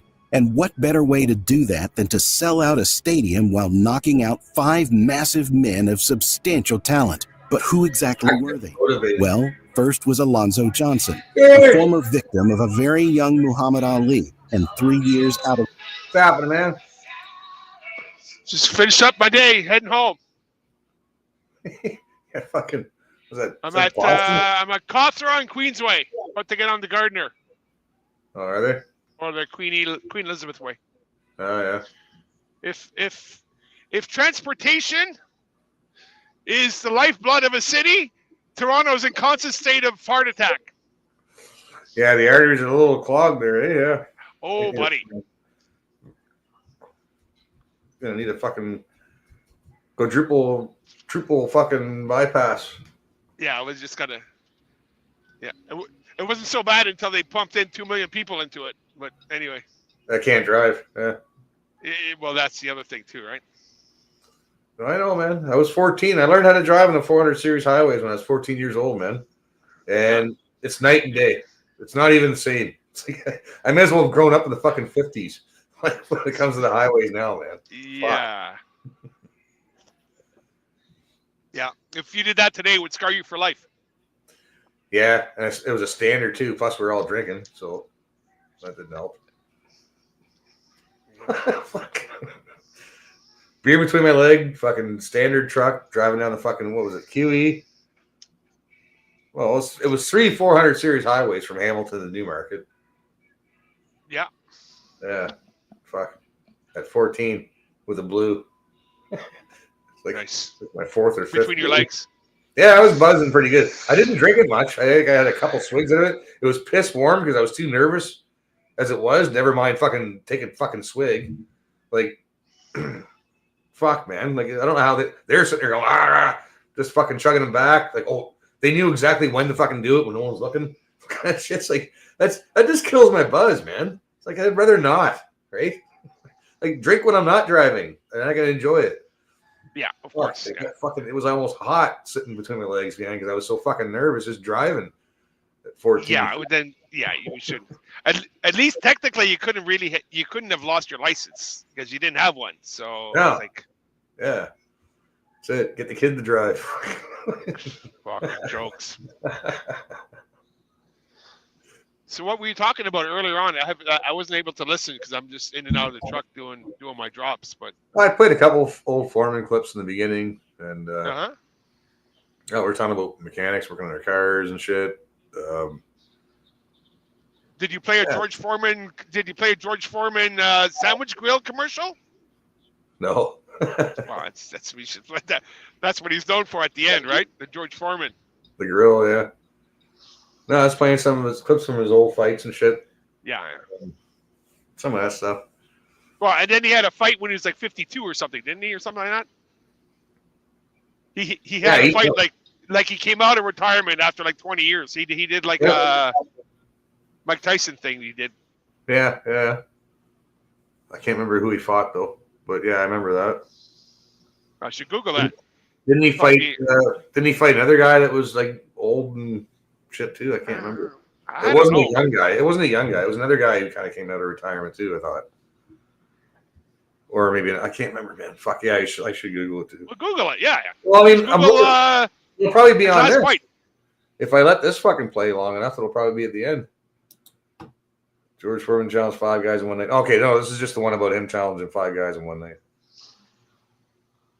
This is kind of what?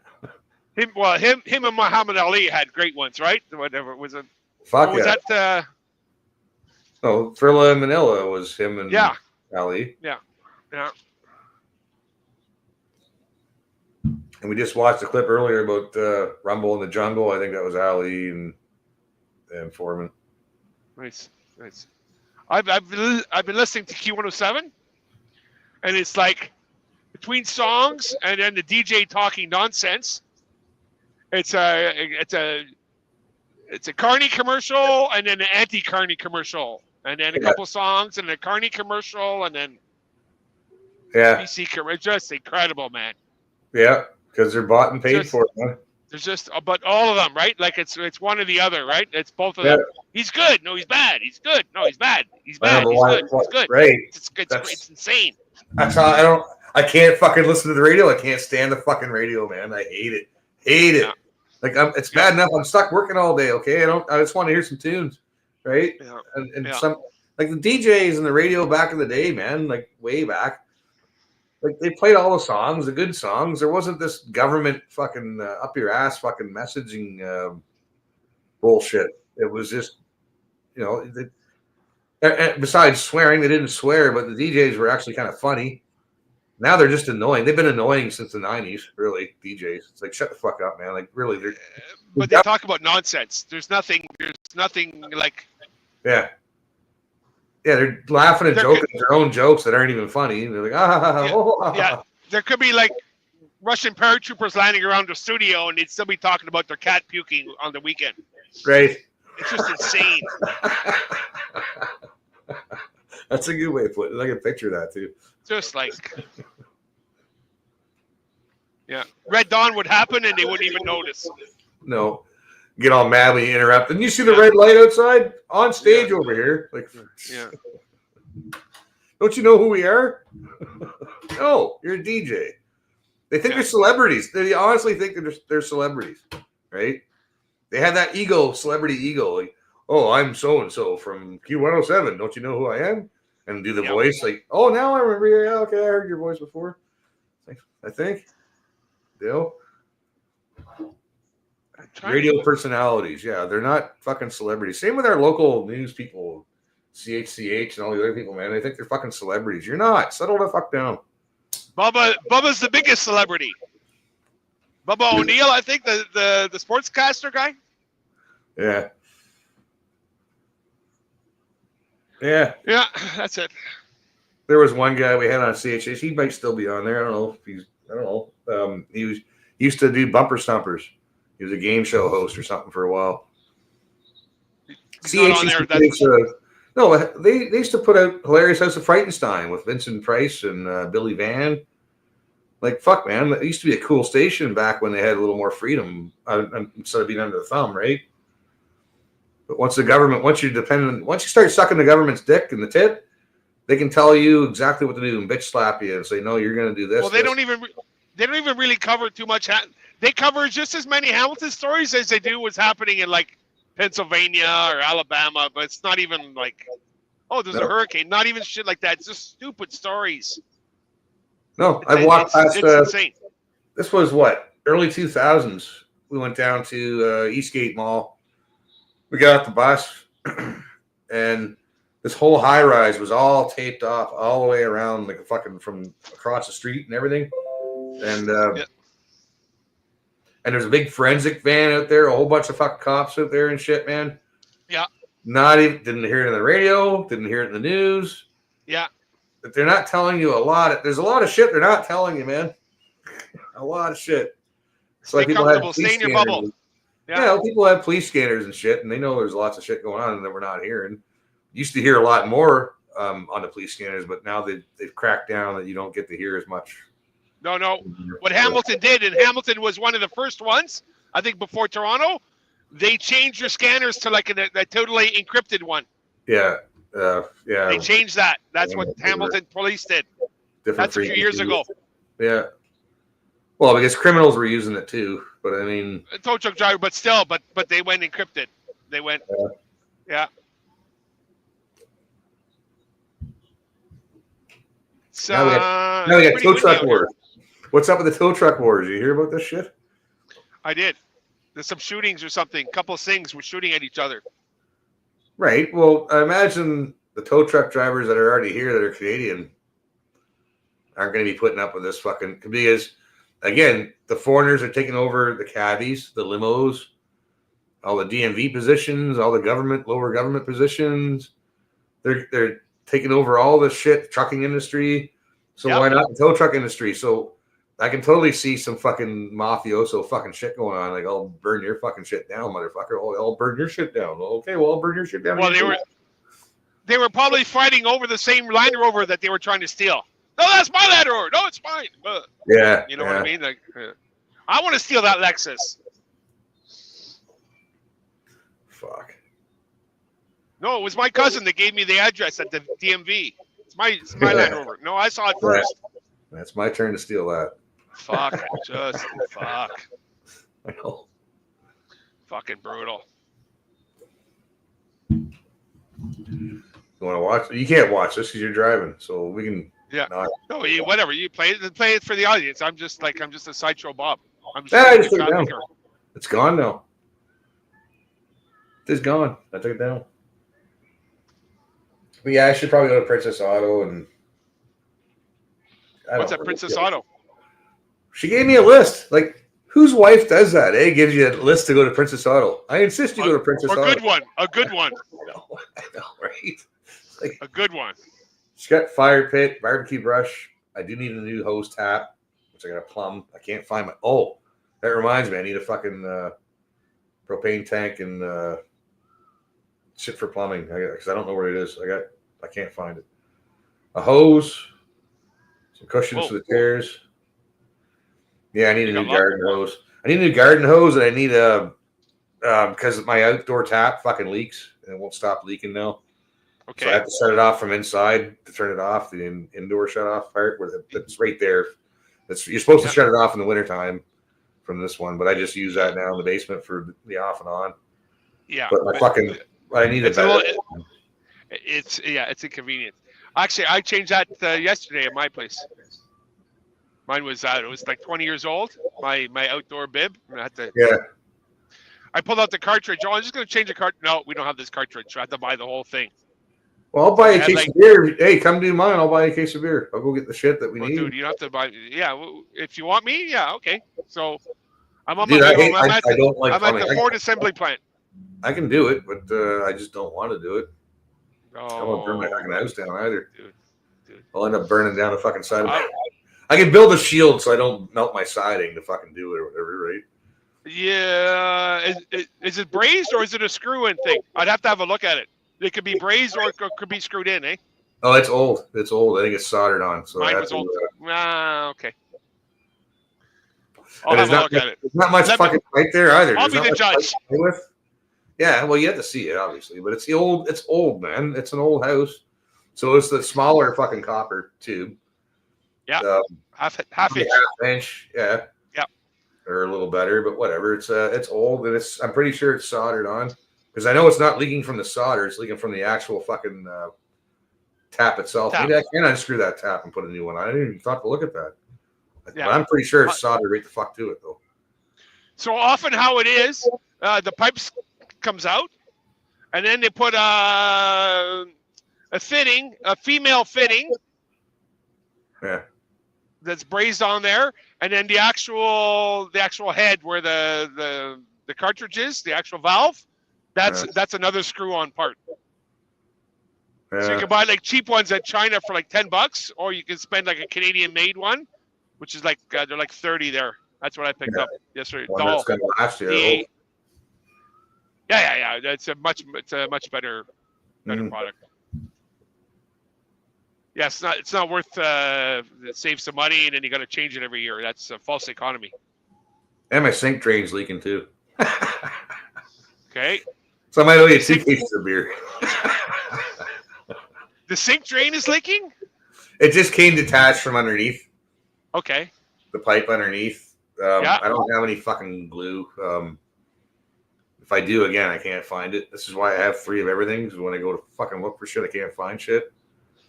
I know I have a torch and a nozzle and stuff. I don't know where the fuck it is, man. I have to go fucking start digging, man. Because my basement floods, so I start stacking shit up high on top of stuff to get everything up off the ground and stuff. So when it does flood in the spring and shit, and then I kind of hide shit on myself too, because I put shit on top of shit, and I'll do a job, throw it back in the box, and I'll do another job, toss something on top of that. Just put it in your toolbox.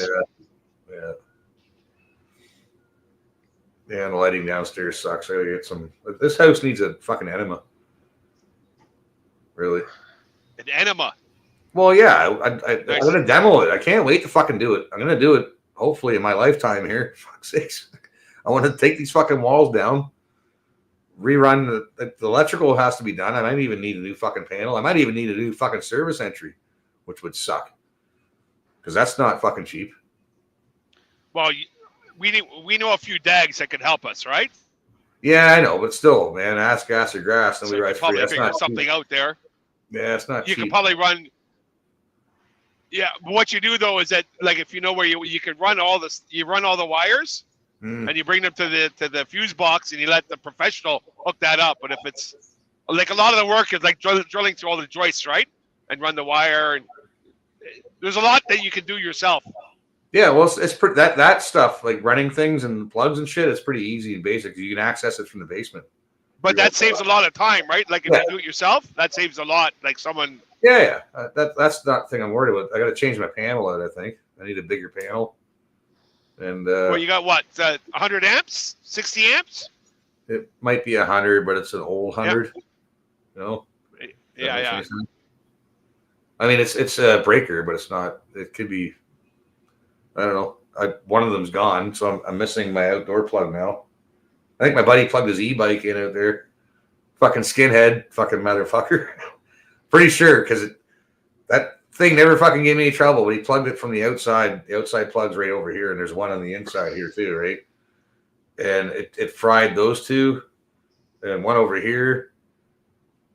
Well, I think that's it. One and a plug here, yeah, and that's on one breaker, and that breaker won't fucking go back. It'll bzzz, makes a noise and shit. Wow. Yeah. So that one breaker thing, I could just change that out, but I don't fucking know. So I guess I'm not coming over and plugging into my Tesla. I'm not touching. Yeah, fucking right, eh? I'll just pop my fucking. I'm gonna come over and plug in my Tesla. And just fucking, you're gonna brown out the house. Yeah. Fucking fry the panel. Nice. Yeah, it probably wasn't a good thing. I told him to plug it in, man. Charge your bike up, man. If it just plugs in, plug it in. I never thought anything of it, right? But yeah, it fucked up my whole one circuit. Yeah, there you go. Being a nice guy, fuck yourself. Yeah. It happens. Well, I did have a dag look at it, and he goes, yeah, I think all you do is just take out that one part where the switch where you fucking click it back over, the breaker part, right? Yeah. Just that piece alone that went. So yeah, I could probably just go grab another one of those. I guess I could just shut the whole power off, right? The main thing off. Yeah. Take that out. Main switch. And take that out, turn it back on again, and change the clocks. I'm not doing that. Yeah. Well, it's plug and play, a lot of it, right? It's plug and play. So yeah, but you just take the one out and go get another one to replace that one. But you take the old one with you, so they give you another one, right? Yeah, of course. Give you the same one. Just give me one of these. How much are they? Oh, they're cheap. Okay, good. Give me two, just in case that happens again. Yeah. And I won't find it when I need it. Well, you leave it on top of the fuse panel, right? You leave it. Mm-hmm. Yeah, leave it right up on top. You keep like with like. Yeah, yeah. Nice. Yeah, so electrical's got to be done. Insulate, baby bear, drywall this place. Yeah. There's a lot of things I want to do, but then again, it's like spending money on an old car. You know, you get so far, it's like, well, you may as well do this. Well, you may as well do this. Well, then you may as well do, if you're doing all this, and then you may as well do this. And it just goes change. Yeah. Well, it's one thing getting your bumper repainted because you don't like the scuff. It's another thing. I need brakes and tires. Those are two different. You can't. You know what I mean? It's like. Yeah, you put lipstick on a pig, man. But it's like, if I'm gonna do electrical, I'm gonna do all this and that. If you go big or stay home. So you may as well get new windows now. Like it's an extra fucking couple grand. Install them yourself. What do you fucking do, right?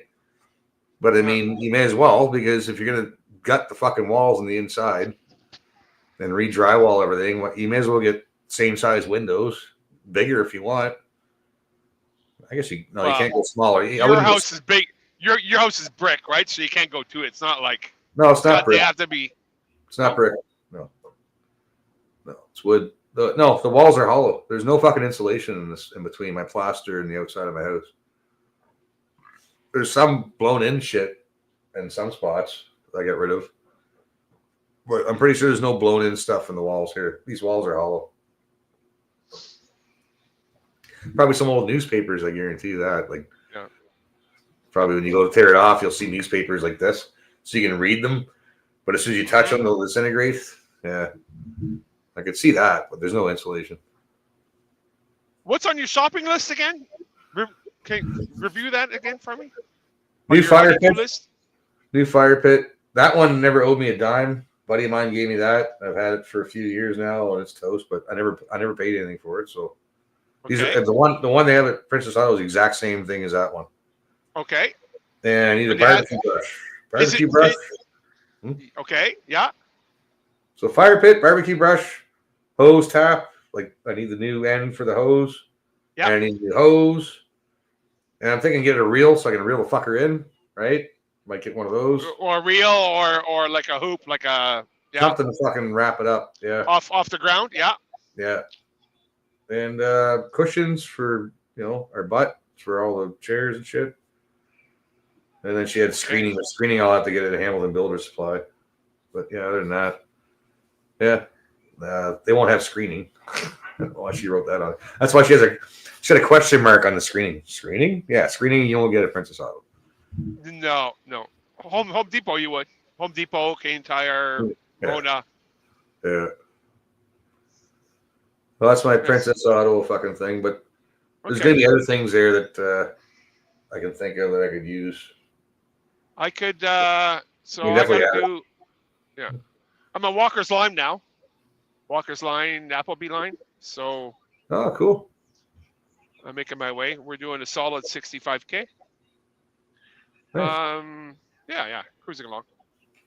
I don't know. I could probably be there in like hour and a half. Oh shit! Well, you getting early? You're off early. Yeah, but things are slowing down a little bit. Economy, Like the orders are a little less. Oh shit! Yeah. Well, yeah. Fuck, man. Yeah, hour and a half. Yeah, I'll be here. Fuck, I ain't going anywhere. All right. So you want to go shop at the man store? Yeah, well, it's just down the road from you. It's not that far, so go there. No. I like a good Princess Auto. Yeah, I know, man. But you're just getting off work, man. You don't have to do that. It's my Friday night right now, so I'll come over. I'll have a look at we'll have a look at your tap outside. Yes. And figure out what that is, and the rest is shopping, right? Have you checked online at Princess Auto if they have your fire pit available? Yeah, is it in stock? She did a couple days. No, was it yesterday or the day before? Said there's like 9. Oh, perfect. Okay, With okay, you, good. yeah. Yeah. Okay, good. But yeah, I was thinking she had a good point though, like because the weather's starting to get nicer now, and people are going to be rushing to go grab them and shit. Of course, yeah. They're going to smell mine, and then they're going to want one too, right? Yeah. That's probably going to come in a box, right? That'll be fairly big kit. Yeah, it'd be the size of a barbecue, pretty much box. Almost. Well, the bowl, yeah, and the legs. So you have to assemble that. That'll be a live stream in itself. Yeah, there'll be a lot of fucks given. Yeah, I swore a lot, man. I did a live stream on the barbecue. I can't find that. That's way back in the Wayback Machine. Yeah, that the was live great. stream on the barbecue. That was Whiskey Girl lost count of fucks at like 63 or something. Yeah. Didn't you ban her at one point? Wasn't she banned after It was that? my mistake. Like that? My God, don't fucking bring that up, man. She might be listening. No, I remember that's seared in my memory. Yeah, it was my mistake. It was an accident. I hit the wrong button. Yeah, that was epic. That went for a while. You got Now some I good learned mileage that- on that one. Now I learned I have to switch from Freestone channel to the Hobie channel, or I mean YouTube, whatever, and then I can do it. I can't do it through Freestone.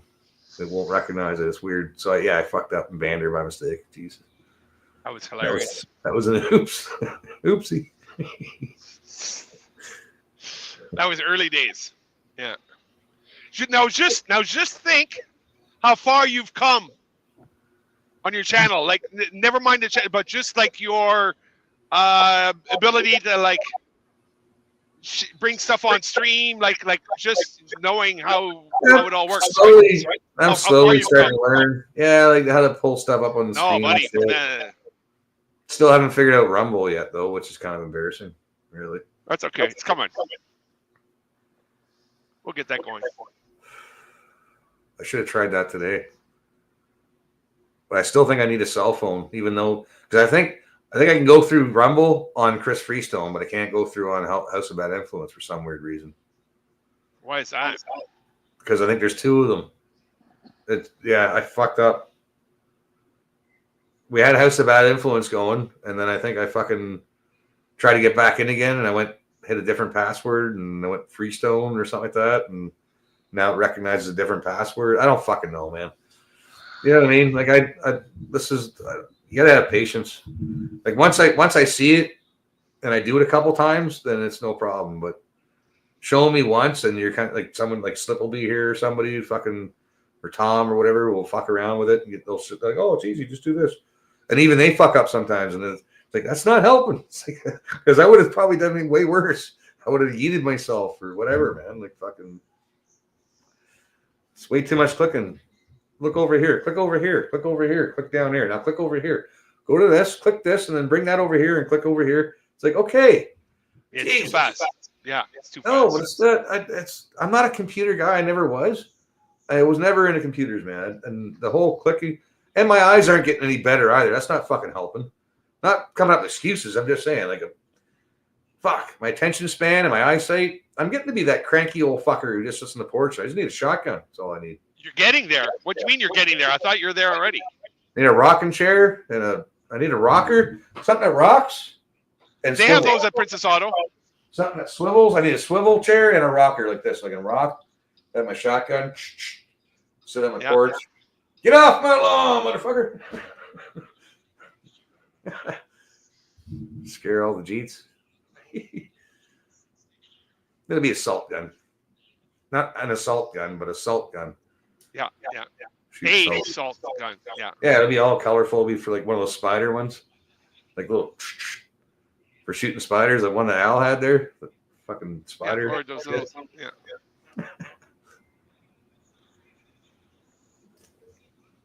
I am that guy. Nice. I don't care. I wanted to be that old guy on the porch one day, right? The old cranky fucker on the porch. You know, like Clint Eastwood on the Gran Torino. Yeah. Well, I mean, that character is a character for a reason, right? That's a lot of guys that like that. Yep. You know, when your day's done, and you put in a day, you're sitting on the porch, you're like, oh, yeah, I got a cup of coffee or tea or whatever, iced tea, a beer. Who knows? It's your porch, man. You're just chilling, maybe smoking a fucking joint, a pipe. Who fucking knows? Yeah. Someone pisses you off, you pull out the grand. Fucking get off my lawn. Turn that radio down. Or in our case, it'd be the Lee Enfield, right? Or something. Or an old fucking Ross rifle from yeah. old antique. Yeah.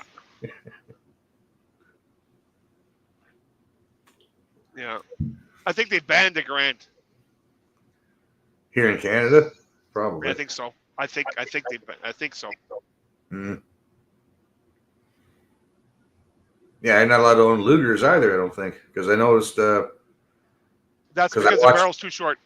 I watch a lot of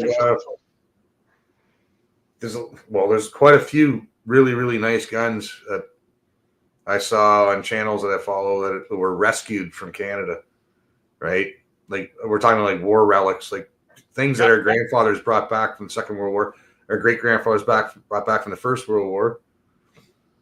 Fucking all these old heirlooms that were, you know, and some war trophies and shit like that, but they're all, well, at least they're gone to a good home. Yeah, at least some of them found a good home in the States and they're not going to get destroyed, right? Yeah. Like that way. Silver lining kind of way, I guess. But still, it shouldn't be. That should be something that should be passed down generation to generation to generation with the story behind it. And the story is the same story because it's written down there with it. That's the story. Someone had to get reelected. Someone had to get reelected. And your family heirlooms mean nothing to them. Mm-hmm. That's what that is. This is all that is. That's bullshit. Well, that's what it is. They needed their pension. You don't really matter. You go to work, pay your taxes. They need a pension. Never mind your family heirlooms. Need a new boat, you know, for the cottage. New pool. Yeah. New pool. Yeah. And that's pretty disgusting, man. These people. I don't know. How much do you fucking need, man? I guess not enough. Enough is not enough for some people. Because the more they get, the more they want. So they have to have more and more and more. You know, this cottage. Oh, I get it. Well, especially when you own like Mercedes and you own all this expensive shit, it costs a shit ton of money to keep that shit, like to keep it going, like the insurance on it, the parts for it. You own $1 million home. That's a lot of money in upkeep and landscaping and painting and keeping up on everything. It's more and more and more. Your cottages, their boat houses are fucking mansions compared to our houses, man. Fuck. Yep. Never mind their boats that they have and all that shit. Like that shit costs money, right? Yep. So they have to have more money. They pick that lifestyle and they're accustomed to that lifestyle now. So that's justify and keep that lifestyle. They wouldn't know what to fucking do if they had nothing. If you kick their fucking ass out in the street tomorrow and shut their bank accounts down, and they didn't have a fucking pot to piss in, and all their friends told them to go fuck themselves, and they found themselves all alone, and they had nobody to help them. You know, I'm sure somebody would fucking help them because there's lots of people out there, and that's kind of the way we are. I mean, as far as wouldn't let you starve to death and wouldn't let you freeze to death, you would think. But I don't know, man. Fuck. I'd love to see all our politicians on the front lines in Ukraine right now, to be honest with you. Get over there, right in the muddy trenches, just like the First World War, man. And it's still cold, too, over there. So, yeah, get them over there while it's still cold. Oh, yeah. The 338 politicians. You have 105 senators. Yeah. There's about 1,200 federally appointed judges. Send that over. Well, that's $2,000 right there. 2,000. That's a couple battalions, right? Well, whatever. Yeah, that's not really. But yeah, send that over. Thank you. That's its own little small army. That would solve a lot of problems. They could be their own battalion. They could fucking be the the Canadian knucklehead fucking traitor battalion. Yeah. Royal Knob Gobblers. Yeah. Exactly. The Royal Knob Gobblers. No, goblins, because they're goblin creatures. The Royal Knob Goblins. They could have a little goblin creature for their fucking logo mascot. The Royal Noggoblins. The Royal Canadian Noggoblins. Yeah. Fucking gross. Anyway. All right. Yeah, I got a rocket piss anyways. And no one's showing up. Well, you showed up. Wendy, yeah, I saw Wendy. Wendy was here earlier. Wendy from Australia? Australia, Wendy? Oh, nice. Yeah. I thought she was mad at me. I thought she was mad and she was, no, she's been working, right? So that was cool. Yeah, she was here. Australians don't get mad. They don't get mad. They get even. Yeah, well, I would not want to piss Wendy off, man. Like, there's one woman I would not want to fucking get on the wrong end with. That don't piss her off. Like, if I was in real life, right? Like, if she didn't deck you, she'd probably get you like in another way, like a very creative, like fucking fuck you way. Like I don't know. There'd be like some kind of poisonous spider in your bed or something like that. I wouldn't say maybe not that extreme, but maybe like shit in your shoe or something. Dog shit. I don't know. Like, I can see her getting creative and payback fucking prank or something. I don't know. I don't know. I love that girl. She's awesome. Well, no, not a poisonous spider. Oh, and by the way, like I was going on about that earlier, like how I'd never live in Australia because there's too many things that can kill you. Only like when you look at the death toll of people that die from poisonous spiders or bites or snakes or spiders in Australia, it's minuscule. It's fucking tiny. Of course. It's like I never thought. Like there's more people die of the common cold in Australia than ever die from bites and shit, man. There's more people die from hitting moose in Canada than do by being shot by legally owned firearms. Yeah. So same thing, you know what I mean? It's like people don't look up stats, man. They just go, "Oh, you got a whole bunch of guns over there. 6 people. Oh, you got a whole bunch of spiders over there that can kill you. That's scary." So they get it in their head, right? Like fucking scariness. Oh, I could die. I could die. Yeah, you can die. You can die just walking out your fucking street. But you can die walking to the beer store here, man. Fucking Hamilton. Yeah, especially after dark. Broad fucking daylight, man. They'll fucking run you over. People are retarded on the road. All right, I gotta play something. I gotta go rock a piss. Okay, I am now at the bottom of Centennial Hill, heading south or north. Centennial. Oh, cool. This is yours, Rob. There you go. All right, I'm gonna play something real quick, and then I'm gonna I'll just play like a George Foreman grill commercial. I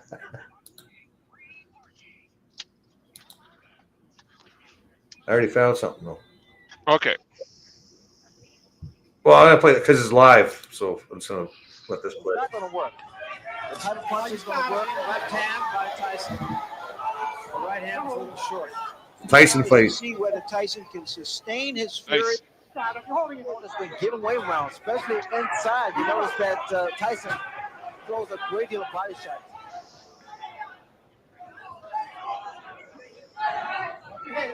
Okay, game plan is starting to work now. By the middle round, Ribalta's strategy of enduring Tyson's initial assault and then countering with his own attacks began to pay off. Right hand partially caught. That was an uppercut by Ribalta, and Tyson right back with 2 shots to the body. You notice how he throws his punches there.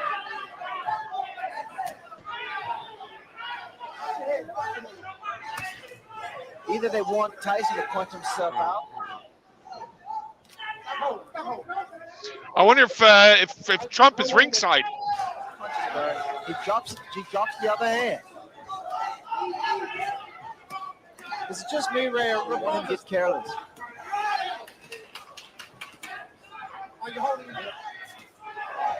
Tyson just turned southpaw.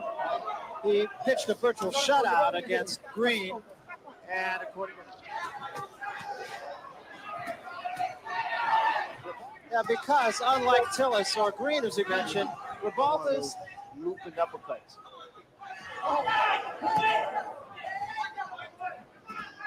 10 rounds with a quick Tillis.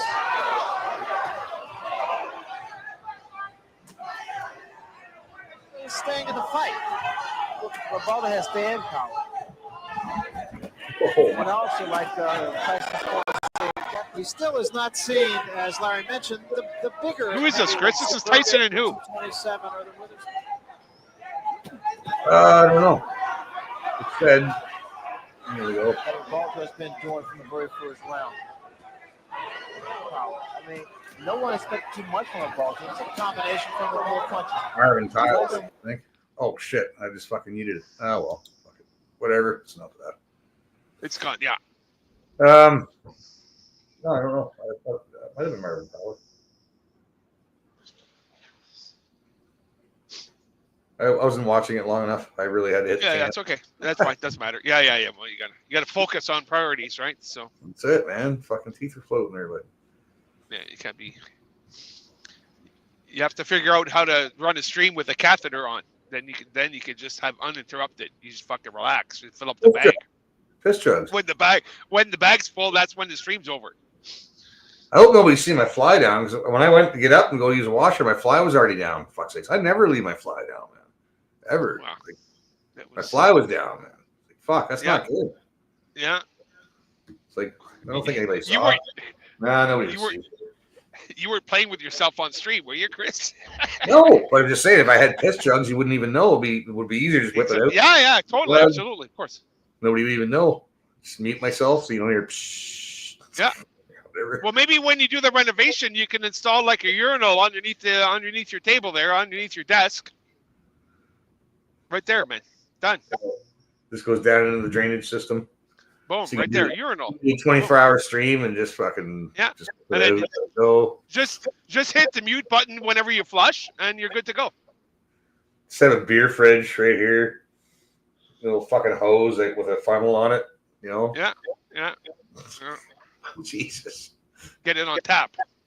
A hole in my fucking seat so I can just, pinch a loaf right through my chair. Well, Well, with a bidet, so it washes your bum for you, and then so really nobody sees anything. All you do is just kind of pull up your fucking shorts, and nobody even knows. Yep. Yeah. Or you just turn your camera off, so nobody would even know you're taking a dump. Well, exactly, because you'd be making a face, right? So you can't do that on stream. You like the grunt, like, you can't be doing that. Yeah, you can't, Fuck, man, that's my God. That's idiocracy. We would call it the washroom stream. Fuck, man. The fucking chair that you can take a dump in. You don't have to leave your chair. You can poop, and it cleans you. You can take a piss and takes it away. Vinyl covered. Jerks Vinyl you covered off. in case you missed it a little bit. You can just hose her off. Yeah, you're watching porn. The thing jerks you off, sucks you off, gives you reach around and shit. Fucking, it's the multi-chair. It's $1 million, but it's $1 million multi-chair. It fucking does all. Yeah. It'll hold up to 500 pounds max. You have to be forklifted out of your house for doctor's appointments and shit. Need a wider doorway. Double seats when you get on a plane, and then you complain you got to pay for two. Yeah, right. That chick that tried to sue Lyft or whatever, there was a clip about her today. I didn't get to check it out. But some lawyer fucking went on about her, and so I'm going to see if it's still there. Yeah. It'll be all boxing shit now. Yeah.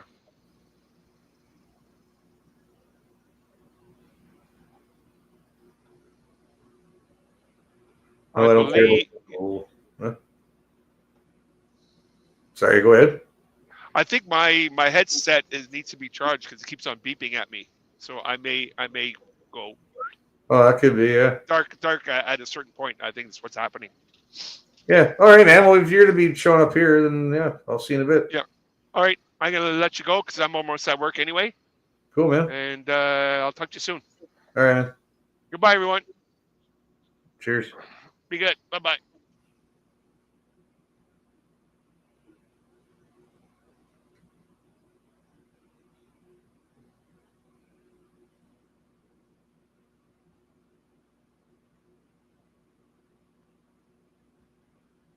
What the fuck is this?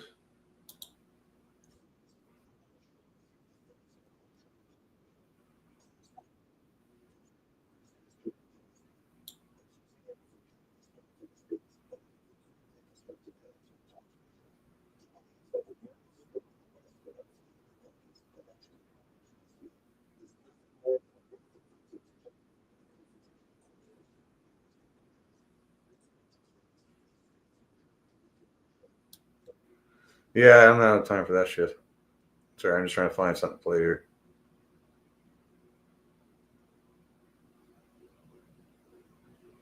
Oh, I've seen that one. I was trying to find some quick clip to play. Bear with me here. No, not that.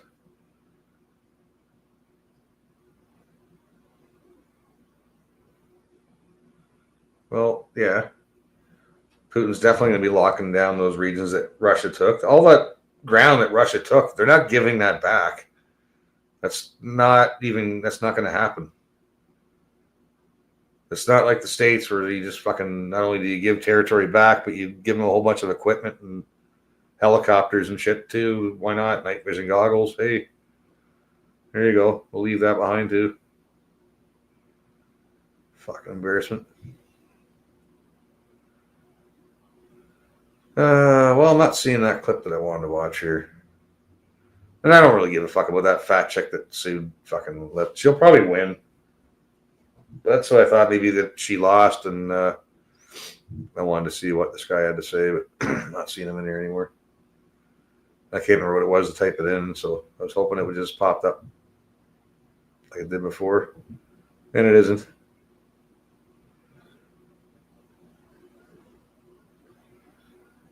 Getting a shit ton of boxing stuff up here now ever since I typed in George Floyd and whatnot.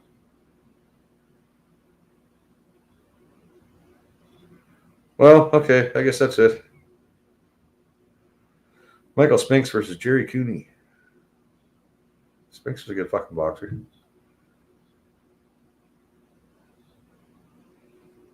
Well, I don't see anything else here. I could watch boxing for a while, man, but entire fight. George Foreman, Muhammad Ali, October 30th, 1974, entire fight. Oh, one's rounds to 8. So I guess that's the entire fight, 8 rounds, yeah. Well, that's enough of that. But anyways, so we may as well go out the tune.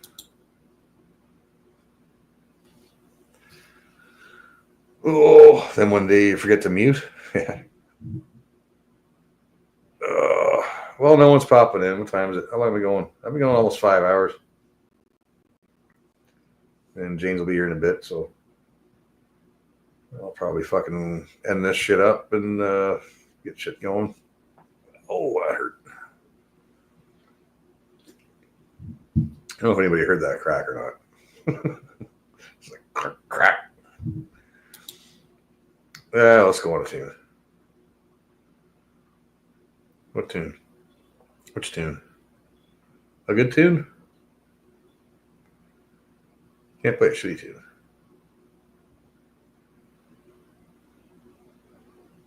Fuck's this?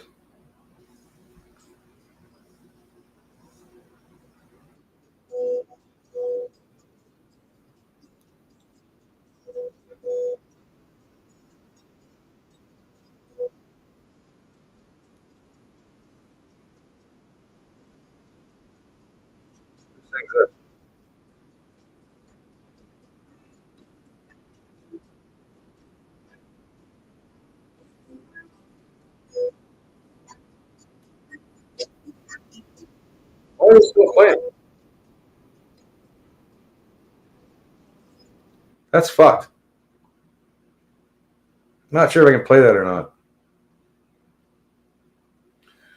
I'll have to play some Mark stuff there, can't I? Poly shorts, but they're not short. They're half an hour, so I can't play that. Let's just go out on this one. It's a good one. I don't think I'll get in trouble for playing this. I've played it before. Shouldn't get in trouble. It should be fine. Fine. Yeah, there's a couple tunes here I can play. So we'll go out in these ones. Fucking right. Fucking right. All right, everybody. Hope you guys have a great weekend. Enjoy your Saturday and your Sunday. And yeah, don't work too hard. Or whatever. Fucking give her if you want. I don't know. I'm going to go buy the a new fire pit. That's what I got to do. That just means more work. Get rid of the old one. Do some shoveling. Fill some bags of shit. All the pile of burnt stuff that's out there is going to go into bags. Tidy that up. Springtime's here, man. Shit needs to be done. And I want to get some bonfires going here again. So it's that time. Weather's getting nice. You know, sit around a fire, man. You know, it'll be fun. Good times. A drop of Nelson's blood wouldn't do us any harm. Well, a drop of Nelson's blood wouldn't do us any harm. Well, a drop of Nelson's blood wouldn't do us any harm. And we'll all hang on behind. Come on and roll the old chariot along. We'll roll the old chariot along. We'll roll the old chariot along, and we'll all hang on behind. Well, some booze and tobacco wouldn't do us any harm. Well, some booze and tobacco wouldn't do us any harm. Well, some booze and tobacco wouldn't do us any harm, and we'll all hang on behind. Come on and roll the old chariot along. We'll roll the old chariot along. We'll roll the old chariot along, and we'll all hang on behind. Well, a night with the girls wouldn't do us any harm. Well, a night with the girls wouldn't do us any harm. Well, a night with the girls wouldn't do us any harm, and we'll all hang on behind. Come on and roll the old chariot along. We'll roll the old chariot along. We'll roll the old chariot along, and we'll all hang on behind. Well, another Charlottesville wouldn't do us any harm. Well, another Charlottesville wouldn't do us any harm. Well, another Charlottesville wouldn't do us any harm, and we'll all hang on behind. Come on and roll the old chariot along. We'll roll the old chariot along. We'll roll the old chariot along, and we'll all hang on behind. Well, strength and honor wouldn't do us any harm. Well, strength and honor wouldn't do us any harm. Well, strength and honor wouldn't do us any harm, and we'll all hang on behind. Come on and roll the old chariot along. We'll roll the old chariot along. We'll roll the old chariot along, and we'll all hang on behind. Strike and honor! When there's nothing left but the fire in my chest and the air that fills my lungs, I'll hold my tears and trade my ears for a glimpse at kingdom come. On the other side of misery, there's a world we long to see. The strife we share will take us there to relief and sovereignty. Oh my God, we'll have our home again. By God, we'll have our home. By blood or sweat, we'll get there yet. By God, we'll have our home. In our own towns, we're foreigners now. Our names are spat and cursed. The headline smack of another attack, not the last and not the worst. Oh, my fathers, they look down on me. I wonder what they feel to see their noble sons driven down beneath a coward's heel. Oh, my God, we'll have our home again. My God, we'll. Yeah, wouldn't it be nice? Hey, Tom, man, if you want to jump on for a few, I'll stick around for a little bit. Other than that, I was going to fuck off because nobody's here, so I'm going to sit at the bar by myself. It's kind of silly. Watching old boxing clips and stuff. But yeah, I put the link in. If anyone wants to jump in, I'll give it a few. If not, I'll fuck off. That was supposed to be the fuck off song there, but I can never really pick a good one, man. I got to find a good one, man. It's like there it is. I got to find that one good outro song. You know what I mean? I hear you. Sound a little robot-y. Well, you say something before. Say it again. Yeah, I did say something. I just got to switch it over to my headphones here.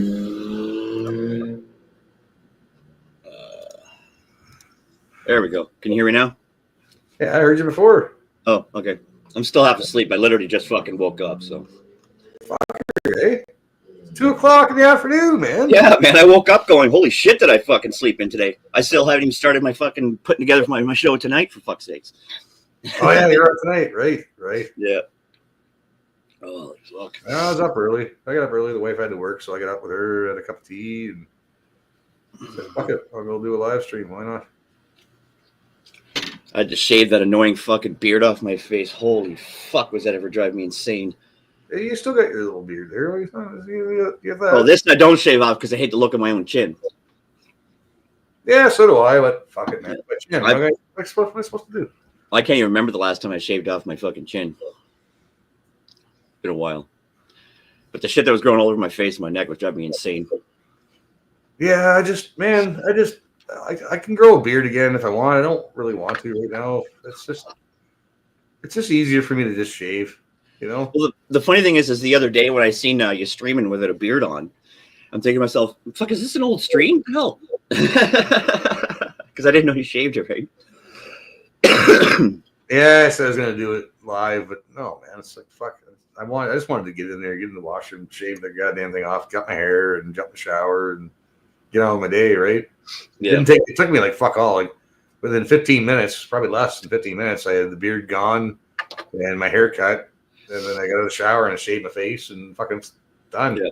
With a good razor and shit, it doesn't take long at all. Well, I use clippers that I have. Yeah. Fucking nothing, right? Yeah, that's basically what I do. I'll use like almost like hairstyle clippers, well, because they are hair technically, and just fucking off it goes, and then shave off the stubble. Yeah, I paid $35 for these clippers back when the nonsense started, the COVID and lockdown, and my barber and I got into it. Fucking, he was spraying me down with this shit, and fucking he was wearing his gown like he was in the fucking radioactive fucking ward or something, man. It was retarded, man. I think he even had a visor on too, man. It was like he went over the top. Oh, it's mandates. Oh, we have to. Like, fuck, man, fuck off. I knew people that would take money and like literally wash it in bleach. They'd have like a thing of bleach and dump the money in there and wash it and all. Okay, it's safe now. Yeah. I was like, okay. Wild, man. Wild. Oh yeah. Wild. How you can get people though. It's like people that were, because he was all anti-government, and I kept telling him, why don't you fucking move back to Argentina, man? If it's so great, man. Like, it's like, oh, Argentina, yeah, I'm gonna move back when he's retired. Well, go. All he did was moan about fucking how much it costs and the government and this and that. Like we agreed on a lot of shit. Yeah, the government's pretty fucked up. You know, people on welfare are living better than you. That's what I was saying earlier. Like this guy, he knows people that are on the system and that have big screen TVs in every fucking room, have decent cars, better cars than him, and they have nice apartments and shit. He's like, and they're not even working. He's like, why do I work? Like, why do I work? So that's the page we were on. And then fucking COVID came, and he's all fucking sucking the government's dick and like, oh, the mandates and this and that. Well, yeah. The guy can cut hair out of his apartment.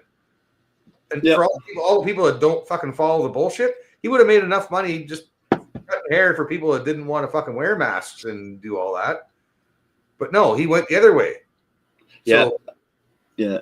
I knew quite a few people myself that were like anti-government. Like I'd be sitting around and shooting the shit with them. We'd be in like agreements and conversation, shall we say. Yeah. Yeah. And then all of a sudden fucking medicine time comes along and yeah, it just went right out the fucking window. Yeah. I'm like, hey, this is literally what we've been talking about. And now all of a sudden you're bowing down and saying, yes, we must do everything that you say. Yeah, it's like it made no sense to me. Yeah. I don't get it, man. Like, what happened? Well, those are the type of people I quickly found out that were only into it because they thought it was a cool topic to talk about, and we're scared of the actual real fucking thing. Jesus. Oh, it's cool to talk about and stuff like that, but when it comes down to the brass tacks of dealing with it, blah, blah, blah, we don't want nothing to do with that because, we got to still get paid. Yeah.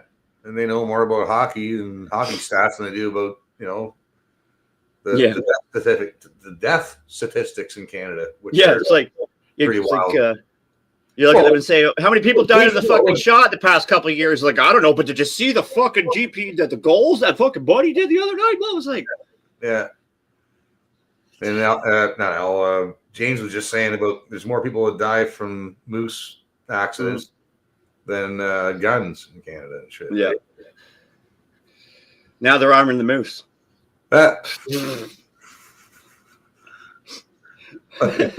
Fucking Gatling gun on either side, fucking just draped over it.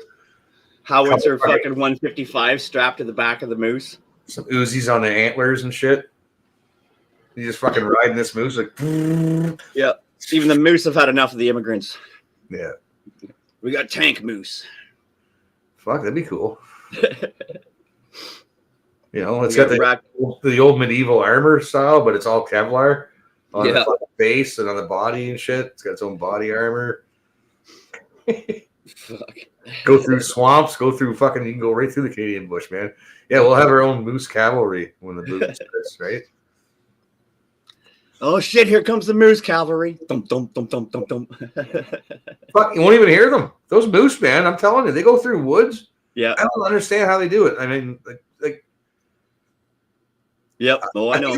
A human has a hard time going through the woods at a crawl speed.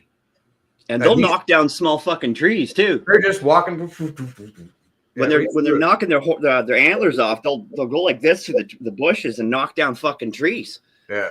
Like they're powerful fucking animals, man. Yeah. It's like it's like a bobcat. Yeah. Probably heavier actually than a bobcat. You can do a lot of damage to those things. Fuck. Yeah. There's Mom. Like, well, I guess I won't be calling Son anytime soon. I won't go too much longer. I think James is going to be here in a bit. He's just getting to work, and then he's going to hop in and pop down here, and we'll look at some plumbing I need to do. Fucking plumbing. I hate plumbing, man. Oh, yeah. Oh, yeah. I'll throw in some extra cash, man. I don't expect them to do fucking anything for nothing, man. Yeah. Anytime I get a buddy over to give me a hand doing something, if I can't do it myself and I'm getting somebody else to do it, I'll definitely throw them some cash, man, or beer or whatever, or at least feed them something. Yeah, man. Fuck. Like I said, ass, gas, or grass, nobody rides for free, man. Fucking. But yeah, I hate plumbing. Did I ever tell you how much I hate plumbing? I think so. But yeah, I agree because I hate plumbing too. So yeah, it's not fun. No, it isn't. No, it is not. I had to do a bit of that. Where I used to live, I had to do all my own plumbing, depending on what it was, though. Some things have got a little bit too big for them. It's like, all right, got to call the plumber. But you got to do it right the first time. Like, I'll do it. It's hit and miss. I'm 50-50. I'll either get it right the first time and it doesn't leak at all. That's good. Don't fuck with it. Yeah. Or I'll fucking do it like what I think is perfectly. Yes, I fucking cleaned it all off. I sanded it, fucking cleaned it all off, picked it all down. It's all good to go.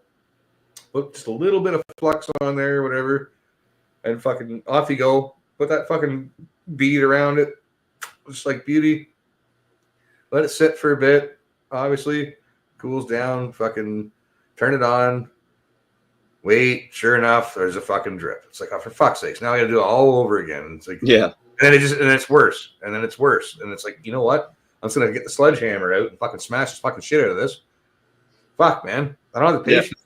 I don't have the patience at all, man. Like, the house that I used to live in, when they built that house, they first of all, it was a Mickey Mouse fucking built fucking house to begin with. And thank fuck the way the plumbing was, it was the bathroom and the kitchen were back to back. So then that was just literally the only area where there was plumbing. Yeah. But when they put the fucking house together and they put all the plumbing together, they just put the pipes together, didn't bother sealing any said pipes. So they just slipped the pipes together and it's like, okay, way to go. Well, that held for quite some time, and then all of a sudden, yeah, it didn't. And again, there was a bigger plumbing problem that I could deal with, so called up the plumber. Thank fuck the plumber was family, right? Because if it wasn't, holy fuck. Yeah. And so he goes down there, checks it out, comes back up, and he's like, yeah, the entire plumbing system fell apart. I'm like, what? Yeah. He goes, yeah, when they put it together, they didn't even like epoxy seal anything or anything like that. No. I'm like, are you fucking kidding me? He goes, no. So he had to literally redo all the pipes right from the fucking septic tank right to all the fucking sinks and the toilets and everything.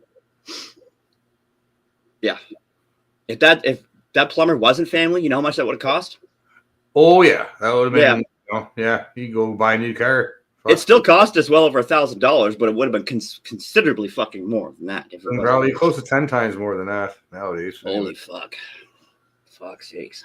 Yeah, you've been looking at about 10 grand more, probably more. This was about 10 years ago too, so. Yeah. No, plumbers aren't cheap at all, man. No, man. I had a line of a really good plumber. I got his card here somewhere. I think he's still in business. He was talking about moving to Florida, but I think that fell through. But I don't know. I should give him a call and see how he's doing. He's a good dude. Yeah. He did my. I dug the hole in the basement, and he put the new pipe in. And the old pipe that I had was an old cast iron pipe, but it was like this fucking big around, right? Mm-hmm. But in the center of it, over the years, the 100 years that this has been here, this house, you could barely fit your pinky through the hole. Holy, just so much crap built up in there, eh? Stuff built up, and it was like concrete. Oh, fuck. It was almost as solid as concrete. Just all the fats and the shit and the calcium and the shit I fucking washed down there from, whatever, washing in my work gear and shit. Just built up and built up. So that's all the amount of water that was going out. So everything was just backing up, obviously, because the toilet paper, even a turd couldn't even make it through there anymore, right? Fuck. It was just being forced through by lots of water. So you had to dump down a whole bunch of water to get it to fucking cram it through that little hole. Fuck. It wasn't good. Yeah. So I dug the hole, and he sent his young apprentice in there. Fucking his apprentice, man, was, again, white people. His apprentice was a young guy, probably in his 20s. Smart as fuck, knew his shit. You could tell he was paying attention, and he'd been paying attention because he knew more about plumbing than I'll ever know. He's a kid too, right? And him and the guy that owns the company, they've done that before. They make it look easy. It's not, right? Which is one of the reasons why they charge so much, because it's not an easy job. They make it look easy because they know what they're doing. They've done it, and it's something that nobody else wants to do, obviously. So of course they're going to charge a little more, but same as electricians and plumbers make a little more than the rest of us, but it's no different than any other trade, really, man. Once you know it, you know it. But Johnny says here, of course plumbers aren't cheap. They show you some ass. Got to pay for that, man. That's extra. Yeah, the crack is going to be about an extra $5 an hour. Damn it! Can I we usually get down to like $2.50 for fuck's sakes?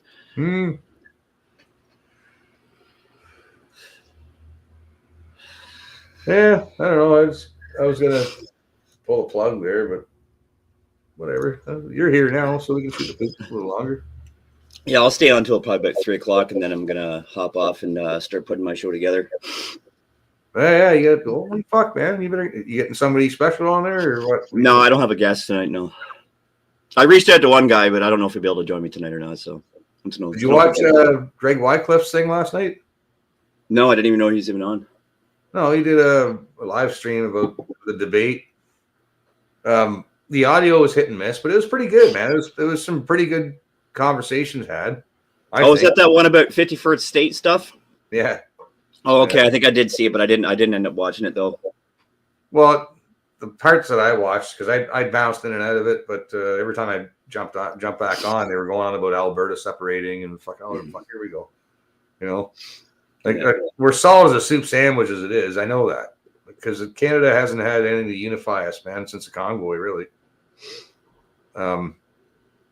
There's fuck, man.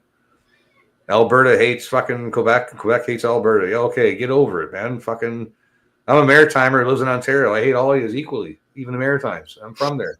Fuck, man. It's a love-hate relationship we all have, okay? It's family. It's family. It's what family do. We squabble. Fuck. Yeah. But it's our family in our house. It's not the Americans' house. It's not China's house. It's not Russia's house. This is Canada. This is our house. It's our family. We'll fucking deal with shit internally. Right? Don't need fucking outside influence. People fucking threatening to take us over and shit. We've already kind of been taken over by China as it is, man. Fuck off. Let's deal with China and every other fucking country. But you know what? That sucks, man. When CSIS has no power like that. CSIS comes out and fucking says, guys, got a problem here. Deaf ears, right? That's sad.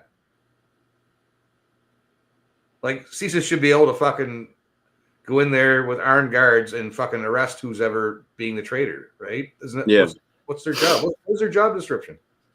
They don't have guns? Well, why don't you have guns? You're CSIS, man. Come on. They're a neutered intelligence agency. Quote, intelligence agency. Yeah, yeah.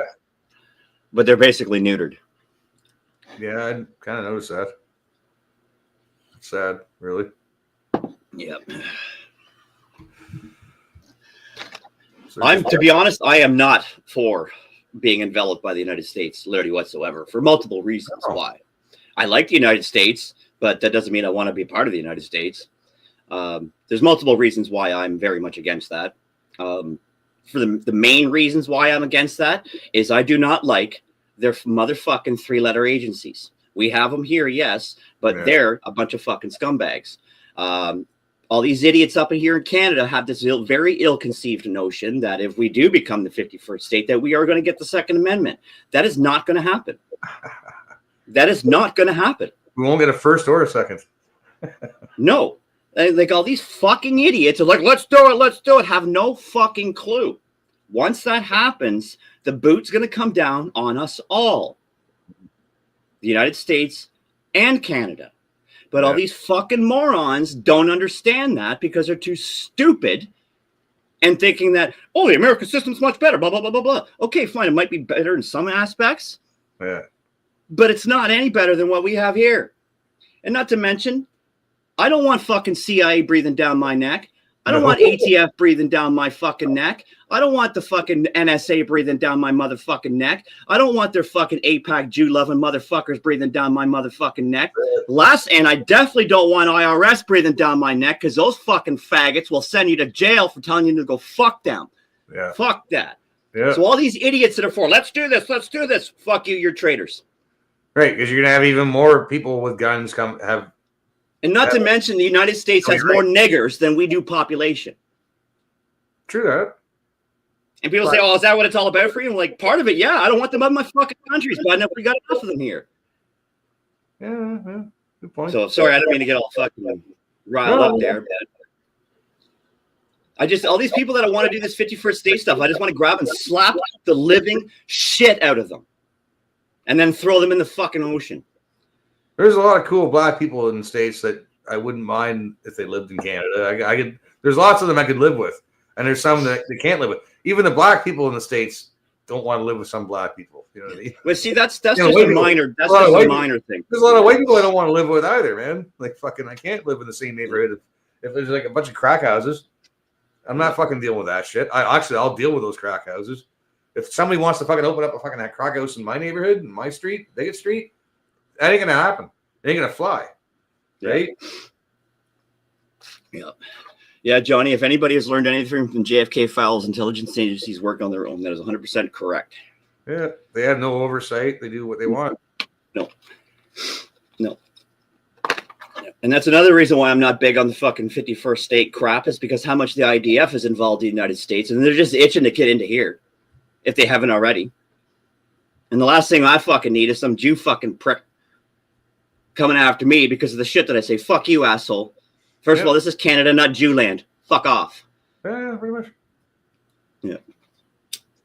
I can guarantee you I've already probably got fucking eyes on me from those kike pricks, but I don't give a shit. Well, when you say things like nigger and kike, they tend to fucking take notice after a while. Right? Good. I like them to know who the fuck their enemy is. I'm an asshole like that. I don't care. Right? I know they're my enemy. I'm not their enemy. What the fuck? They're more harm to me than I am to them, besides my mouth words, right? Stop being transparent, Tom. Yeah, I'm so white, I'm transparent. I still say, you're so white, you're translucent. You see Translucent, right? He says, "Stop white. It's just brilliant." Or you need shades. Fuck. Well, that's the thing, though. Is like, yeah, I am extremely fucking white because all my ancestors were literally fucking Aryans. Of course, I'm extremely fucking white. And that's the funny thing too, is in the summertime, I don't tan until I've actually burnt about 3 fucking times. Easy. Yeah, at least one burn for me, then I tan like a motherfucker when I was younger. I burn, go white, burn, go white, burn, go white, burn, then tan. It's a Northern European blood. Yeah, it takes a few. Yeah, I was the same way. Like, I spent a lot more time outdoors when I was younger, but then I got a heat stroke once as a teenager, and then it all fucking changed, man. Yeah. Like, I can't be in the sun that long anymore. It just makes me fucking nauseous and shit. You'll never see me outside in the sun without a shirt on. Never. I cannot stand the feeling of the back of my chest getting sunburned. So I never do. I do. When I go fishing, yeah, for sure. The fuck is this? Who is? No, I rather deal with a farmer tan throughout the summer than not. So who's this bald prick? Yeah. Oh, bald neighbor's heading out. Bald prick. Well, some bald dude. Breezy's like, I tan like a goddess, she says.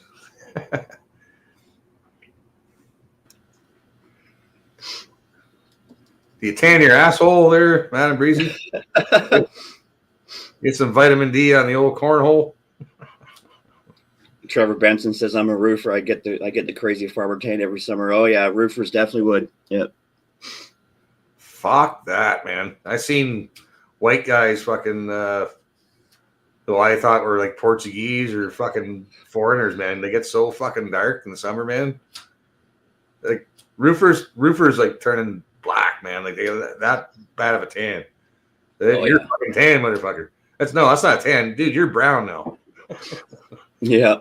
And they're white guys. Except gingers. You don't see a lot of ginger roofers. No, because gingers can't take the sun. No. They just turn into one big freckle. Yeah. No, every redhead I've over now and they can never take the sun. It just turns them into a fucking Lester the Lobster. I had a couple. Actually, I had 3 chicks that used to live across the street. They weren't ugly, but they used to sunbathe topless and shit in the backyard. I hear about it from my neighbors over there. You could see it from Melanie's place, from her backyard once, but it's like why don't I have chicks living next door to me that fucking go sunbathing topless and naked and shit in their backyard, man? Like, Well, maybe this is why, Chris. You'd be talking better on stream there. Girls next door had their tits out. I know, man. Like, no. If I go in my backyard, I don't get to see titties. But next door, across the street, though, that's 3 girls in a row that lived over there that did that shit, man. It's like, fuck. Still, it's like because my neighbor would come over and go, "Oh yeah, so and so she's topless out there again, out in the backyard, topless." And a couple of times I've gone over, like peeking over the fence. Hey, my name's Tom, and I don't even do that. But I knew them all anyways. I probably, if they had caught me, I would have said, okay, I should have went over there to squirt gun. I went, oh, fuck.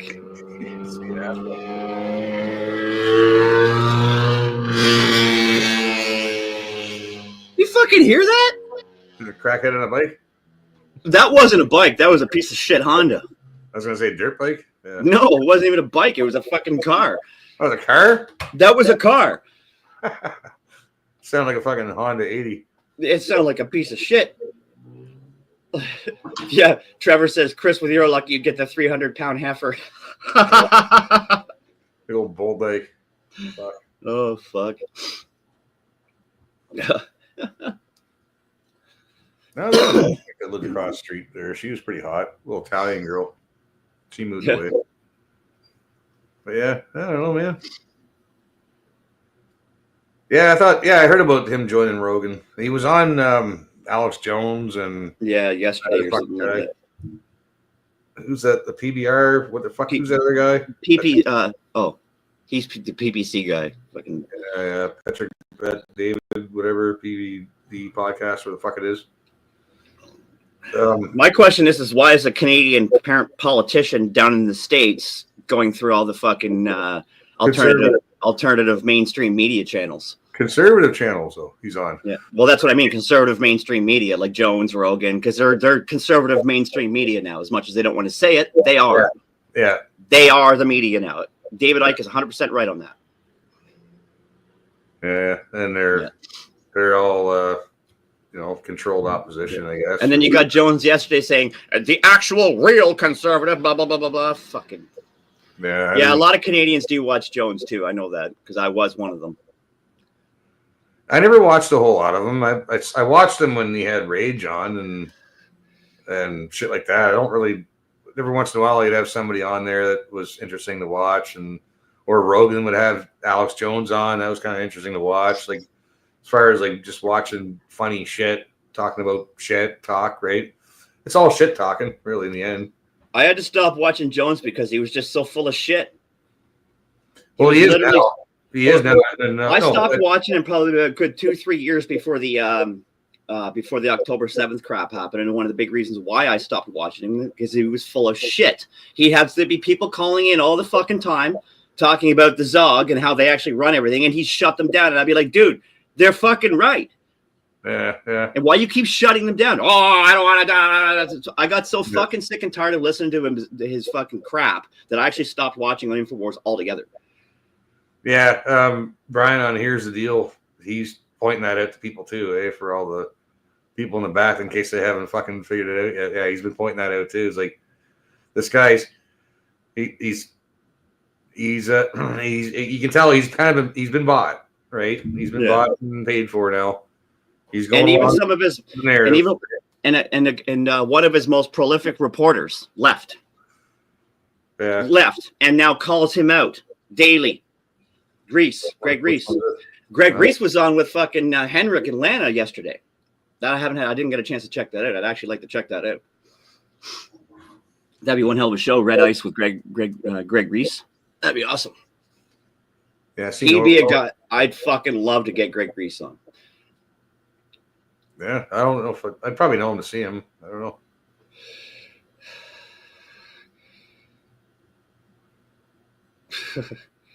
He shuts them down because there isn't a Zog. Yeah, there is a Zog, Johnny. You know that. There is no government. It's all a production complete with actors. We live in a Hollywood production. Yeah, David Knight also left. Yeah, they said that they fired him, but no, Knight left because again, he's seen through the bullshit and they wouldn't let Knight talk. So he's like, fuck yeah, I'm out. Same with Greg Reese. David Knight, he was one of their older reporters back from years ago. Did the morning show. And now the guy that does the morning show now, Harrison Smith, I do like him. He eats around the edges a little bit with some things, but for the most part, like I do like him. I like Owen Shore, but I was never really a big fan of his show because it just seems like another 3-hour episode of Alex Jones show sometimes. So. But when it came to like Harrison Smith show in the morning, though, I did watch that. I do still watch that once in a while. Yeah. I can't take Viva Fry either. I don't know what it is about Viva. I just cannot fucking sit and listen to the guy. Well, I followed him when he first started, basically when he first came out, because he was just talking about because he's a lawyer and I don't. I like the guy, man. There's something about the guy. I like the guy. His brother's another smarty pants too. I think he's a lawyer as well. But again, don't get me wrong.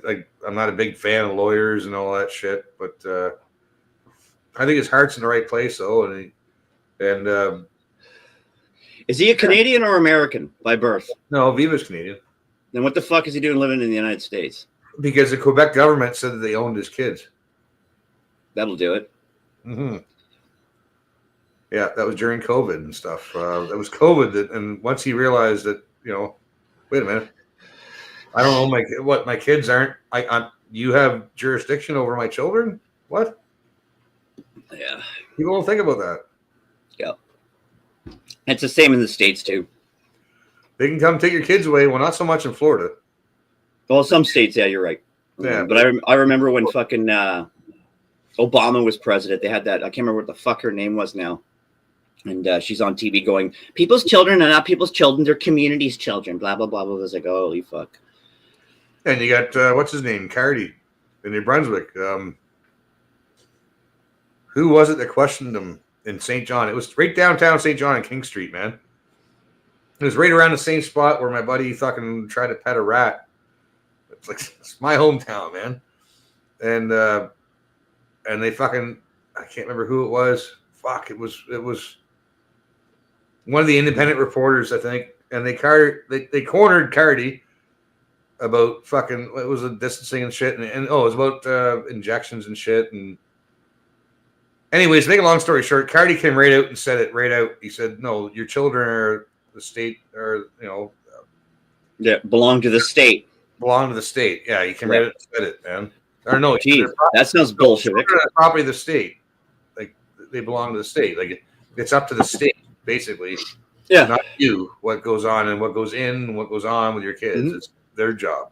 Yep. Like, that's fucked, man. Yep. That's communism 101 right there. Property because in a tribal situation, in an actual tribe situation, kids are part of the tribe, which is true, yes. But that's the major difference between a socialist aspect and a tribal aspect. The socialist aspect, the controlling part of the tribe, is going to have ownership over the tribe's people's children. Whereas a proper tribe, they all work together to further the tribe. Whereas a Marxist type of sociological tribe, the ruling class is the one that only gets the further advancement. Yeah. Yeah. Yeah, Benson, I agree. Rooting for the asteroid. Bring it on. Or Godzilla. Sometimes Godzilla, I think, would be all right, because at least with an asteroid, it'll break the fucking planet up and destroy everything. At least Godzilla will at least save some shit. Yeah. I'd be down with Godzilla because it'll take out all the big cities like Toronto, Montreal, fucking the big cities. Yeah, and get like cool selfies with it. Godzilla be fucking up a city. You'd be like, yeah. Yeah, because I'll be up on the fucking mountain over here, fucking pictures of it. Going, I'm safe up here in the mountain. I got bunkers, motherfucker. Yeah. Godzilla-proof bunkers. Yeah. And food. Come on, Godzilla. And beer. And fresh water. And I got lots of toilet paper. Fucking off we go.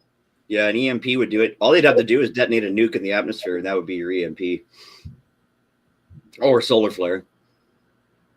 Or they detonate a nuke in the atmosphere and say it's a solar flare. I could see us all being out of power here pretty soon. Like, that would be the way to fuck up and cripple everybody, right? Yeah, that would be the number one way to cripple everybody, yes, is to knock the power out. Yep. No. There was a TV show on years ago called Revolution, and they only did 2 seasons of it, but that's what it was about. An EMP knocked out all the fucking power, and the states turned into like a feudal system. And it was a very interesting show, and it was all about how nanotechnology and shit like that. And they got a little bit too close to the truth of nanotechnology, and the show got fucking canceled. It was called Revolution. It was called Revolution is what the show was called. And this is back in 2010, 2011, when they're talking about nanotech. Well, nanotech's been around for a while. Imagine. Oh, yeah, it's been around a while, yeah. But how they're using it and what they're doing with the particular nanotech in the show was a little bit too close to the actual truth, so they had to shit can the show. But it was called Revolution. They did 2 seasons of it. It was actually a really good show.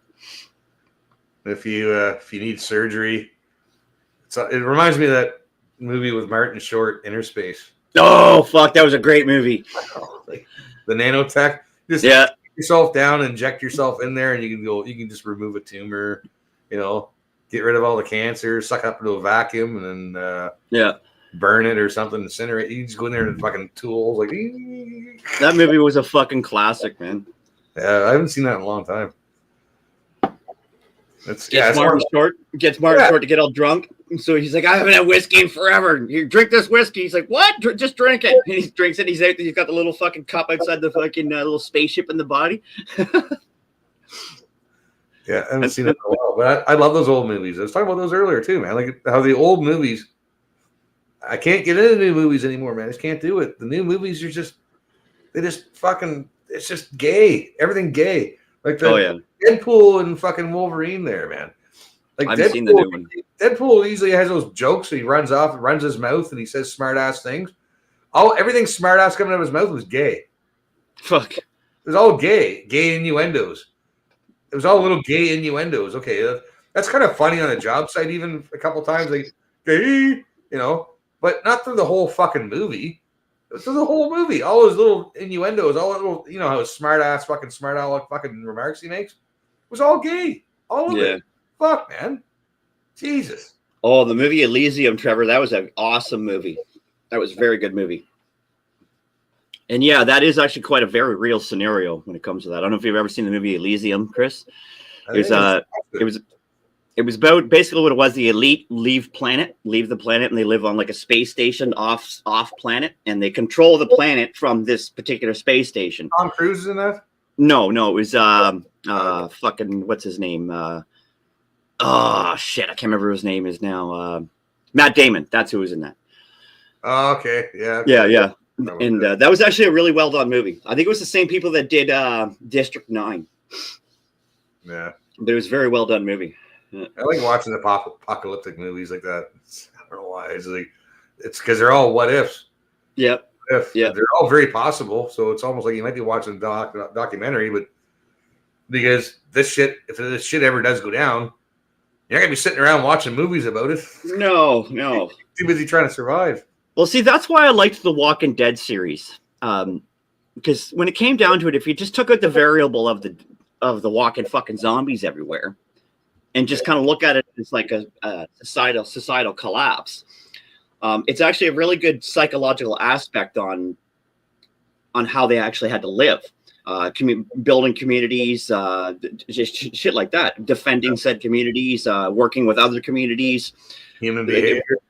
Human behavior. And then a lot of people say, "Oh, it was a gay fucking stupid show." It's like, okay, fine, I'm in a gay fucking stupid show, but the fact remains is that when it came down to the what ifs of an apocalyptic situation, it was actually very good at detailing human reactions.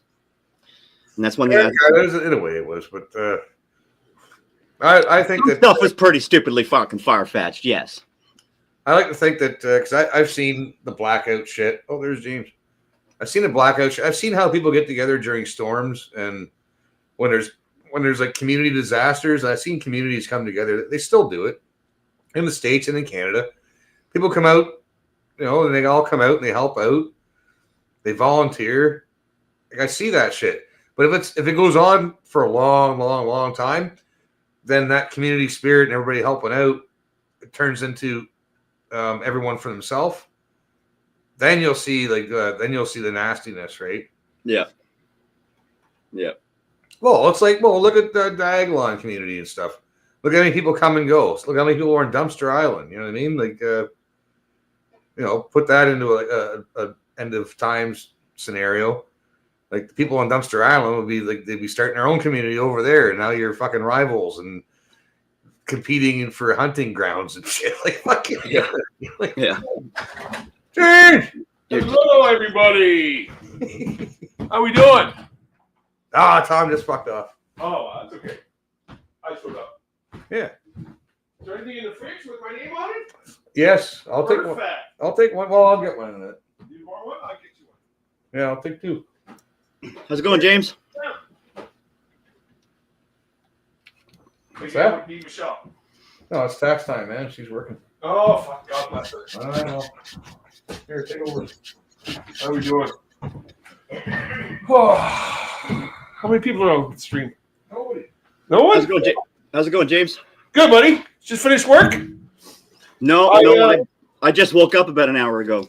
Nice. Nice. I was working since about 6. Oh, shit. Did Toronto, came back. I have, since we're into garden seasoning now. Yep. Where I work, Packers, so we have animals that come in, right?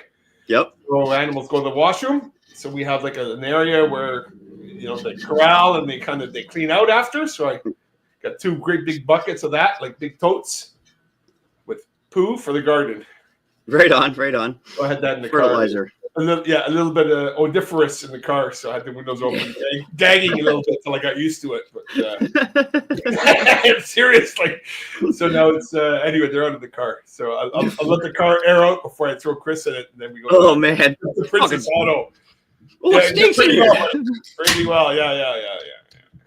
Nice. Drive through a Jeet area, they'd be like, "Oh, it smells like home." Exactly. Yeah. It's been, the term whitewash, so I've been Jeet washed. Oh fuck! There's just like this weird sheen of brown over everything. What the hell's going on? Exactly. I'm like, I felt like I was, the Charlie Brown, the guy with the blanket. He always smelled like the cloud of smell after him. Oh yeah, Pigpen. There we go. It's like that. In my Subaru. The guy with the blanket, that was Linus. That was Lucy's brother. Okay. Yeah. Pigpen. Yep. Had the cloud of dust follow him everywhere he went.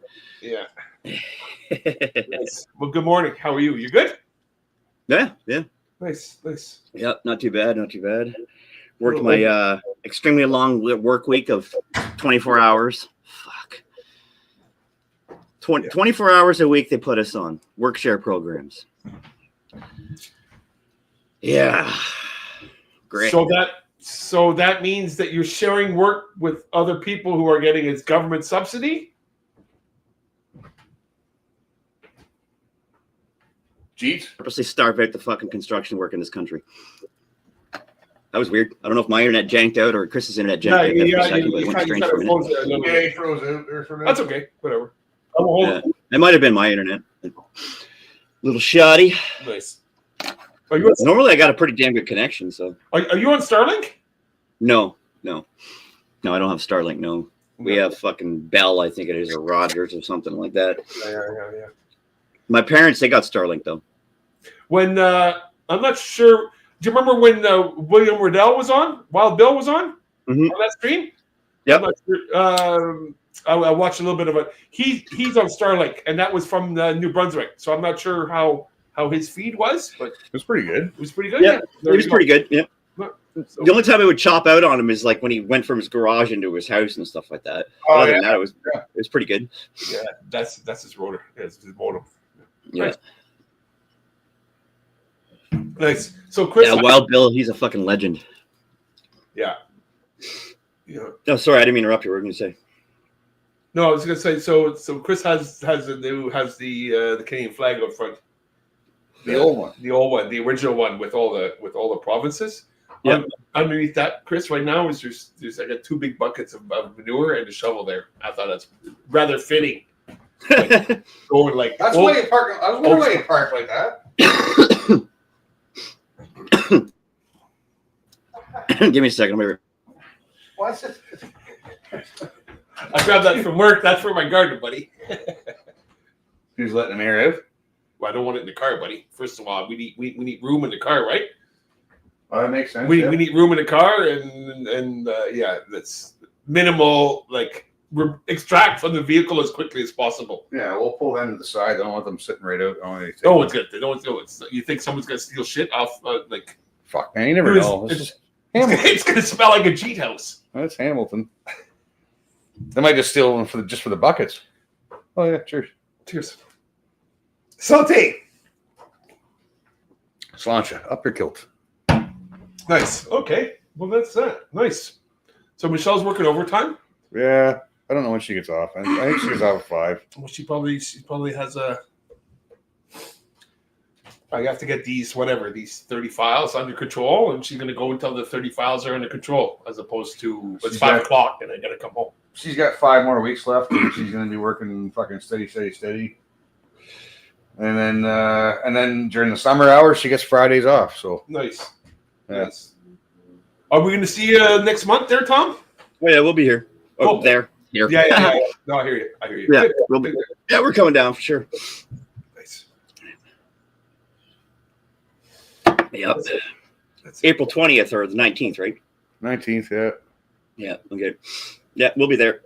I didn't want to dox the address or the date, but Wayup dude always types in the gayest shit. He does it on purpose, though, right? Oh, he wants to know what love is, Chris. He wants you to show him. I know. I want you to show me. Hello, Mr. Oh, hi. Hello. Now, Way Up Dude's got a very misleading picture, though. He's got like a big titted brunette in the picture. I know. Yeah, nice. You want your chair back? I don't know. I'm kind of cool standing for now, man. I've been sitting for a while. That's good. Yeah. What? You're all clean shaven. I barely recognize. That's it, man. I got my fucking Magnum PI fucking shirt on. Yeah. Right. Yeah, it was like that for me too. When I'd be playing gigs, I'd be sitting behind my drum kit for fucking hours, and we'd in between like sets and stuff like that, we'd take like a 15-minute break or whatever, and I'd have people like, sit down. I was like, no, I've been sitting for the past fucking 45 minutes swinging drumsticks. You mind if I stand for a bit? That's it. Get some blood flow to the legs again. Fuck. Well, no, that's not the case. Like, because your legs are constantly going. So, yeah, you're going to have the blood flow in the legs already. Yeah. But just standing up for a little while instead of sitting back down and fucking doing this, right? Yeah. I go to one of my pickup spots where I go out in Mississauga anyway. And they're always like, they make you wait, right? So you go in and you kind of check in and blah, blah, blah, what door you're going to go. And they tell you to sit down. Sit down. Wait. No, I've been sitting down for several hours. Thank you. I'm going to sit down. I'm going to stand up. Yeah. And you're not going to tell me what to do. Thank right. You. Don't give me directives. How about you not have me sit down and I'm just going to wait here standing? And I'll yeah, take a seat. Take a seat. That's because people are so used to being conditioned. So when you walk in the room, take a seat. Like, no, I'll stand. Yeah, I know exactly. Right, but it's like when cops do the same thing. They give you directives.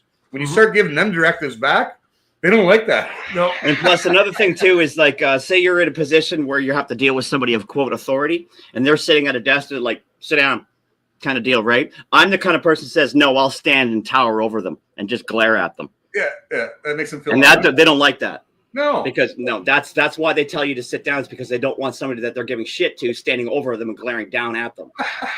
Yeah. But that's why I say fuck you. I'm standing. You can say what you got to say. But it's also they tell you what to do, right? And then you follow. So it's like they already. Yeah. And that's when I turn around and say, no, I'll stand. You just say what you got to say. Respect my authority. Yeah. How about I stand? How about I stand and you hurry up with your paperwork? That's it. Yeah. Directives. They're giving you directives, and you will follow my directive. Johnny. J-Rock. Fuck, I'm out. No, I'm just kidding. Don't blame you. Can't hear you. You're muted. Good morning, John. Do we You want swear to? down too, buddy? Probably. Muted. Muted. Ah, fuck's sake, he says. Yeah. Get a new mic. Camera's good. No, he just has to switch over and let's just yeet him. fucking yeet him. Jesus. Remove. There's a remove button there. If I There can't it hear you, is. you're gone. There you go. Now we can hear you. It's because of this stupid fucking power bar. That's it. We It's got power bar again. Power Fucking things power up. You bar. gotta hit the power button. Well, it's because if I unplug the mic and then I plug it back in, right? Because I have to unplug the mic in order to be able to hear anything out of the speakers of my laptop, and then when I plug it back in, it like fucking, I don't know. I have to pick the audio source again. It's fucking stupid, but. Yeah, I got to do that on my computer too. I just don't have to take out a headphone jack or anything. I just got to go over to my little fucking speaker thing on the taskbar and hit speakers. Yeah, I mean, I could do that too, but I prefer to just unplug and plug. But I guess I could actually just go in and pick what I want for my speaker. That's also a possibility too. But so, like for instance, like when Aaron calls in, I'll switch it over to TV so he can hear people talking on the TV, kind of deal, right? But the problem is I keep forgetting if I got to start coughing or whatever, I'll mute and then nobody can hear what Aaron's saying on the fucking phone. It's like, shit. oh boy, what's going on? Sweet fuck all. Yeah, I hear that. It's a bullshit day. Nice. It's fucking gray as fuck out there. I'm not doing a goddamn thing. Thank you. I didn't wake up till like 1:30. It was overcast this morning, around 6:30. It was still dark, obviously, but it was overcast. And then it was around Toronto, probably around 9:30. It started raining, and then turned into ice pellets for about 20 minutes. And then it passed, and then it was like. Yeah, well, good. Toronto deserves it. Fuck Toronto. That's what I say. It's good for me because it keeps the people off the sidewalk, right? So I'm like driving my truck. It's best, like less pedestrians, less bikes. Hey Johnny, Trad Life wants to know if that's Wiener water coffee. Oh, nice. And did you stir it with a hot dog? Why wouldn't it be? That's how I see it. Why wouldn't it be? Yeah, you get that's the protein and caffeine all in one, right? That's good. Yeah, right. That's almost like dark chocolate. Yeah. Oh yeah. Had to unclog my fucking pipe here. God damn it. Could just clean it, but that might work. I don't feel like doing that right now. Nice. Mute for fart, Super Salty says. No, man, if that's a good one, I'd broadcast you that. You fart right into the mic, bud. Right into the mic. Broadcast that stuff, man. Yeah. Yeah, you're unmuted, James. If I got a good one, I'm gonna stand up and put my ass right to the mic. Yeah, I unmute those. Yeah, it's off. It's gonna happen. But then give it a few minutes for the nebulized shit wafers to get off the mic, so you can go back and talk in back. Whatever, it's your own brand. It doesn't matter.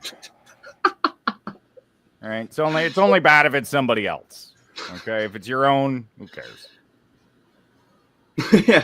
Yeah, that old saying, like, man, did you shit? Like, no, that's not my brand, man. Yeah, no. Everybody loves their own brand. Let me tell you. Holy cow! I don't know about that. I do. I had cow and pig fucking brand in my truck in my car today. That was like not too pleasant. Yeah, well, that's not your brand. No, right? Especially when we get the two brands blending together. Oh, that could be a noxious mix right there. Yeah. It was either windows closed and not have it, or which was not good, or all windows and sunroof open with like a minute like vortex, and every now and then you'd see some like hay flying around in the car. It's kind of like whatever you do, don't spark a cigarette in there. I was doing this a couple times initially, just to deal with the gag reflex. Oh fuck!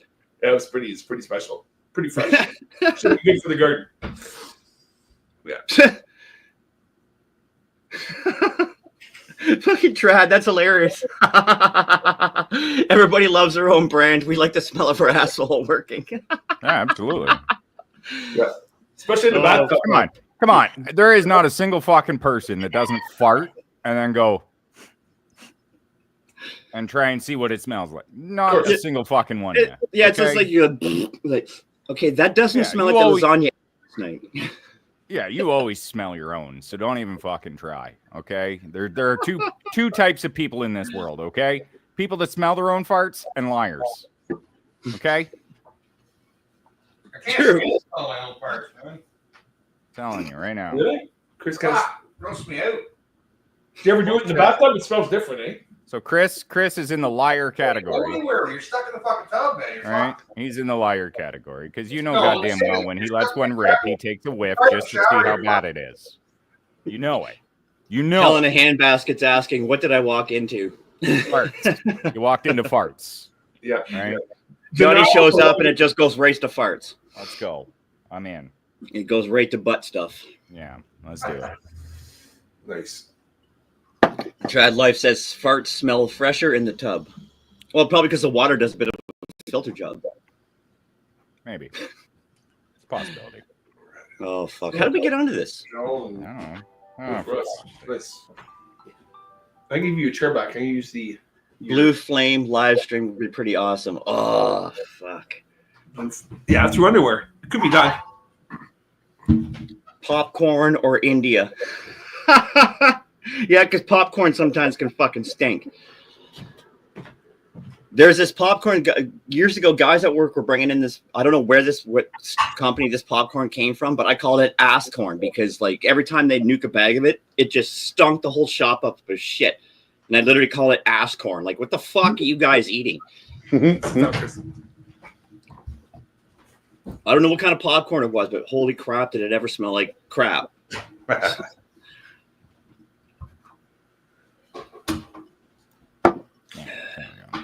Get rid of that there. I got to get a new coffee bucket soon. The handle broke off mine. See, Mama, if you're still watching, Mama, see the handle broke off my coffee Do you bucket. still have the handle? Yeah, well, it's all broken in like 3 pieces, so. Oh, you can glue that back together with carnation milk. Carnation milk, man. I shit you not. Carnation milk? Yes, carnation milk. It'll go right back together. It'll be stronger. It'll actually be stronger where you put the carnation to than the rest of it. Yeah. It'll fuse. You could use right to Mr. it, Noodles too. I'll go with carnation milk. That's where I go. Yeah, Mom's like, oh no. It's like, yeah, the handle broke off the coffee bucket.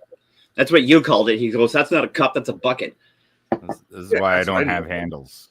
I just have a big old cup. That's all. I got a massive cup one. That's what I need. I need a fucking gallon of. Like Yeah, mine if has I'm- to. if I'm having- it has to contain a full beer, right? Whatever how many milliliters is that? What, 531? That's not many. 355 milliliters. So 355. 355 milliliters. That's what it has to hold. There you go. Yeah, see me, I need at least like a 3-cup coffee cup. At least. Like it's gotta be right. Like I can do a full pot of coffee in 3 cups. Yeah, this cup here, what I do when I make coffee is I'll put about 4 cups of water in the jug, and it fills this perfectly. Oh yeah. So this takes about 4 cups out of the perk. I do a full pot and then I'll go back 3 times. Total. See, I won't do that because like it takes me a while just to drink this one coffee, and I hate the taste of old coffee sitting around in a coffee pot for a while. I don't care. Just get that caffeine into me. Let's go. All right. Plus, it really doesn't take me long to drink a coffee, especially that first one. That first one's done in like 5 minutes, and then I'm back for the next. Yeah, yeah. Super Salty says, eat lots of garlic, makes really strong fart. Oh, yeah. Yeah. And it definitely keeps the vampires away. Love me some garlic. I'll eat garlic just fucking on its own. I don't even care. I'll just chop it up and eat it. Now, that's a fucking coffee cup. Oh, thermos. Helen Handbasket says, don't tread on me. Thermos holds half a pot. Fucking nice. Yeah, right. Like that's like something that I would need. Like all of the cups that I use. Like if you see me drinking out of a normal coffee cup, that's because all my other cups are dirty and I didn't feel like doing dishes. Well, the thermos that I use for work, that holds what, 8, 9 cups. It looks like a fucking flak 88 round, for fuck's sakes. But that thing, I can drink coffee out of that prick all day long. The cat. Oh yeah. No, I was moving the chair, and the cat came running to sit on the fucking chair. Yeah, he's an asshole. Like a shitty kitty. God. Well, yeah, that's his fucking chair. What do you think? Like, No, come on. he's a chair thief. He'll jump in No, your. but that's it. It was moving, and he hopped on it. Yep, he's a dick. But that's it. It's his chair. He's like, thank you, James. Thank you for noting that I For am me? fucking Well, the thank king. you, yes. Dude, this guy would like steal your girlfriend like mid-stroke. Way to go, shitty kitty. He's part Greek. I don't know. Yeah, Still, Chris, We're gonna share. you still got to work on Michelle, right? That deal's still on the table, bud. For what? Shitty kitty for Connor, straight up. Yeah, I remember that. Yeah. Yeah, I'm cool with that. You know, I got lots of chores to do. He can be my. right. Hey, I got dishes to do. Yeah. He go do dishes. Technically, they're both litter trained, right? So, like, it's pretty good. Yeah, Like, right. we'll call Absolutely. it, It's a you good know. deal. It's a good deal. You have to clip both their nails, and they're both litter trained. It's like it's pretty square up. I still Good got deal. to take for a walk, man. You know, Good deal. walks and shit. Whatever. He can walk himself. Yeah, that's it. Yeah. All right. He's fine. That's what I'm telling you. he can see himself out. All right, come on. Oh my God. Yeah, he did, Trad. He said he'll steal your girlfriend mid-stroke. Yep. Shitty kitty. 100%. Yeah. Sorry, I went there. D's in the house. What time is it? It's almost 3 o'clock. I'm gonna bounce off pretty soon. I want to. You would start too. getting my evening stream ready. So you would too. Yeah. Usually I'm already working on it by now, but like I said, I fucking slept into like 1:30. So Yeah, I wasn't up until about then too. Actually, like I don't know what time I actually fell asleep at though, but I don't work on streams, man. I just click the fucking button. You know what work is? Coming up with this fucking stupid title. You have to have a title. Like, oh fuck, I mean the fucking title. Fuck, man, I gotta think. it depends. Like usually, the most work I'll do is I'll at least find a bunch of shit that I want to talk about, and then that's about it. Man. So John, would you make a list at that point, like all your like bullet points? No. I just find a bunch of videos, or I just have topics in my head that I'll talk about, and I just do it. What I used to do, like when I was in radio and would do interviews with people, sometimes I'd come up with questions, but for the most part, it would just be bullet points of topics I wanted to hit. Mm-hmm. And I found that allowed it to be much more conversational, as opposed to just fucking rapid fire questions. Yeah.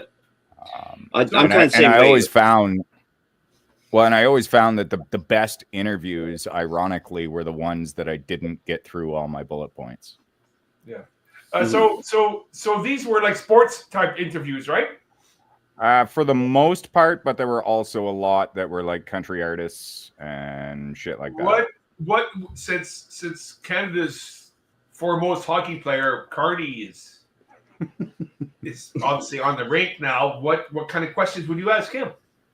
Let me see. How quickly was he able to get dressed in order to play that 10 minutes in the NCAA game that he came in as the third string goaltender? Yeah. That'd be my question. Nice. Right? Because that's what happened is Harvard was up 9-1.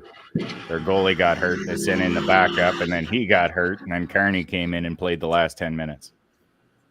You did?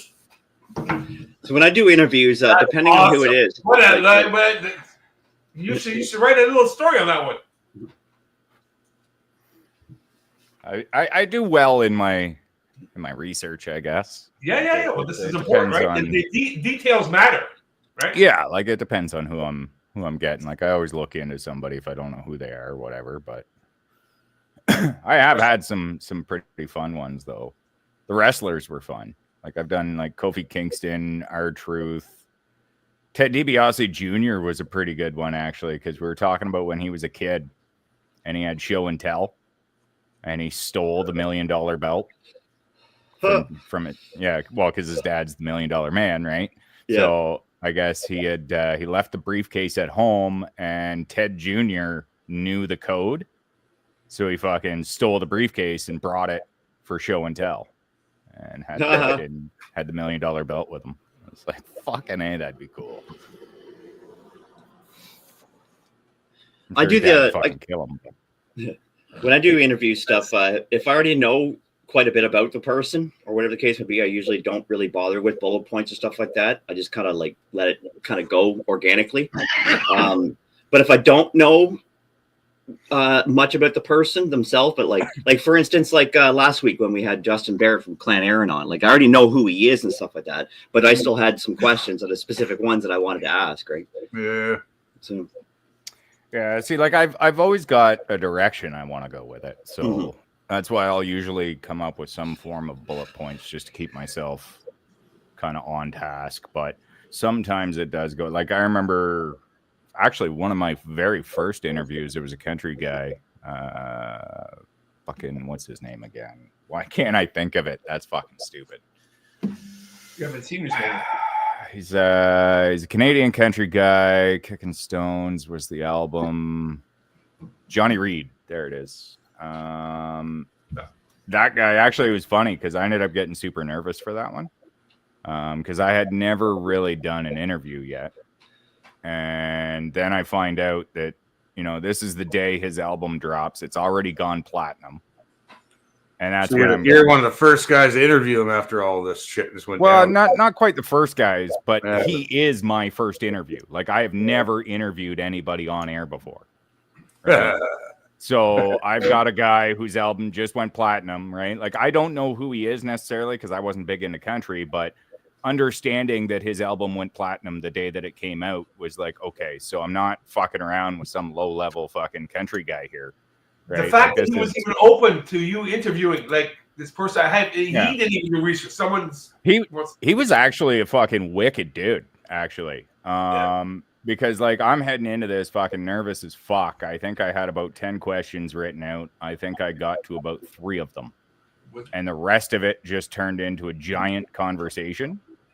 And he was like, it's crazy. Like some of them are so fucking easy to talk to, right? Like they'll just shoot the shit with you and it's awesome. And then there's some people, like they're the dude who was the singer for Lone Star, not their original guy, but the guy after. That guy, I fucking couldn't stand that interview. It was shit. I'd ask him a question, he'd give me like a 3 or 4 word answer. And it was like, what the fuck? That's like the coworker who gives me 1-word answers all the time. Yeah, right. And it's like, can you at least fucking elaborate? Like, do you not understand that we have time to kill here? Words. Yeah, right. I did that. I did that in a junior B game too. Actually, I fucking interviewed a goaltender, and I thought to myself, I should be able to get about 5 minutes out of this interview, and that'll give me just enough time to go and have a smoke while it's playing. What? I can't swim. How old are you? 6. Really? Can't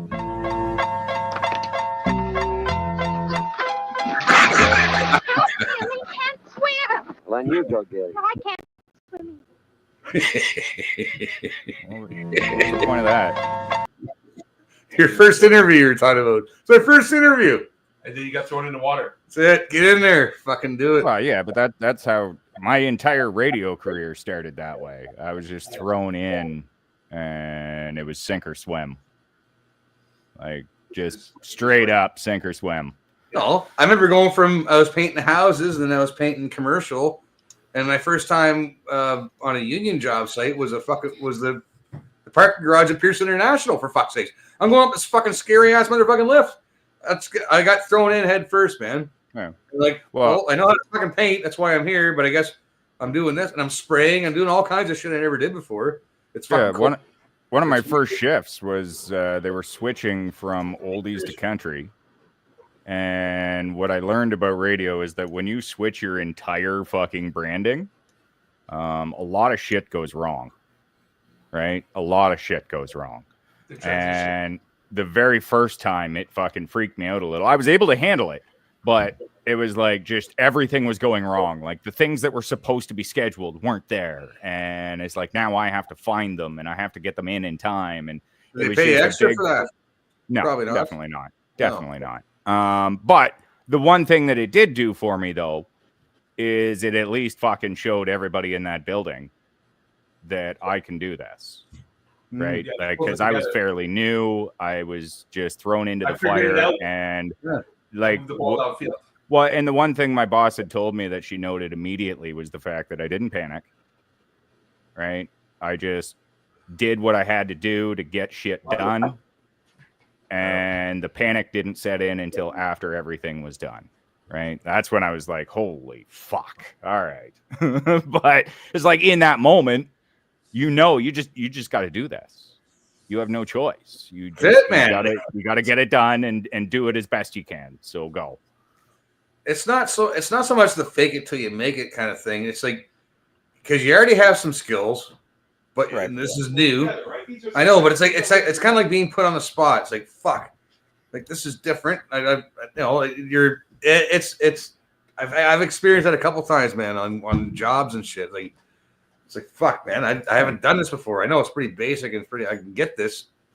It takes you a minute to fucking just rearrange the fucking wheels and okay, I got this now. Fuck, man. Well, and it's just a matter of like I kind of saw it as like a good test for being under pressure, right? Because like it's one thing to do that job without the pressure, right? Because without the pressure, it's pretty simple. With the pressure, though, holy fuck. Some people work better under pressure, man. True. Some people do perform way better, right? Like, and I am definitely one of those people because I've also learned that it was much easier for me to do a live show than it was for me to record a show. Because I knew that when I record, I have the ability to do another take. Exactly. That's exactly how it was for me on stage too. On stage playing on the drums, like it's literally there. You're on stage. You fuck it up. There's no going Yeah. back from that. Yeah. But when you're recording an album, there is that. Like, I could retake this if I fuck this up. But when you're live on fucking stage, sitting behind a drum kit with a sea of people in front of you, that's a whole different fucking story right there. Oh yeah, like I can't count how many times I was voice tracking a shift and I'd fucking record a bit and then I'd fucking stop and I'd be like, no, I didn't fucking like that. Let me do that again. Yeah. I just keep doing it. But when I'm live, I know I've got one shot to get this done. And if I don't do it the way I want to do it, that's it. That's all I got. Yeah. You have one interaction. They're expecting questions, so you get it's like you show up as like a waiter, right? When you show up to a table, there's a certain how you are. You present yourself to the table. When you present, I'm going to do an interview with you, and you present yourself that way, right? Overthinking shit. Like we used to do the questions, but it's. We used to do. Remember when they had Ghetto Blasters and tapes and shit? We used to do our own little fucking radio shows when we were kids and stuff. And but this is professional. Though. I know, but we would fucking tape ourselves saying things, and then you always sounded fucking terrible when you heard yourself on tape. Like it didn't even sound like you. And it's like, well, that sounded stupid, and I should have said this. And you go back and you fucking do it over again. Go back, do it over again. It's not the same anymore, man. Now it's just like it sounds fucking contrived, right? See, and the only time I ever overthink the stuff is the stuff that isn't live. Like I remember there was so one of the things that I did was I was like the producer for the Sting broadcast, right? So I was the guy in studio when the games were live, and I did everything for them. Well, one of our color commentator guys got throat cancer, right? So he had to step away, and we knew that the prognosis was terminal, and that he was going to die. And the Sting wanted me to put together like a piece of audio that they could run during a ceremony for him on the ice. What are you doing? And that took me about 3 weeks to get done. Just because it was like, I don't know, it's one of those things where it was like, it was that important that I wanted to make sure that it was that good. What are you doing? And it was funny because I spent about probably a week of that looking through all of the music and trying to debate which song to fucking use just to go back to the first song I'd used in the first place. I got it. I didn't know. I just told me that. Oh, Jesus. That might actually even still be on YouTube. What's the name again? James. Right. What was that? Look at that. I didn't even realize that that's how it shows up. It says forward. That's what it says? Yeah. Holy fuck. I don't even realize that. Holy fuck. I was wondering what the fuck you're doing. Where the fuck? I'm trying to see because I think that might actually still be on YouTube. But one of your old things or something? Well, the thing that I was just talking about, if you were listening. I was kind of listening. Yeah. But then he started to grab my mouse and fucking I know. And shit. I'm aware. I was watching. Touching shit and hitting buttons and using my lighter. And fucking holy fuck, man. Is that why? He has his own ashtray now. Fuck, he was using my ashtray. I brought it over. Jesus. I know the rules. I brought my own ashtray over. Fucking right. Telling you. Takes a minute because I got to remember how to spell his name. Jeez. Oh, I was doing this earlier. When I had Wendy and Ben on, we were talking about we were talking about how we're not allowed to have, because Ben's in the States, Wendy's in Australia, and they're not allowed to have pepper spray or fucking tasers and shit. Right. So we were coming up with alternative fucking things you could do. I can feel the heat off that, eh? I can feel it on my arms now. Fucking the stink. That's like a self-defense weapon, eh? You have to grab that, do that in someone's face. Yeah, well, who's gonna take? You're getting attacked. There it is. Oh, I found it. Click, click, click, click, click. It's not working. I can just spray him in the face with Lysol. Fucking run away. Wait, it's not really that long, is it? Oh yeah, that's because it's the whole fucking thing. That's why. Michelle's got pepper. I made sure Michelle had she got a little mini pepper spray she can fit in her pocket. I got one right down here. It's bear spray. She's already been sprayed with that. I told that story. Fucking, that was fucked up. But yeah, you're not allowed to have that. You're not allowed to defend yourself in Canada. No, even non-lethal. You're not allowed, right? Not allowed. Not allowed. You're not allowed. Oh fuck! What are you sending me? That's what it was. What's this? That was the thing they had me make. Well, that's the actual ceremony, but they play the piece that I made. See what you need here beside this bed. Loving a ball. What? The hardest part, though, was extending the song. If I leave my house with that bat, I need a glove and a ball. But if it's inside my house, I don't need a glove and a fucking ball. It's a bat in my house. So yeah. Okay, so I found it. So what are we watching here? What's going on? What are we watching? What are we watching? That's what I was talking about. Vosper ceremony, Friday, September 2000 something. What year was it? I don't know. It said 2013. There 13. You go. Jesus. God damn. God damn, time's going by. Well, I might as well give it a like. Right.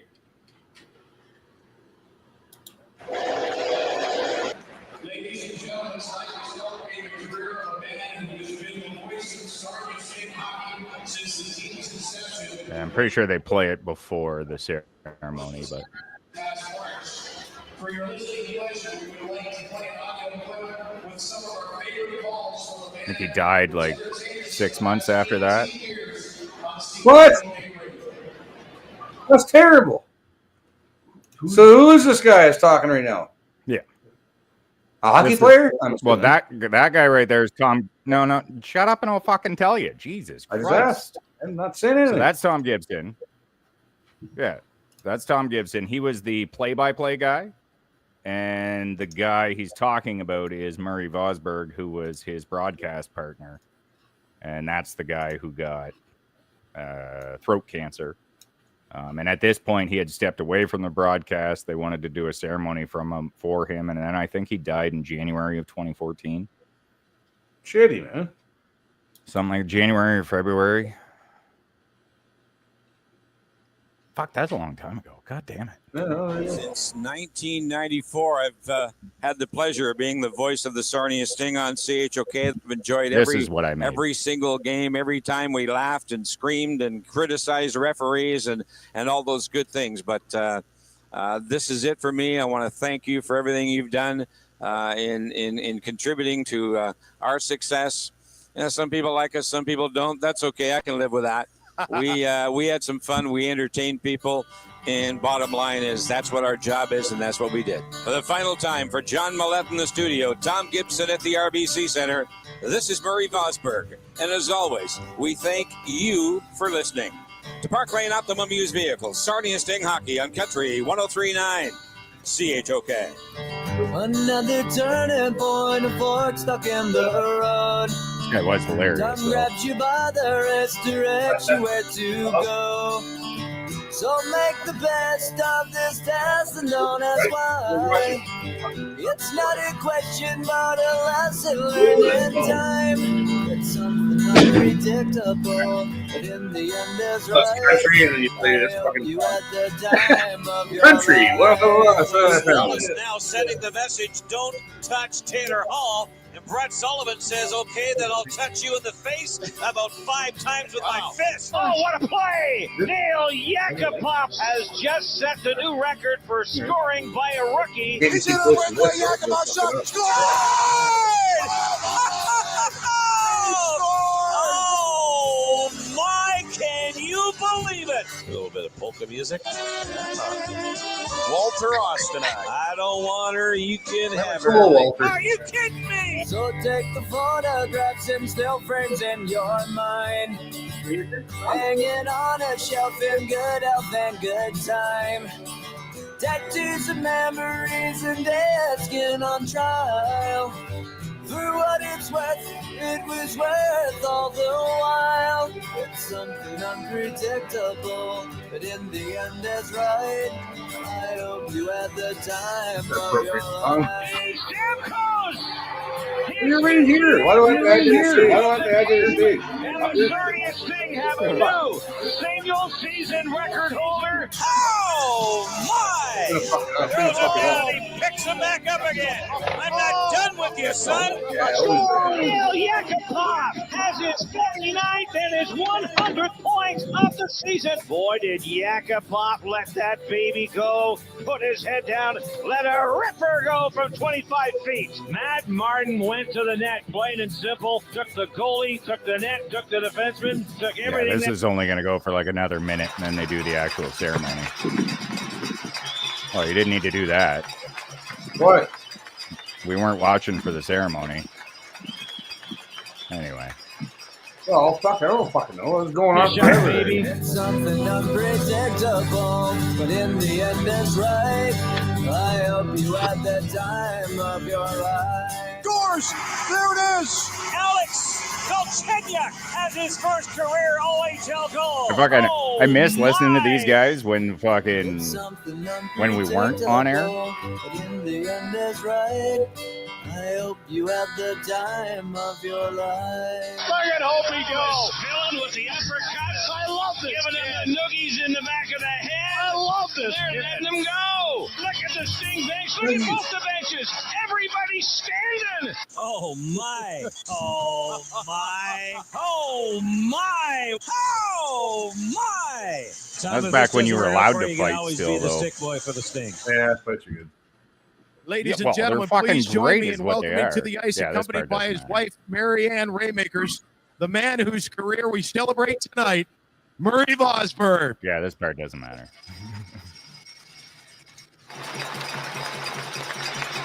So this guy This is just going to be the on-ice ceremony. So it's not important. And just push, okay. Yeah, you can just take it down now. Yeah, I was gonna say it's starting to get boring. Sorry. Oh, yeah. We weren't there for the ceremony, dumbass. Well, I was waiting to hear your voice in the background saying shit. I didn't. No, fucking no, hear it was just no. What if you had listened? I told you I'd put that together. That's what I was wondering if you put that together. If you put that together, that was fucking awesome, bud. Yeah, no, that's fucking awesome, man. It took me it took me about a week to figure out the song. That was the first song I thought about, but then I thought that's too cliche, and then by the end of it, I was like, for fuck's sakes, it is really the only one that fits. So fuck It does fit, yeah. No, I did put two and two together. I'm like, that's because when I heard like country 105 FM, whatever, then I heard that song come on. I was like, well, that's not really a song. Well, that's because that wasn't for the radio station, right? Right, I know, but then I put that two was just for together. that, yeah. When you That listen to was the just for lyrics of the that song, on-ice thing. the lyrics go with the fucking pictures that were showing. And right? like, I think the best part about working with them though was commercial breaks. I had to be very, very, very, very quick to bring them down. Because as soon as they called for a break, they expected me to do my job, which meant they were now going to start saying the things they weren't allowed to fucking say on the air. And my God, was it funny listening to them.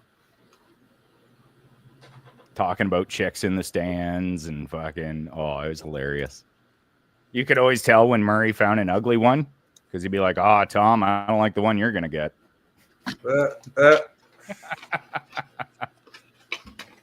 Oh, it was a good time. I said that a few times. How many people in the stadium at this point? That place can hold what, 6,000, I think. Okay, so even 5,000 would be pretty full, but you don't want to be there. Yeah, like it can if they really want to fucking push it, they can put about 6,000 in that building. And they were talking like that. Wow. Yeah, but hockey used to be not as expensive, and it used to be like a religion, man, and all kids could play it. Even the poor kids would get a fucking leg up, and people would help them out. Well, think about it this way. And now it's a snob sport. It's almost like golf. Yeah. Think about it this way. If Gretzky were born today to the same father, to the same income level, I don't believe that he would ever have even gotten to play. Nope. Right? Like that's where it's at now. Is it's been like that for a while. It's no longer talent necessarily. Like it's basically the best of the kids that could afford it. Yeah. You went to hockey school in the summertime. You're skating. You're playing in the summer. You're playing in the winter. You're sleeping and breathing hockey, man. Well, it's even worse now. Like for this summer hockey's retarded. We did spring hockey once with my kid, and it was like $1,000 basically, and you got 3 tournaments. And it was like, how long would the kids be? Like, are the kids staying overnight? No, but it's $1,000 for that season that you're paying for. You sign up for plus the hotel. Tournaments. Plus, I was gonna say, then you have to travel, then you have to get hotels, then you have to fucking and food. And it's I think it's worse on you if you got a kid that's a goaltender because that goalie equipment's that's stupid expensive. Yeah. Right. Like it can be anyway. I was smart and I was since I'm on a border, I'd look up Craigslist in like Detroit and find people selling shit there because they'd sell it way fucking cheaper. See, we always bought used I haven't played hockey since the 80s for fuck's sakes. And man. then you across the border you can with buy used shit, but they won't let you. They started changing the law and the rules in the 90s and stuff where you can't use old used equipment because you had to start having everybody else had to start having gotta be CSA approved. Yeah, and can't be from the 1960s, right? Yeah. Where you elbow somebody and you fucking knock the fuck out.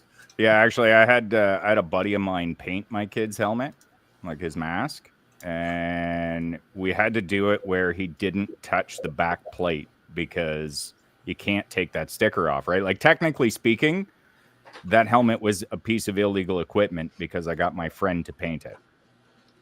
Right? Yeah. But we had this conversation with the padding though, because the old elbow pads were just soft, like a boxing glove, and the ones now have plastic on them, so it's like whatever. It's like armor. Yeah. Well, same with the shin pads, the fucking shoulder pads are fucking plastic cap now too. Well, I know we had the big thick socks over our shin pads, but I mean, at least you had the big. Well, and you should see the size of the fucking elbow pads now too, because that's the other thing. Like I remember when I was a kid and I played, an elbow pad was literally just covering my elbow, and it had a pad about this thick on it. Right now, it's like covering like half of your forearm up to like half of your bicep with this big massive cap on the fucking end. Right, like it's a weapon. Man. Give me one of those. Let's fucking wade through a crowd. Yeah. If you skate up and fucking hit somebody hard enough, you can give them a concussion for sure. Just wade through a fucking crowd of Antifa. Excuse me, pardon me, coming through. Yeah. Elbows up. Elbows up. You know, that's actually not a terrible idea to throw some fucking hockey gear on and go in there. I'm not hitting you. I got chicken wings. I got chicken wings over here. Fuck off. I'm chicken winging my way through the crowd. It's kind of a fun idea, really. I'd say use a goalie chest protector, but that also makes mobility a little difficult too. But those fucking things are pretty badass. I've never seen one. Oh, they cover a lot. I can imagine, but I've never seen one. They cover a lot. Goalie, like the goalie chest protector. I've got like 3 of them in my closet. The old ones. I had an old one. No, I'm talking the new ones. Like I know, but the old ones were kind of like the umpire fucking bullshit, yes, right? Yes, basically. Nowadays, it's like you got like the big shoulders. You got like, they're pretty decked out. You feel pretty invincible when you put on the goalie gear. I'll tell you that. I felt pretty invincible when I put on my gear every time I went to hockey, man. And you stepped it on that ice. I still have that fresh in my fucking mind, man. Oh, yeah. You get all your gear on. You're with the boys in the fucking locker room. You got your gear on. You're walking out with the guys, and you're all fucking decked out. You got your fucking stick in your hand, which is your sword. You know, we're going to battle, boys. Let's go. Yep. It was fucking always that mentality, man. It was a good feeling. Fuck the yeah. Smell of a locker room. We all know the smell of a locker room. It's kind of the same smell you have in a hockey bag. Pretty similar smell, right? The old, but back then it was leather gear too. You'd smell that old leather sweat, right? Yep. Ball sweat. Yep. Arse grease. I do. I definitely miss playing beer league. It was pretty fun. Show up, have a couple beers, and then fucking get onto the ice and play a game, chirp a ref or two, and fucking go out for beers after. Actually, it was really funny because we had this one team in beer league that we like. It was funny because on the ice we fucking hated each other, but we always went to the same bar after. What do you think? Should we go shop? Like we'd go to the same bar after and then just hang out and drink together. But while we were on the ice, they were chippy ass games. They were fucking like there was punches being thrown. There was whatever. But after the game, we'd all just go out, drink together, and fucking laugh about it, and it was cool. I did beer league once when I I wasn't even married yet. I don't think I was just dating Michelle. And I went with my brother-in-law and did the beer league thing, man. And I spent more time in the fucking penalty box just subbing out, fucking hacking my lungs out. Then I go back out and I play for a bit. I get my hands on the puck a couple times, passed it and shit. I sucked. I totally fucking sucked. And I was so winded. And that was then, man. Never mind now. Yeah. Fuck, I joined one league. It had been probably 15, maybe 10, 15 years since I'd been on the ice. And I joined the beer league. So I picked like the fucking the beginner level. By the end of the season, I finished top 10 in scoring, and I was like, yeah, this isn't the league I'm supposed to be in. Like, I don't consider myself a terrible hockey player, but I'm certainly not the top 10 scoring guy. It's like being 18 years old in grade 10. That's it. That's what yeah. I'm 18 years old or 19 years old in grade 10. It's time to, Yeah, right. But that was fun, though. We're now at 3:30. Chris and I have to go do some shopping. We have a list. A list. There is a list. Got a list, man. So we have to execute this list. So we're going to call it 3:30. What woman gives a man a list to go to the guy stores of all guy stores, really? A good one. To move the ball downfield. Yeah. She wants to get shit done. Yeah. Get the fire pit. Get the barbecue brush. Get doing stuff. We're going to sign off. It's been 6.5 hours. Yeah, I got stuff I got to do too. So. Okay. And then we'll be back, and then maybe we can do a live with assembling the barbecue. Oh my fucking Christ, man! We have to assemble it. If you want to hear a lot of swearing, then you're gonna come back in an hour. Fuck. No, I don't know how to deal with that tonight. No, always.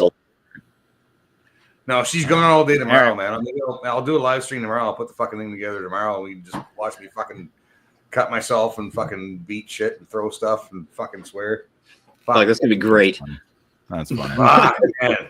I hate putting shit together, man. I fucking hate it. IKEA stuff, fuck that. This is gonna be easy. Yeah, well, it's pretty simple, man. It's fucking fire pit. Anyway, guys, have a great afternoon. Signing off. All right. I'm gonna plug off too. Peace. Adios, everybody. Yeah, you go. Bye-bye. Take care. Hey, don't touch. Get. Jesus. We have to end with a song. Okay. A song. A nice song. Come on, let's end on a happy note. What's a nice happy song? No, not a long song. What's a nice happy song we can fucking deal with? Hey, woman, hear me roar. Fuck off. There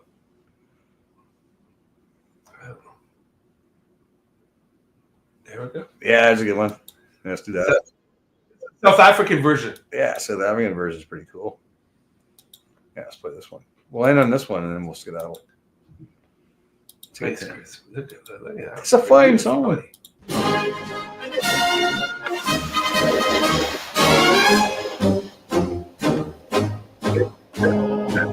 We're going shopping with Saddle. My list.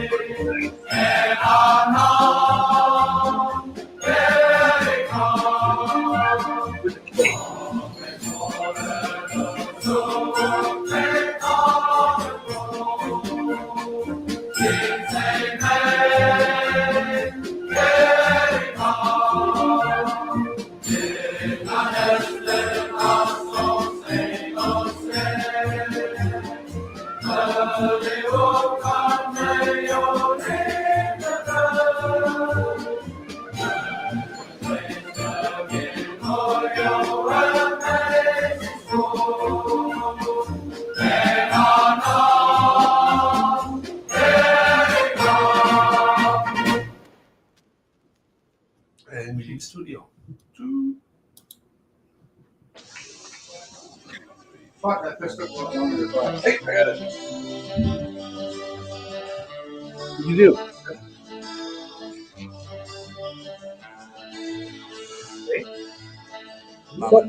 Stop hitting stuff. I'm still alive. You hit buttons that you didn't need to hit. That's what I'm saying. Stop hitting buttons. Don't touch my ashtray. Don't touch my lighter. Holy. Was the next to turn. It was me who All right. drew the Later, card. motherfuckers. We did Canungra